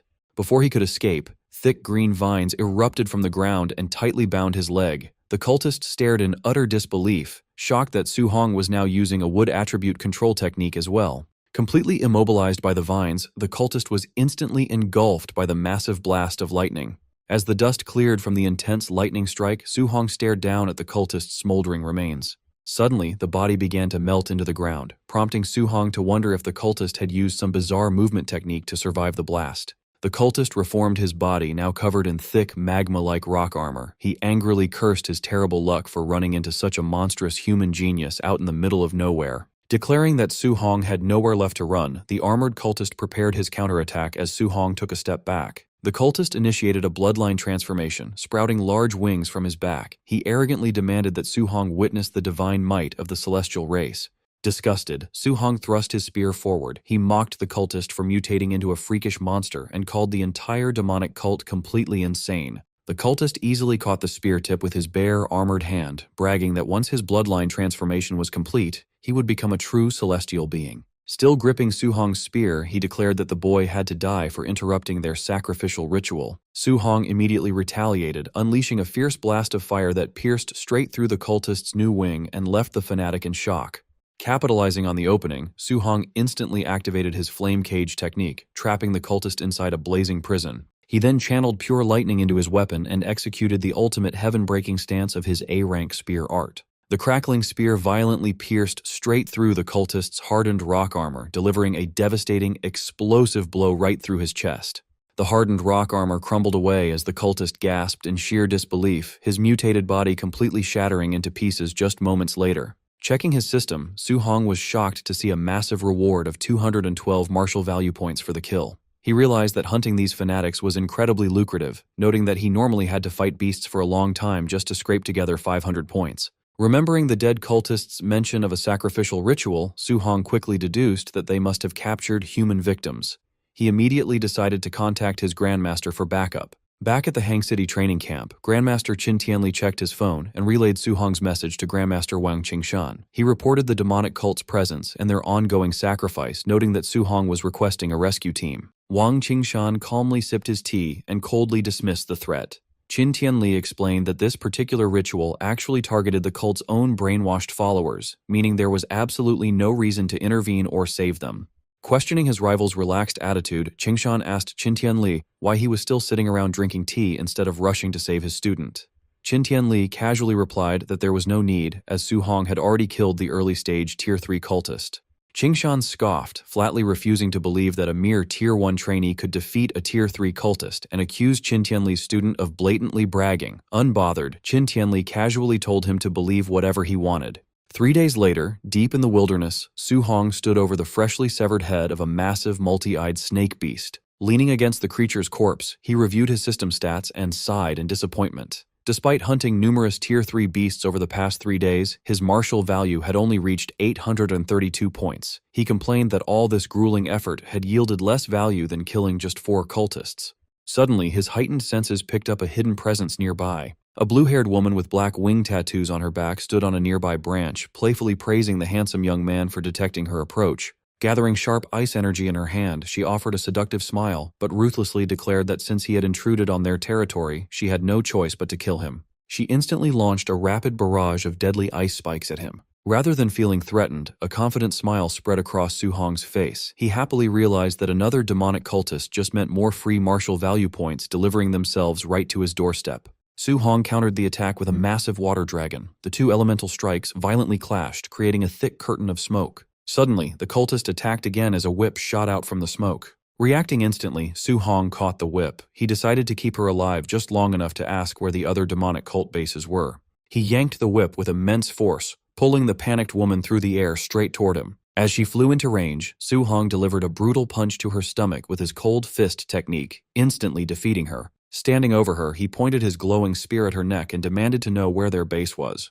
Terrified and bleeding, she begged for her life and revealed that the base was 10 kilometers to the north. Su-hong pressed further, asking how many Tier 3 fighters were there. She confessed they had 3 Tier 3 and 3 Tier 2 fighters. Calculating his progress, Su-hong realized only 1 Tier 3 cultist was left. Wiping out the rest would give him over 1,000 points, enough to upgrade his telekinesis to Tier 2. Refusing to stay down, the female cultist lashed out with her whip to create distance. She furiously yelled that Su-hong had underestimated her. She triggered a blood transformation, sprouting large wings as she turned into a heavenly god race member. Hovering in the air, she arrogantly boasted her strength had doubled and she could easily kill him. Su-hong didn't give her the chance.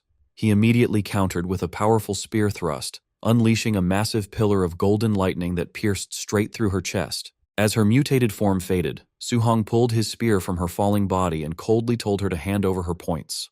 His system confirmed a reward of 208 points, leaving him highly satisfied with the easy profit. Meanwhile, at the cult's base, a small group of trainees found themselves completely surrounded by enemies near a massive stone pyramid. The trapped Hang City trainees panicked, realizing it was a deadly trap. They cursed their bad intel, seeing they were facing a large squad of Tier 3 fighters instead of just a few Tier 2s. The Blood Commander coldly ordered his men to execute the intruders. The cultists eagerly charged, spotting the 3 Tier 2 human geniuses. They maliciously declared they would skin them alive as sacrifices. Refusing to go down without a fight, the desperate trainees grouped together. They promised to take out as many cultists as possible, trusting their Grandmaster would avenge them. High above the battlefield, the Grandmasters calmly watched the trap. Qingshan proudly pointed out his 3 top Hang City geniuses to his rival. Qin acknowledged their bravery for standing against Tier 3 enemies.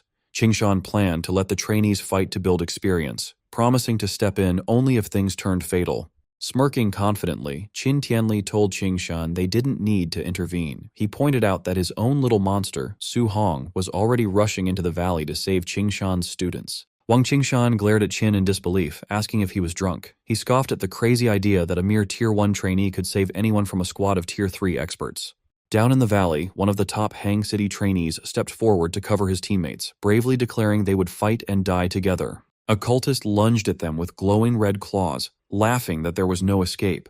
The trainee braced for the fatal blow, accepting his end. Suddenly, a crackling spear of golden lightning shot past the trainees, violently pinning the cultist to a tree and killing him instantly. The remaining cultists stopped in their tracks, angrily demanding to know who had interfered. Su-hong appeared in front of them in a flash of lightning. Using his lightning skill, he grabbed 2 cultists by their heads and brutally smashed them together. Spinning around, he gathered his energy and unleashed a blinding flurry of lightning punches, instantly clearing out several more enemies nearby. Standing among the defeated bodies, he hid his aura and calmly asked the stunned trainees if they were all right. The Hang City geniuses stared in awe. They recognized him as Su-hong from Star City, amazed by his monstrous strength for easily killing so many Tier 3 experts. Watching from the cliff, Wang Qingshan broke into a nervous sweat. He demanded to know how Qin's student could use a lightning skill when he supposedly needed a healing art. Seeing Su-hong use the high-level skill without getting tired, Qingshan suspected he had already reached Tier 2. Qin Tianli was secretly just as shocked. He panicked when he realized Su-hong had gone from Tier 1 to Tier 2 in just a few days, finding the boy's growth rate completely ridiculous. Back in the valley, Su-hong told the Hang City trainees to retreat while he covered them. Still dazed by his power, they told him to be careful and quickly ran away. Once they left, a greedy grin spread across Su-hong's face. The female cultist had lied about their numbers. There were actually over a dozen Tier 3 experts present. Thrilled, he claimed the remaining cultists as his prey, knowing that at 200 points per kill, this fight would bring a massive profit. Suddenly, a huge cultist charged at Su-hong, roaring that he would smash him into pieces. Unfazed, Su-hong easily dodged the brute's guard and delivered a heavy punch to his stomach, sending the massive man crashing to the ground. Gathering more lightning in his hands, Su-hong turned to the remaining enemies and said it was their turn. Terrified by his overwhelming strength, the surviving cultists backed away. Meanwhile, a man climbed the pyramid stairs while the cultists screamed that Su-hong was a monster, begging their commander to save them. Once at the top, the man inhaled deeply, looking over the dead cultists with crazy joy. He happily announced that their deaths were worth it and their sacrifice would be remembered. Su-hong paused in confusion as the blood from the dead enemies defied gravity, floating up and rushing toward the top of the pyramid. The massive amount of blood swirled around the man's body, and Su-hong realized this was the true purpose of the cult's ritual. The blood suddenly burst with blinding golden light, transforming the man into a blonde figure with large white wings. He arrogantly called them lowly humans and demanded to know why they weren't kneeling before a noble of the heavenly god race. As the winged man hovered proudly above the altar, looking down at the battlefield, Su-hong gripped his spear with an excited smirk. He figured that if a mere mutated cultist gave him a massive payout, killing a pure-blooded member would give him an unbelievable amount of points. The Heavenly God race member arrogantly glared down at Su Hong, demanding to know who gave a mere ant permission to look up. Vowing that Su Hong would pay for this insolence with his life, the winged man vanished, reappearing directly behind him. Su Hong panicked, completely caught off guard by the blinding speed. Su Hong barely blocked the incoming strike, but the heavy impact shattered the ground beneath him. The winged man smirked, amused to discover such a capable fighter within the younger human generation. Wiping blood from his mouth, Su Hong realized the overwhelming strength of the Heavenly God race. Hovering midair, the possessed cultist admitted he only expected to slaughter a few weak humans during this ritual. Recognizing Su Hong as a monstrous genius, he resolved to eliminate him immediately, permanently erasing a future threat. Suddenly, the man's arm cracked under the strain. Annoyed, he noted that his host hadn't even reached Tier 4 vitality and was already collapsing from his divine power. Despite this failing vessel, he confidently declared that peak Tier 3 strength was enough to crush Su Hong and wound up for another devastating punch. Hearing the muttered complaints, Su Hong realized he wasn't facing a true heavenly god, but merely a possessed human whose body was breaking down. Channeling golden lightning into a thunder rush fist, Su Hong boldly declared the outcome was no longer certain and charged forward. They collided violently, exchanging a rapid flurry of devastating blows that shook the entire valley. Observing from the cliff above, Qin Tianli casually praised the heavenly god race's physical strength for managing to keep up with his student. Beside him, an exasperated Wang Qingshan argued that Su Hong was the real shock. He was completely baffled that a lower realm fighter used pure physical strength to match and even suppress a host possessed by a heavenly god. Pressing his advantage, Su Hong landed a heavy, lightning-infused punch that forced the heavenly god to retreat. Battered and bleeding, the heavenly god demanded to know what monstrous physique Su Hong possessed. He admitted in disbelief that even against the greatest chosen ones on the all-heavens battlefield, he had never lost a clash of pure strength, yet a mere human was currently beating him back. Completely relaxed, Su Hong smirked and taunted his opponent, urging him to keep fighting if he wasn't exhausted yet. Flaring his fiery aura, Su Hong reveled in the fight. Ever since awakening his overlord body, he had been terrified of accidentally beating people to death. Now he was exhilarated to finally unleash his full strength with the sole intention of killing his opponent. Su Hong openly wished the heavenly god's true body was present, disappointed that the frail human host prevented a truly satisfying battle.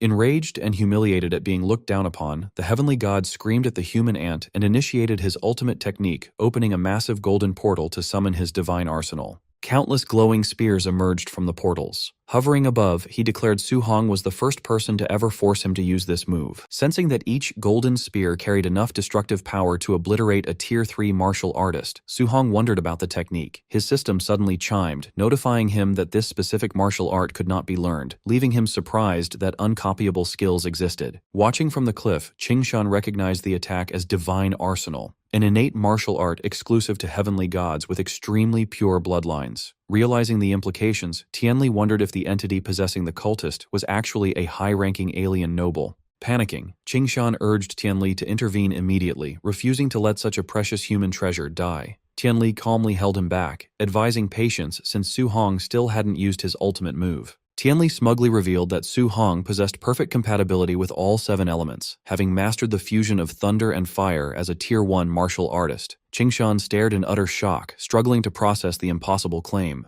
Acknowledging the boy's monstrous potential, the heavenly god admitted Su Hong would become a massive threat to his race if allowed to live. Declaring that the human must die today, he unleashed his divine arsenal, sending a massive barrage of glowing spears raining down on Su Hong. Unfazed, Su Hong smirked, countering that the heavenly god was the first opponent to push him to use his full strength. Channeling intense lightning into his weapon, he initiated the ultimate third stance of his 9 heaven-breaking spears. Shouting the technique's name, Su Hong thrust his spear upward, unleashing a colossal blast of raw lightning that effortlessly shattered the descending golden spears. The heavenly god could only stare in shock, screaming that it was impossible as the overwhelming energy blast surged straight toward him. The devastating strike triggered a massive explosion, instantly carbonizing the heavenly god's body and shattering it into pieces. The sheer force of Su Hong's attack didn't stop there, completely cleaving the cult's massive stone pyramid in half. Standing before the ruined base, a trembling and exhausted Su Hong grinned as his system confirmed a massive reward of 843 martial value points, concluding the grueling fight was completely worth it.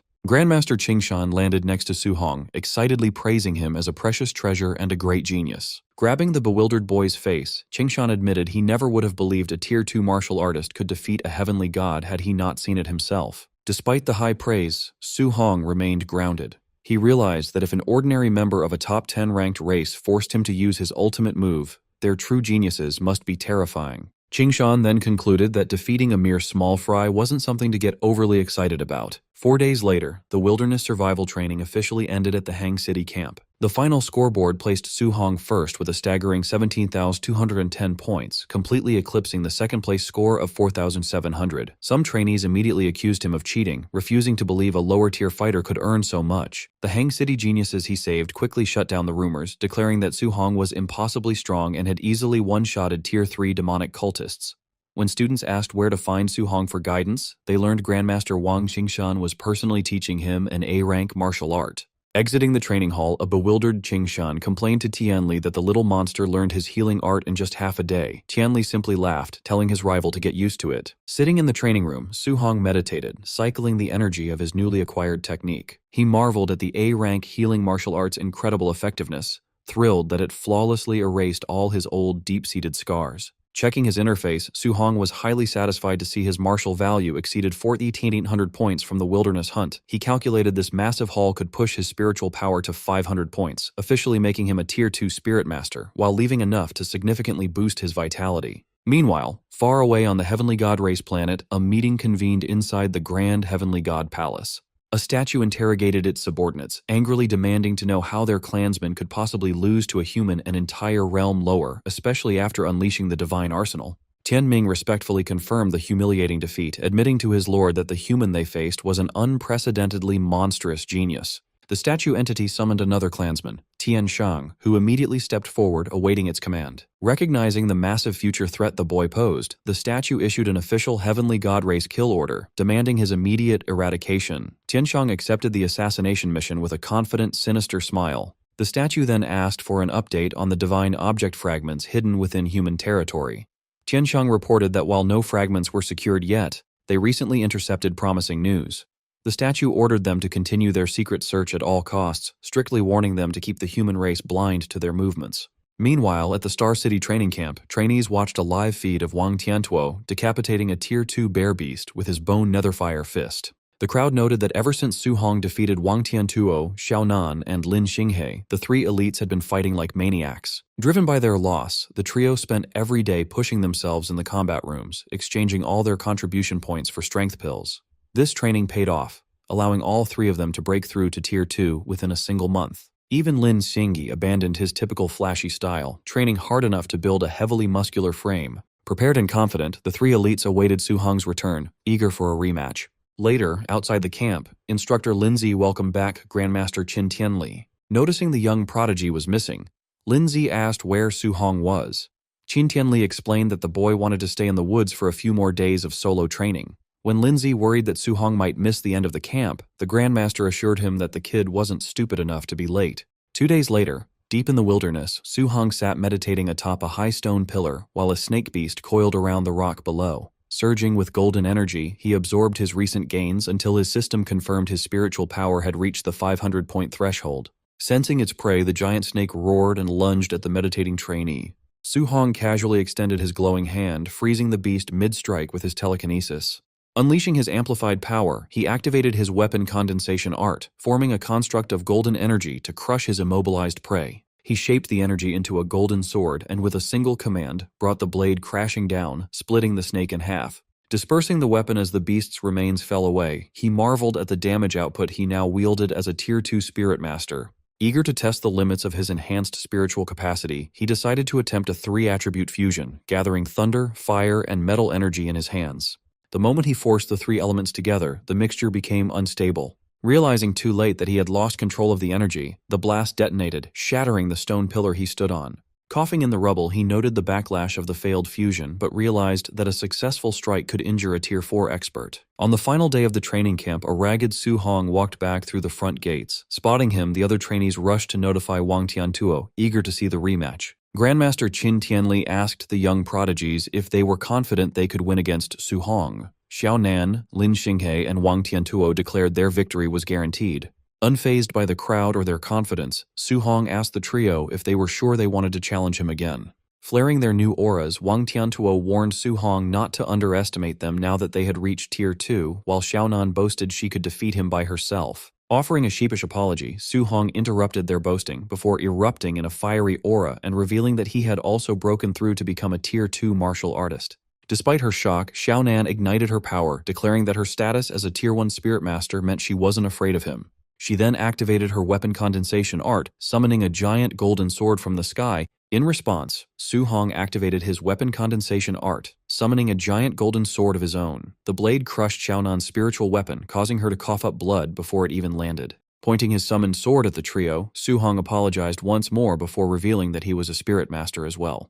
The three elites backed away in shock. They realized Su Hong was a dual Tier 2 martial artist and spirit master with a top-tier physique, meaning he hadn't used his full strength during their last sparring session. Finding the trio insufficient for his needs, Su Hong smirked and invited the entire camp to attack him at once, eager to harvest martial value points from the crowd. He unleashed a glare at the surrounding trainees, breaking their fighting spirit. The crowd erupted into panic, screaming their surrenders and begging him to stick to fighting the elites. Watching from the sidelines, instructors Bai Mu and Lin Zhe complained to Grandmaster Qin Tianli, feeling hurt that he had kept Su Hong's spirit master status a secret. However, a sweating and speechless Qin Tianli could only mutter in shock, blindsided by the revelation that his student had reached Tier 2 as a spirit master. Realizing the Grandmaster had been kept in the dark as well, the instructors watched as Qin Tianli threw his head back and burst into laughter. He declared Su Hong a once-in-a-millennium monster destined to save the human race. Watching Su Hong beat down the crowd of trainees, Bai Mu asked if they should intervene. Lin Zhe laughed it off, dismissing the one-sided brawl as youthful energy. Suddenly, Grandmaster Qin Tianli's expression hardened as he sensed a heavy presence approaching. The fiery great rock descended from the sky, ordering the humans to leave its territory since their 30 days were up. Standing victorious over a pile of unconscious trainees, Su Hong looked up and recognized the giant beast. Annoyed by the creature's arrogance, Qin Tianli erupted with his immense aura, declaring he had tolerated the bird long enough, mocking its attempt to intimidate him while asserting his dominance.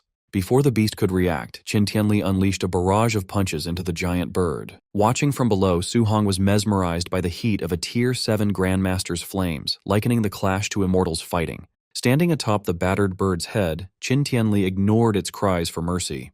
When the beast warned that it had a backer, the Grandmaster challenged it to summon its boss so he could beat him up too.